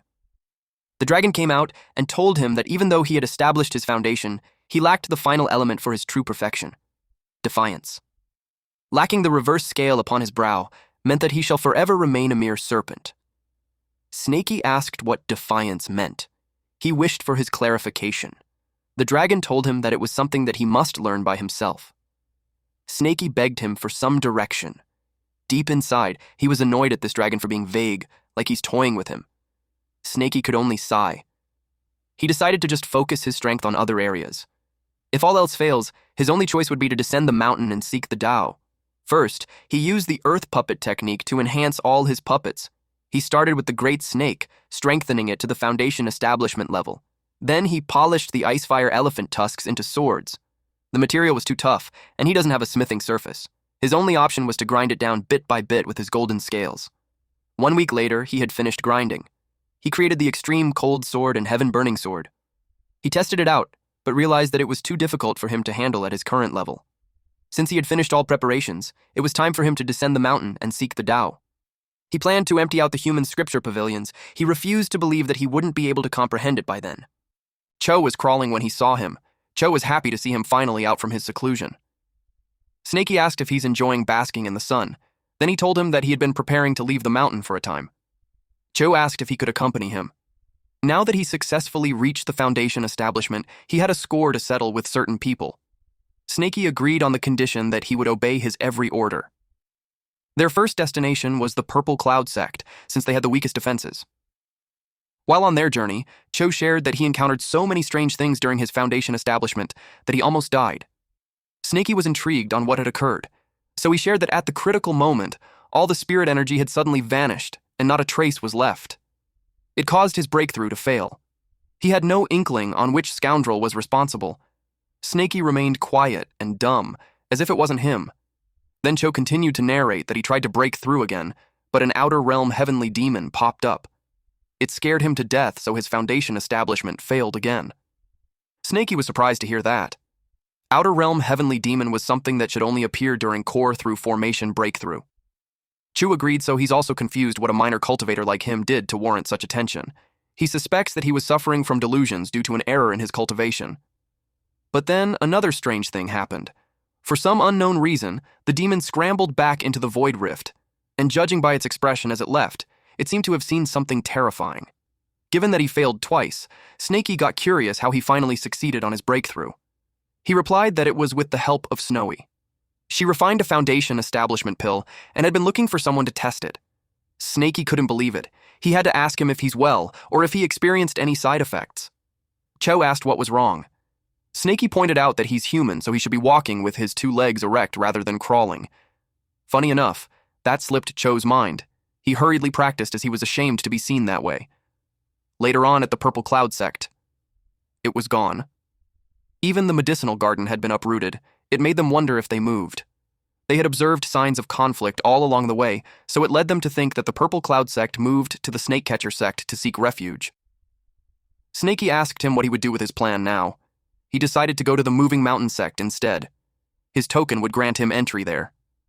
Snakey agreed with him, and so they went there and arrived. Snakey hid inside the bag that Cho carried.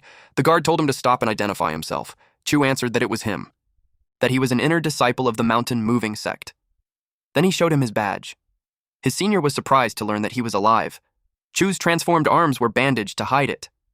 He asked his senior who pronounced him dead. His senior explained that he was placed on Yuntian's wanted list last year when he fled into the deep mountains and had been missing for half a year. So, the sect declared him dead. So, all his cavern abode and all his belongings were handed over to his relatives for inheritance. He couldn't believe it. Both his parents were mortals, so he questioned what manner of relatives could he possibly have to claim an inheritance. His senior had no idea. He only knew that it was a female cultivator from the Purple Cloud sect. It was the elder Chu who handled the arrangements. It made Chu furious. Meanwhile, at Chu's cavern abode, 2 pretty women were having tea. One of them was named May, and she had heard that the spirit energy of the Mountain Moving sect was exceptional. And being there now, she could say it truly lives up to its reputation.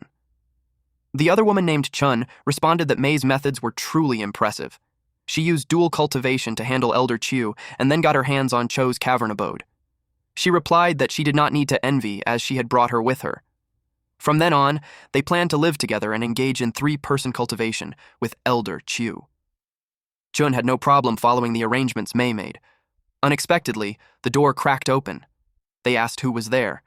May was so angry at who this bold person was daring to trespass in her cavern abode.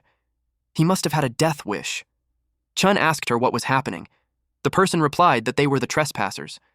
They were surprised to see Cho. They couldn't believe that he's alive. Since he was alive, he told them to leave. But May called him a lowly, spineless man and told him to look carefully.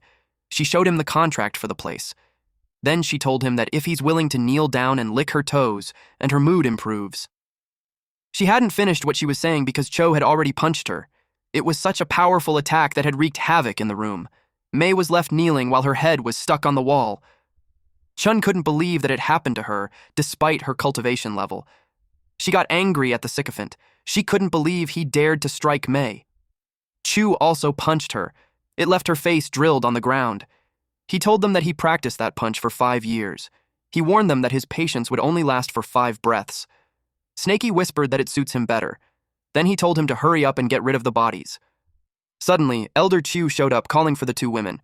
He called Chu a wretched creature for committing murder. He told Elder Chu that it was his private territory, so, as per sect regulations, no one should trespass, and not even an elder was exempt from the rule. Elder Kui was furious. This man was at the initial stage of foundation establishment. Elder Chu warned him that he's courting death. The elder unleashed a fireball towards him. But Cho just stood there and swatted it away. The elder was shocked. Chu told him that he's also at the foundation establishment now, so he should stop trying to intimidate him. He couldn't believe that the brat broke through in less than a year. In the past, when he was still in the QE refining stage, he was able to heavily injure Yuntian. Now at the foundation establishment, he feared that his strength was a matter not to be taken lightly. Cho warned him that he'll remember what he did, and then left. While they were on the move, Snaky asked why he spared him. Killing him would have been a simple task for Cho now. But had he killed him, not only would it be difficult for him to escape, but they also won't get the things that Snaky wanted. Snaky praised him for a job well done. He was quite impressed. Chu replied that it was only because Snaky was a good teacher. They hurriedly went to get the items, then they planned to kill the elder and flee. Elder Q was annoyed at that bastard Cho for ruining his plans. Rather than fighting him himself, he thought it would be better to kill him through a third party. And the most effective instrument at his disposal would be the enforcers of the 4-sect alliance. The 4-sect alliance, under the command of the Heavenly Puppet sect, was waging war against the Chu kingdom. They were starved for combatants. And since Chao murdered an ally, it was a crime punishable by death. At Mountain Moving Sect Grand Hall, Snaky hid on a branch outside the hall. He hoped that Cho wasn't in some kind of trouble. Chu asked the Mountain Moving Sect, Elder Shu, who was at a mid-stage of foundation establishment, on where he could find Shi Longzi and the sect master. He couldn't find them anywhere. The elder responded that Longzi had gone to the Chu Yan front lines, and they wouldn't be back for some time. During the duration of the war, Elder Shu was in charge of all internal affairs, so he advised him to speak with him instead. Chu was shocked to learn that the Qin army had already reached Chu Yang City. He inquired what the Mountain Moving Sect's role was. Elder Shu informed him that cultivators had no nation and home. They only have the legacy of the sect. In the grand scheme of hundreds or thousands of years, nations were fleeting moments. Only the sect endures. Chu understood. Then he expressed the reason he came was to receive the cultivation techniques for the foundation establishment stage, as well as the rewards for his promotion to elder. But his master wasn't around. Elder Shu hugged him and was pleased to know that. It was expected of their sect's genius to reach the foundation establishment so quickly. The elder opened the door, and Cho got confused. Elder Shu explained that under normal circumstances, the rites of promotion to elders would take half a month at least. But in these times, things got simpler. He told Cho to follow. He received 1,000 spirit stones, 3 vials of Pei Yuan pills, a vast quantity of restorative elixirs, 1 spirit treasure, Thunder Fire Seal, 3rd-tier spirit talismans, a vast quantity of common spirit talismans, and Jade Slip. The bounty was truly overwhelming. Cho told Snaky to select whatever he wanted. In times of war, resources flow freely. The sole price for it was service on the battlefield. Snaky inquired if Cho was going to the battlefield. He replied, yes. Apart from the inner disciples of the snake-catcher sect, all Foundation establishment cultivators from 4 major sects were assigned duties on the front lines. Fortunately, he still has time to prepare. Snakey doesn't understand human conflicts, so he only advised him to simply be certain of the path he chose. Chu expressed that his desire was to grow stronger. Snakey saw the scrolls of the advanced arts he wished to learn. He must master those as quickly as possible. Chu told him to take his time, as he will stand guard for him. There was the Stonevein Heart Manual 2nd Tier Advanced, the Mountain Embracing Seal, 2nd Tier Advanced, Falling Stars 2nd Tier Peak, and Moving Mountain and Ridge Clearing 2nd Layer. Meanwhile, in the forest, Chu Ming of the Mountain Moving Sect welcomed the enforcers. A man asked if it was him who filed the report concerning a member of the Mountain Moving Sect murdering an allied disciple. He confirmed it.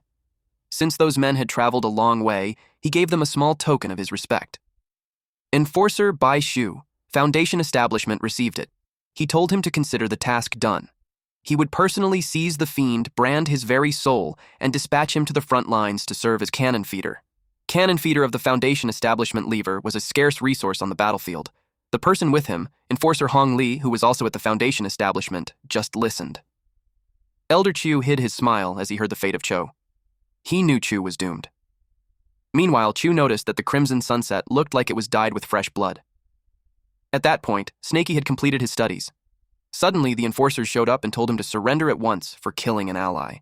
And if he doesn't resist, his life would be spared. Cho quickly hid behind a tree. Snakey saw this as a good opportunity since he needed to practice his recently acquired knowledge.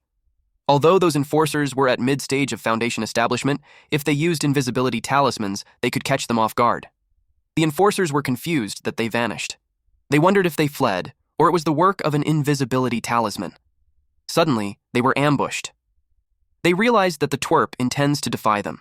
They put up a golden gang shield and the shield of the earth. They decided to split up, but within the close range of each other. They could tell he was close. Snakey unleashed the spirit-breaking sword to the weakest link. Elder Chu screamed out loud when his arm got cut off. The spirit-breaking sword turned around. He cursed at Cho for resorting to a sneak attack. He was about to create a sandstorm, but the sword stabbed him on the back. He could no longer muster any strength. The enforcers saw the sect elder fall. They couldn't believe Cho dared to kill an elder in front of them. They vowed to bring justice. Chu sneaks behind them to attack them with his cudgel. Shu used a concealment-breaking mirror. Chu was caught off guard that the invisibility was dispelled. They had no choice but to fight openly. Shu and Li attacked him at the same time when they found where he was hiding. They thought of him as arrogant when he just reached the Foundation establishment. Shu wanted to teach him a proper lesson. They found his accomplice, a snake demon at the initial stage of Foundation establishment. It was the same one on the sect's wanted list. Cho noticed that Snakey had been exposed as well. The concealment-breaking treasure was becoming a real nuisance. If that was the case, he thought of handling the woman on his own. He grabbed her. Shu told them that attempting to divide their forces was foolish.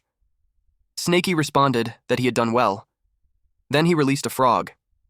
Shu used a high-grade golden talisman to protect himself. Seeing the frog's color, he could tell it was poisonous.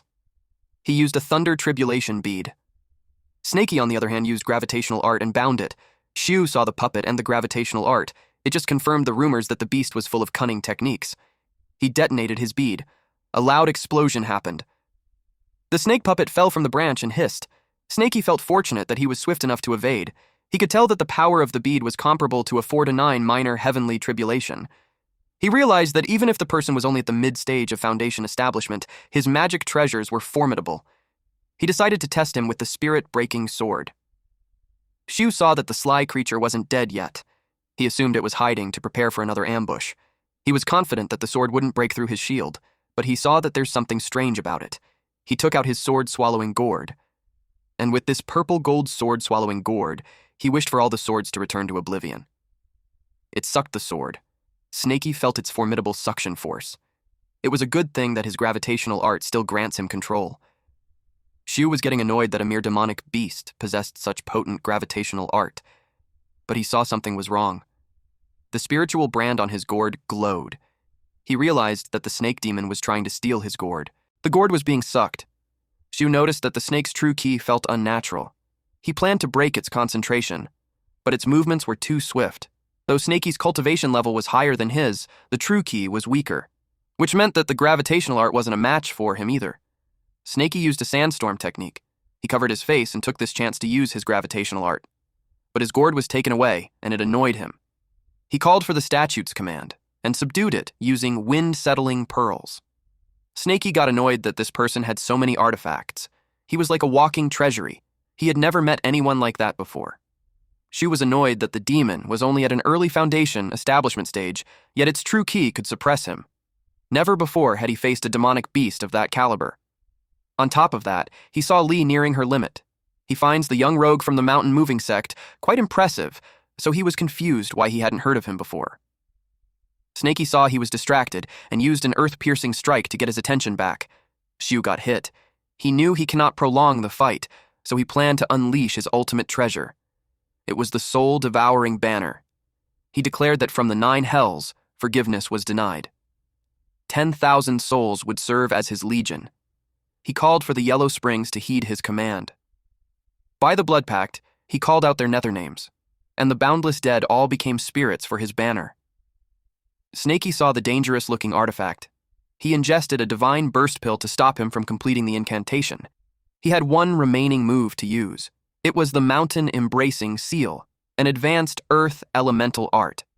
For this technique, one must calmly visualize a great mountain until its phantom image appears, then fuse it with true ki to give it the form. The stronger the true ki, the greater the technique's power. This technique demands immense true ki, a potent earth spiritual root, and deep comprehension. It is recommended to use in the late foundation establishment stage. 10,000 ghosts devour the soul. At that moment, for Snaky, retreat was not an option. He poured in true ki to give the mountain form. Shu expected him to become sustenance for his soul-devouring banner. He planned to tear the snake apart. Snaky was surprised that the branch he was in snapped. He activated the mountain-embracing seal. Shu was confused, when suddenly the mountain emerged to crush him. He recognized that it was the mountain-embracing seal. Hardly anyone in the entire mountain-moving sect knows that technique. It covered a wide area, and it was coming down, so he hurried to get away. He used a cloud supporting umbrella, but it was useless. He got caught in the falling mountain. He screamed out loud as the whole area turned chaotic, and the mountain had made contact with the ground. The powerful impact made Lee worried for Shu. She got distracted. So Cho was able to wrap his weapon on her body using heavenly tribulation cudgel-binding art. He followed it up with a kill-in fist. Her spine broke from that punch, and when she crashed on a tree, it caused an explosion. Cho was relieved that it was finally over. It was only possible because Snaky drew her attention. Then he noticed the mountain-embracing seal. Just as he expected of his senior, he mastered it in one attempt like a true genius. Upon remembering his senior, he wondered where he went.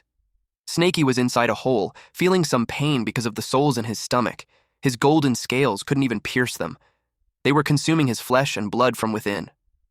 He willed himself to remain calm, and he tried to think of a solution.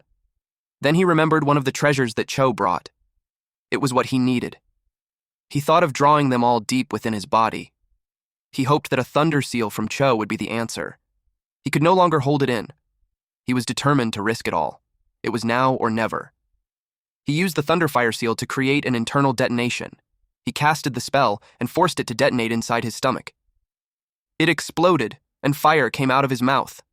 Then it ended with a loud burp. At that point, he already looked haggard. He never imagined he would employ an artifact in that matter. It was fortunate that his body was resilient. Having a mid-grade spirit treasure detonate within the body was no laughing matter.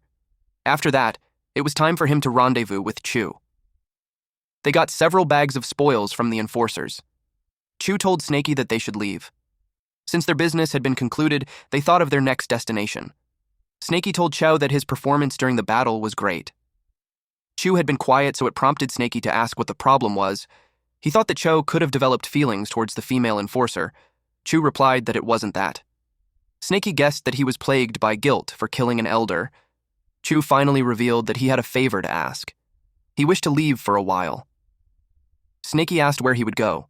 He wanted to join the front lines in Chuyang City. Snaky got concerned because he killed an enforcer, meaning even if he goes to the front lines, the Qin army would just treat him as cannon fodder. He clarified that he isn't going to the Qin front lines, but to the Chu front lines. He is of the Chu nation.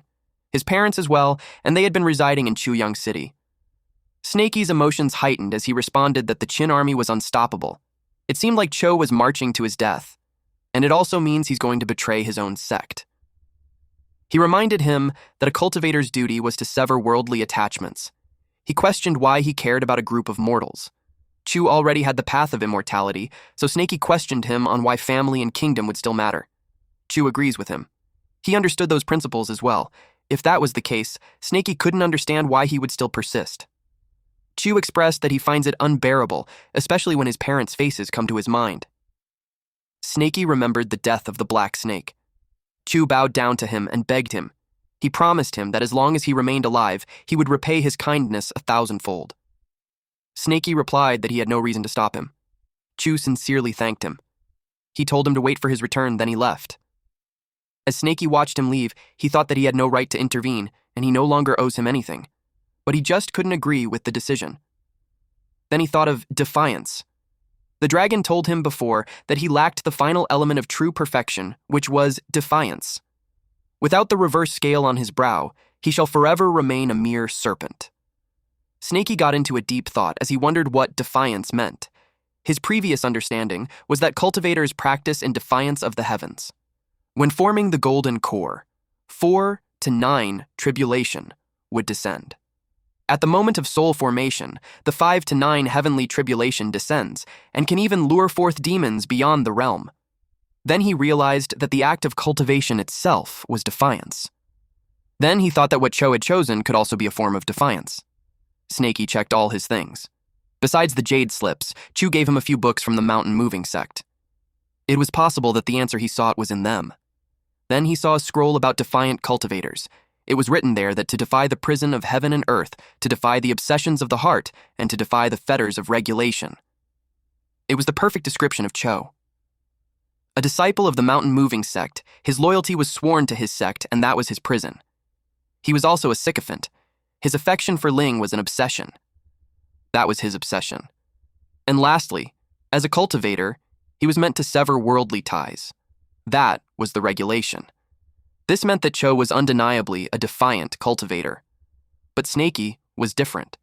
He had to discover his own path of defiance. He deemed it was time to go down the mountains to see the path where he came from, his native land, and to see the world of humans. At the Iron Bear Mountain, it was the place he once ruled the mountain as king, and also where it was once destroyed by a great fire.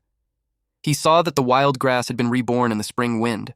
He saw that a subsect of the snake-catcher sect had also been erected there. He saw that they had yet to lay down protective arrays, and the cultivators were still new.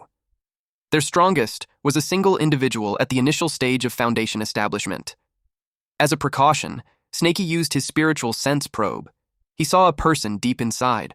On a closer look, it was Dao Ling, the man who hunted him for hundreds of miles and even became his inner demon at one point. But when he saw him, he was confined in a dungeon.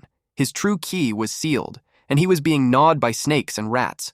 He was also barely alive. It made Snaky wonder how he ended up in such a state. Snaky heard him cursing at Wenzuo, the treacherous animal.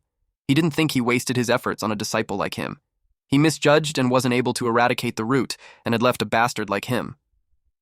It made Snaky think that Wenzuo did that to Daoling and that they had a deep-seated blood feud between them. If that was the case, then it made perfect sense that Wenzuo betrayed and killed his fellow disciples before. A man came and told the guards to keep Daoling alive a little longer. It made Snaky wonder what an act like that qualifies as defiance. Although he could wipe out the subsect with ease, there was no need to start the snake in the grass just yet. Also, he knew Daoling would no longer live. Meanwhile, at the snake village, the guards aggressively entered and searched the houses. The villagers wanted the Qin dogs to get out of their village. But the snake village had fallen too. One of the villagers pledged fealty and surrendered to the great immortal. They begged him and offered him a head. The man asked what it was about. It was the head of Zhang San, who refused to surrender. They took his head and offered it to him as an offering. They wished to submit to the Qin army and follow his commands. They begged him to take them in. The man was pleased and commented that a person of good sense adapts to the times. He called someone to enlist the man into their ranks. The man sincerely thanked him. Those men were eager to leave the place. Snaky watched them and noticed those two cunning men who only ensured their own survival. Only staying alive gives hope. Once a person dies, everything is gone. Those men who were taken away had hidden a weapon on their back. Snaky saw it. Then they yelled that it was all for the eternal glory of Chu. The cultivator got furious that they dared to ambush him, so he burned them. Those two mortals killed their comrades to gain trust, only to dare slay the cultivator.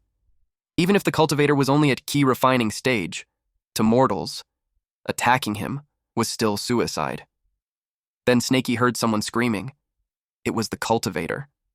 His face burned as the weapons that scratched him were laced with poison from spirit grass. Through pills, meditation, and healing, even if they use poison, it was still not easy to take the cultivator's life. The cultivator ordered the soldiers to form a protective array around him. Snaky knew that cultivators were invincible to mortals. That was the law of heaven. Meaning from the very start, they planned to trade a few lives to take a cultivator. The cost of this defiance was too heavy. To be born as humans was a precious thing, so it made Snaky wonder if they truly hold their own lives in such low regard. He went to the house at the entrance of the village. It was the Wang family's home. He remembered that child from that family used to give him fish. He wondered what happened to him. He saw him sitting in a dark room. The kid sobbed as he held the rope. He wished for his father's forgiveness for failing him. He refused to become a slave in a conquered land. He placed the rope on his neck to hang himself. Snaky called him an idiot. He released his golden scales to cut the rope. The boy fell. Immediately, the boy sensed a familiar feeling. He could tell it was the old black serpent. Snaky was under an invisibility talisman, so a typical cultivator shouldn't be able to see him. He wondered how a simple mortal could see him.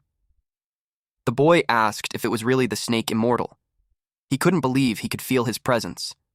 Snaky showed himself, and the boy was elated to confirm it was him. Snaky asked this boy named Wang Xiaoyu why he's trying to hang himself. Xiaoyu already assumed the snake immortal already knew the village's circumstances. Then he reasoned that with their kingdom on the verge of collapse, his life doesn't hold any purpose now. Suddenly, his stomach grumbled loudly. It made him embarrassed. Judging by his appearance, Snaky could tell it was just because he had nothing to eat and was about to starve to death. Snaky gave him meat, and it made him drool. He made a fire, and chomped on the food while admitting that he was in fact dying of starvation. But that wasn't the entire reason. Now that his stomach was full, Snaky asked him if he still wished for death. Xiaoyu told him not to think too little of him. For the past 2 years, he studied under the town's scholar, and when the day came that the Qin army captured him, he would still choose to end his own life over enslavement. Snaky asked him if he's aware that for every 1,000 sea turtles born, only one hatchling makes it to the ocean. Or of the countless salmon that journey upstream, a mere 1% would successfully spawn. Within the kingdom of Chu, there would be innumerable living beings. He asked what portion of that was humans. He suggested there could be 100 million.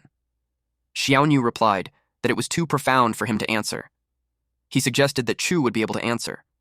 Snaky asked where he could find him, but when the kid was about to answer, the soldiers had arrived. Those soldiers knew someone was inside the house. Snaky used his invisibility talisman. Xiaoyu turned pale. The guards were determined to slay the people inside the house. Xiaoyu braced himself and declared that in his next life, he would still be a man of Chu again. But before the guards could reach him, their necks were slashed, and their bodies were cut in half. Xiaoyu trembled in fear. To his surprise, he was alive. And the guard in front of him had a terrified expression. The guard ran out saying that the building was cursed. The other guards were confused about where he's going. They asked him what happened to the other two. Snaky came out. From the house, Xiaoyu could hear the guards screaming. They also yelled that there was a monster. They called for the cultivator. Eventually, it got silent. Xiaoyu went to the door looking for the snake immortal. Snaky asked him why he came out. He assured him that everything was all taken care of. Xiaoyu rushed to hug him while saying that he's amazing. Snaky placed an invisibility talisman on him, then told him to lead the way to Chu. Xiaoyu informed him that Chu resides in Chenjia town. He was the town's most renowned scholar and a former top scorer in the imperial examinations. He was a very good man. He teaches impoverished children like them without charge. In Snaky's head, he recalled Chenjia town, the place where he first attained consciousness. While they were on the way, Xiaonui shared that Chu gave him a new name. He was called Wang Ding. Ding as in a single word as weighty as 9 sacred tripods. Snaky affirmed that it was a fine name. They arrived at the location. They saw Chu drinking. Chu told him he came at the right time and invited him to drink with him. He got an excellent wine as a gift from the Qin army. He shared that the army commissioned him to pen their historical records. Ding asked if he accepted. Chu did without hesitation. He passed the imperial exam at 15 and served in court for 3 years, advocating for reform, only to be banished back to his hometown for offending the powerful. He had grown tired of the miserable life. Ding couldn't believe him. He told the kid that life was a difficult road, so he had to do his best to survive it. Snaky had just confirmed that Chu shares the same choice as him. For the sake of survival, he submitted to the Qin army. It made Snaky strongly believe that survival is what matters the most. Later on, Chu informed Ding that he would be departing for the main camp of the Qin army. He left the house and all the books to Ding. At this point, Ding was drunk. He bid him farewell. Snaky told Ding to wait there while he chased after Chu. He found Chu at the edge of the cliff. Just as he suspected, he was lying and wasn't headed to the Qin camp. He wondered what his purpose was for coming to the river's edge. Under the moonlight, he declared that the surging years cannot be held back. Ying's capital lies in ruins, with its skies blotted by doves. He continued to say that the longsword lies broken and consumed by the river's fish. Zhao's clear stream knocks upon the emperor's celestial gate. Snaky wondered what it meant. Then the next thing he knew, Chu jumped, and he fell on the running water. It was so tragic. There was no longer a sight of Chu. Snaky wondered why Chu would lie to Ding, and he couldn't understand why he chose death with such conviction, especially when he's 100 times more brilliant than any normal person. Submitting to the Qin kingdom would have guaranteed him a life free of worry. Snaky thought he'd find answers on the books that he left behind. He read a lot. Chu chose to drown himself, preferring death to becoming a slave of a fallen nation, and before he died, he left all his wealth to Ding. Life was precious, but there would always be more value than life itself. And Snaky guessed that to Chu, it was Ding. Snaky finally realized what defiance truly meant. It was to defend one's principles with their very life. Ding woke up and asked him if he had found what he was searching for. He replied yes, and it was thanks to him that he was able to unravel it. Ding was happy for him. As the saying goes, to hear the Tao in the morning and die in the evening was acceptable. He congratulated Snaky. Snaky expressed that he wished to thank him and Chu. So, before he leaves, he wishes to grant him an opportunity. Snaky casted the spell. Ding asked what it was. Then Ding felt pain in his body. Snaky taught him a breathing technique for cultivation. Whether he would attain enlightenment would be up to fate. Ding had no foundation to speak of. The single wisp of true Kui should take him a very long time to digest. He told him that he was the only one who could decide for his own path. He hoped to meet again. Then Ding lost consciousness. Snaky remembered what Cho mentioned, that the snake catcher sect intends to perform a blood sacrifice at the Myriad Serpent Valley. He deemed it was time for him to return there and fulfill his own defiance. Meanwhile, at the Myriad Serpent Valley, the cultivators noticed that the number of snakes in the valley was already approaching 3 million, and the disciples were still luring some more. One of them asked if the master was planning to lure all the snakes of the southern domain for a sacrifice to achieve a breakthrough in a single attempt. One guy said yes to that, and added that their master hasn't even gotten involved in the war between Qin and Chu. While they weren't joining the conflict, and thus haven't received any resources nor pay from them, their neutrality had also kept them safe, preventing the Qin kingdom from interfering or attacking them. The cultivator claimed that a new age was upon them. True power lies only in strengthening oneself. And by sacrificing millions of snakes, their master would surely succeed in breaking through to the mid-stage of core formation. And even then, they would be able to reap some of the benefits. They compared the sacrifice to drying up the lake to get all the fish. But with that, the snake population won't recover for a century. They claimed that for the sake of cultivation, some even sacrifice mortals, so sacrificing a few snakes won't be a big deal. They went back to spreading their snake-luring powder. Zhuan Yangzi finds the view spectacular. Yuan congratulated him. Kui Yuan was at the peak of Foundation establishment. He admits that his aptitude was less than Yangzi. He was stuck at the peak of Foundation establishment for 50 years, and his life was drawing to a close. He was moved that Yangzi hadn't given up and was willing to include him. Yangzi replied, gave a 0 rating for those words. He told him that they were brothers in arms who faced death together, so there was no need for such formality. He was certain that the blood sacrifice would allow him to break through to core formation and extend his lifespan. Yuan accepted his auspicious words. The moon shone brightly. Yangzi determined that it was time. He activated the formation. The disciples were all waiting on pins and needles. He casted the spell and activated the great blood sacrifice formation. The snakes below hissed loudly. Yangzi called forth the myriad serpent cauldron and began the sacrifice. The red cauldron started to form as they continued to cast the spell. They activated it, and the rest of the mist covered the area. The myriad serpent cauldron had been sealed. Then they bound it. The blood sacrifice was the greatest event in Yangzi's life. 3 million mortal snakes and 500 snake demons were more than enough for him to reach the mid-stage core formation. It was also enough for every disciple there to break through and reach the next level. It was a living sacrifice, so first they had to extract the snake blood, then refine the snake galls, and finally the flesh, bones, skin, and scales. He ordered everyone to connect to the myriad serpent cauldron. The amount of energy they can absorb would depend on their own destiny. Snowy was caught in the massive formation too. She hid first as she suspected Snakey would come, but she had no idea when. She couldn't afford to wait there to be slaughtered. She realized she had to fight. At the very least, she could slow them down. It was time for her to try her new and improved invincible thunder poison devouring pill. She threw it at those cultivators. The stench was carried by the wind. It distracted them and made them puke, and some even melted. Some had become bones in an instant. The others tried to shield themselves with true ki while they stayed clear of the toxic mist. The mist mixed with the cauldrons.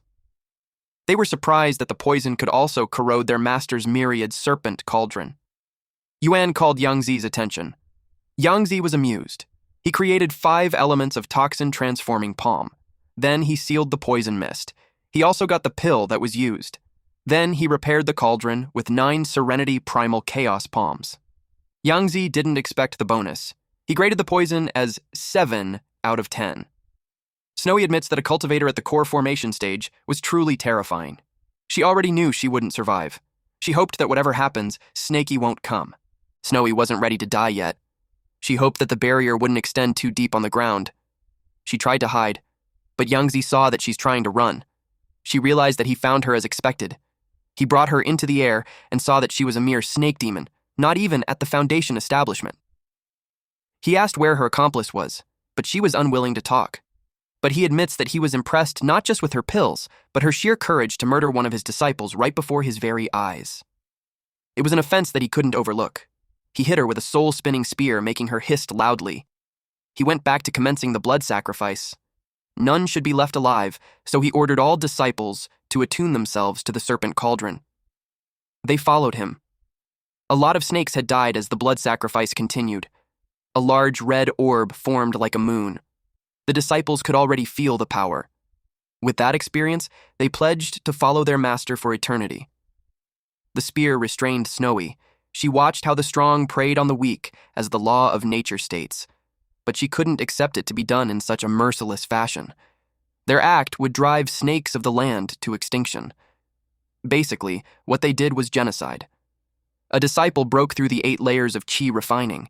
The others felt their breakthrough too. They were oblivious that a sword was thrown at them, and as it passed by, their heads rolled off in an instant. Yangzi had confirmed that using the white snake as a lure did its job. He acknowledged that the demon snake was quite clever to go for the cauldron. Yuan saw the flying sword, and was surprised that it broke through Yangzi's protective aura. He warned his junior brother to be careful, because something was amiss with the flying sword. The disciples realized they were ambushed while in the middle of breakthroughs. Snowy knew it was Snakey. Yangzi restrained the flying sword. He didn't expect a demon at the Foundation establishment stage. He yelled at it to show itself. He grabbed Snakey with his technique, making him hiss loudly. Snakey couldn't move because of the intense gravitational art. Yangzi brought him close and confirmed that he was the one who destroyed his wooden puppet clone. Snakey's arrival was timely. He rated this body with such abundant spirit energy and essence, a 9 out of 10. Snakey hissed at him and told him to get his hands off him. Since he was making such a ruckus, Yangzi decided to throw him into the cauldron. Snakey realized that it was true. A Foundation establishment cultivator was utterly powerless against one at the core formation stage. Worse, Yangzi was at the pinnacle of the core formation, far beyond the likes of that old crone from the Purple Cloud sect. But he still has the gift that Black-Yellow gave him. Black-Yellow told him to wait until his life was on the line to open it. And with it, no matter the opponent, the treasure inside would even the odds. It was Black-Yellow's bronze mirror. The quality was unknown. He remembered that it was the very mirror that Black-Yellow tried to pilfer from the Purple Cloud Pavilion. Yangzi recognized the Purple Cloud sect's heavenly demon mirror. The Purple Cloud sect came into possession of the mirror centuries ago, yet none have ever discovered the method to awaken it. He never dreamed that the snake demon would actually use it. He saw the mirror become larger. He wondered if it was locking onto his position, but there was no response, so he thought it was just a mere trick of the eye. So, he used 9 Serenity Primal Chaos Palm to destroy it. The power was overwhelming. With that, the gravitational art had been broken, so Snakey was free at last. His true friend helped him a lot. The artifact could actually contend with the core formation stage. Yangzi's hand was burned. He had learned the power of the mirror that he judged recklessly earlier. His statement was echoed by his image in the mirror. It was too bizarre. He doesn't fully understand this mirror. The disciples saw that it could match their master's blow. They realized that the reflection wasn't just a perfect likeness, but it even mimicked their master's techniques. They couldn't fully comprehend this cursed relic. It was as if their master was fighting his own self. The mirror looked sinister, with it glowing in red. Then the reflection actually coalesced into a tangible form. Yangzi admits that it was impressive, but he was certain that it had weaknesses. First, the entity could only mimic his personal techniques, but it surely cannot duplicate his magic treasures. It was truly an inauspicious artifact. He rated it a 0. He threw the wandering dragon sword at it, and to his surprise, the entity that looked like him did the same. He didn't expect it to even duplicate magic treasures. When their swords clashed, it caused an explosion in the air. Yangzi decided to attack the source rather than treating the symptom. He planned to shatter the mirror so that the clone would collapse on its own. At the same time, the doppelganger moved closer to the mirror. Yangzi charged his palm with Wind Thunder Palm technique. And surprise, surprise, the doppelganger did the same. Both of their attacks met at the center. It was so intense that even the surrounding area started to get electrocuted. Yangzi then realized that whether he attacked the clone or the mirror, it would retaliate with an identical technique. He thought that if he cannot resolve this mirror, then he'd simply eliminate its master first, which would lead us back to our boy Snakey. Yangzi called for the towering mountains to arise at his command, and for ancient forests to serve his will. Large trees emerged from the ground. He added a sword chi layer on it. Plus, he made a wood puppet clone of himself. His puppet clone moved out to kill the snake. Snakey saw them and recognized that it looked the same with the wooden puppet clone which he and Black-Yellow destroyed previously. He didn't expect him to summon so many at once. Just a little flashback. Back then, when Black-Yellow gave him the mirror, Black-Yellow told him some difficult statements, and he didn't pay much attention to that mumbo-jumbo. This black dog even spit on Snakey and onto the mirror, just to complete the ritual. But at the present moment, it has become useful. He could use the heavenly demon art to defend, amplify power, and create a wooden puppet clone. Basically, when the mirror's user was attacked, Black-Yellow made it so that the mirror could produce identical techniques and protect the user. The next thing we knew was that an explosion happened. Apparently, the wooden puppet clone that the mirror created destroyed the ones that were produced by Yangzi. Yangzi saw it and learned that he couldn't strike the snake either, and possibly it triggers the mirror's defensive instincts, causing it to strike even harder. Snakey saw that the mirror had created more clones than Yangzi, and they seemed more capable. Given that Black-Yellow's artifact was already powerful, he couldn't even imagine it on its peak. He found an opening to save Snowy. He removed the trident from her body. Snowy saw him, but he told her to save her breath and just rest. The clones attacked the other members. They tried to flee from it because they knew that even as mere clones, they couldn't possibly defeat them. Yangzi was in a pinch. He couldn't break free from the entity, and his only option was to depend on others to slay the snake. If that's how it was, he decided to play along with it for a while. He told Yuan that he would keep the mirror occupied while he took their men and executed the snake immediately. Yuan was frustrated that it blocked his junior brother like that, especially when they were just one step away. He was furious with the snake. He ordered the disciples to halt the blood sacrifice and converge. They must use their full strength to annihilate the snake demon. They all heed to his call. He initiated the destruction of the remaining pseudo-clones. Meanwhile, Snowy was already weak. She knew he would come there.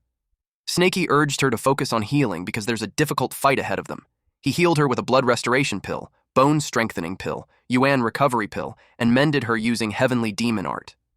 At the same time, the disciples found them and charged all at once. Snaky planned to hold them off while Snowy went to safety. And then he told her that once she recovers, she has to prioritize breaking the cauldron to save their brethren. Snowy assured him that she has a way to counter the cauldron. The disciples used explosive fire talisman, wind-piercing spear, and thunder fire talisman, but Snaky was able to roll away from those. They realized that the snake demon was too fast, and their attacks wouldn't land. And suddenly, one of them was hit with the earth-piercing strike. Snaky followed it up with fire snake technique and burned most of them. Concurrently, Snowy took out a pill. She had a theory that the poison pill could eat through the barrier. She tried it and it was a success. The barrier shattered. Snowy told their brethren to take that chance and run while they can. The snakes rushed outside. Then she told Snaky to blow the poison smoke over there. Snaky used the Gale talisman to do that. The poison travels through the air. The snake catcher sect disciples tried to run, but they fell from the poison. Thus, someone ordered all low-ranked disciples to fall back. One of them commanded everyone to guard the exit of the Myriad Serpent Valley and not let any of those snakes escape. And the Foundation establishment's inner disciples volunteered to take charge of those two snakes. Another disciple told the eldest senior brother to leave Snaky to him, but he was reminded not to be rash. He was determined to settle the debt of harming them that day. He chanted that the highest good is like water and water benefits all things without striving. He confined Snaky inside the water prison. Snaky thinks that his chant was bullshit because it didn't benefit him at all. Instead, it trapped him. He used his tail to break it. Snaky hit him even when he used mystic jade protection. This senior disciple told this junior disciple to take a pill, meditate, and heal first. It wasn't his place to charge since he just recovered from his previous injuries.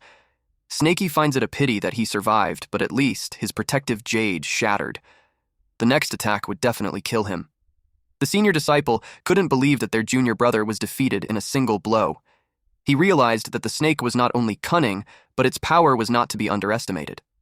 He's also aware that its magic treasure could even hold off their master. He had no idea how many trump cards this snake holds. He ordered Liu Fei, Su Bei, Wang Ping to go first and coordinate their attacks. They all replied yes. Bei unleashed the Thousand Vine Spirit-Locking Formation. Snaky saw the vines and realized that it was a wood spiritual root. Fei, they used Mystic Fire Skynet. Now it made sense to Snaky. It was a wood fueling fire. Snaky was now confined, but he used water sphere protection to defend himself. Plus, he unleashed the stone golem to break the formation.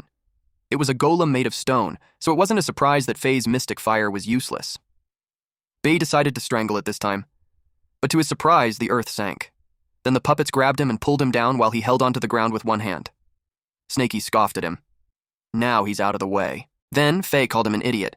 She unleashed the heaven-reaching mystic fire to kill the snake, and Snaky countered it using fire snake technique. To her surprise, her mystic fire was suppressed, and she was engulfed by the snake fire. Ping told her to go heal herself. It was Ping's turn. Snaky tried to hit him with an earth-piercing strike, but he sidestepped to evade it. Then, Snaky used a wild dragon tail whip. Concurrently, Snowy was at a distance. She got worried for Snaky as she watched the earth-piercing strike towering over the trees. Snaky decided to take a pill. He knew it couldn't drag this fight any longer because the biggest threat on the other side hasn't made his move yet. He solidified his true Kuai. The atmosphere has changed because of the terrifying true Kuai. The disciples saw the sky and turned pale. What they saw was the mountain embracing Seal. They didn't expect that the snake demon evolved to that extent. The disciples begged for their eldest senior brother to save him. Suddenly, someone used the Xuanyang heaven-slaying sword and sliced the mountain in half. Snaky was hit with the impact.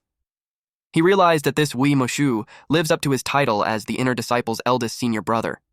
The man was more formidable than the others. He was more than 10 times stronger than the previous enforcer, Bai Shu. Thank you all for watching. Please watch this next Giga Chad video, and I'll see you guys next time. Also, support the channel by joining the Summon Club membership. You can also support by just liking the video and being awesome.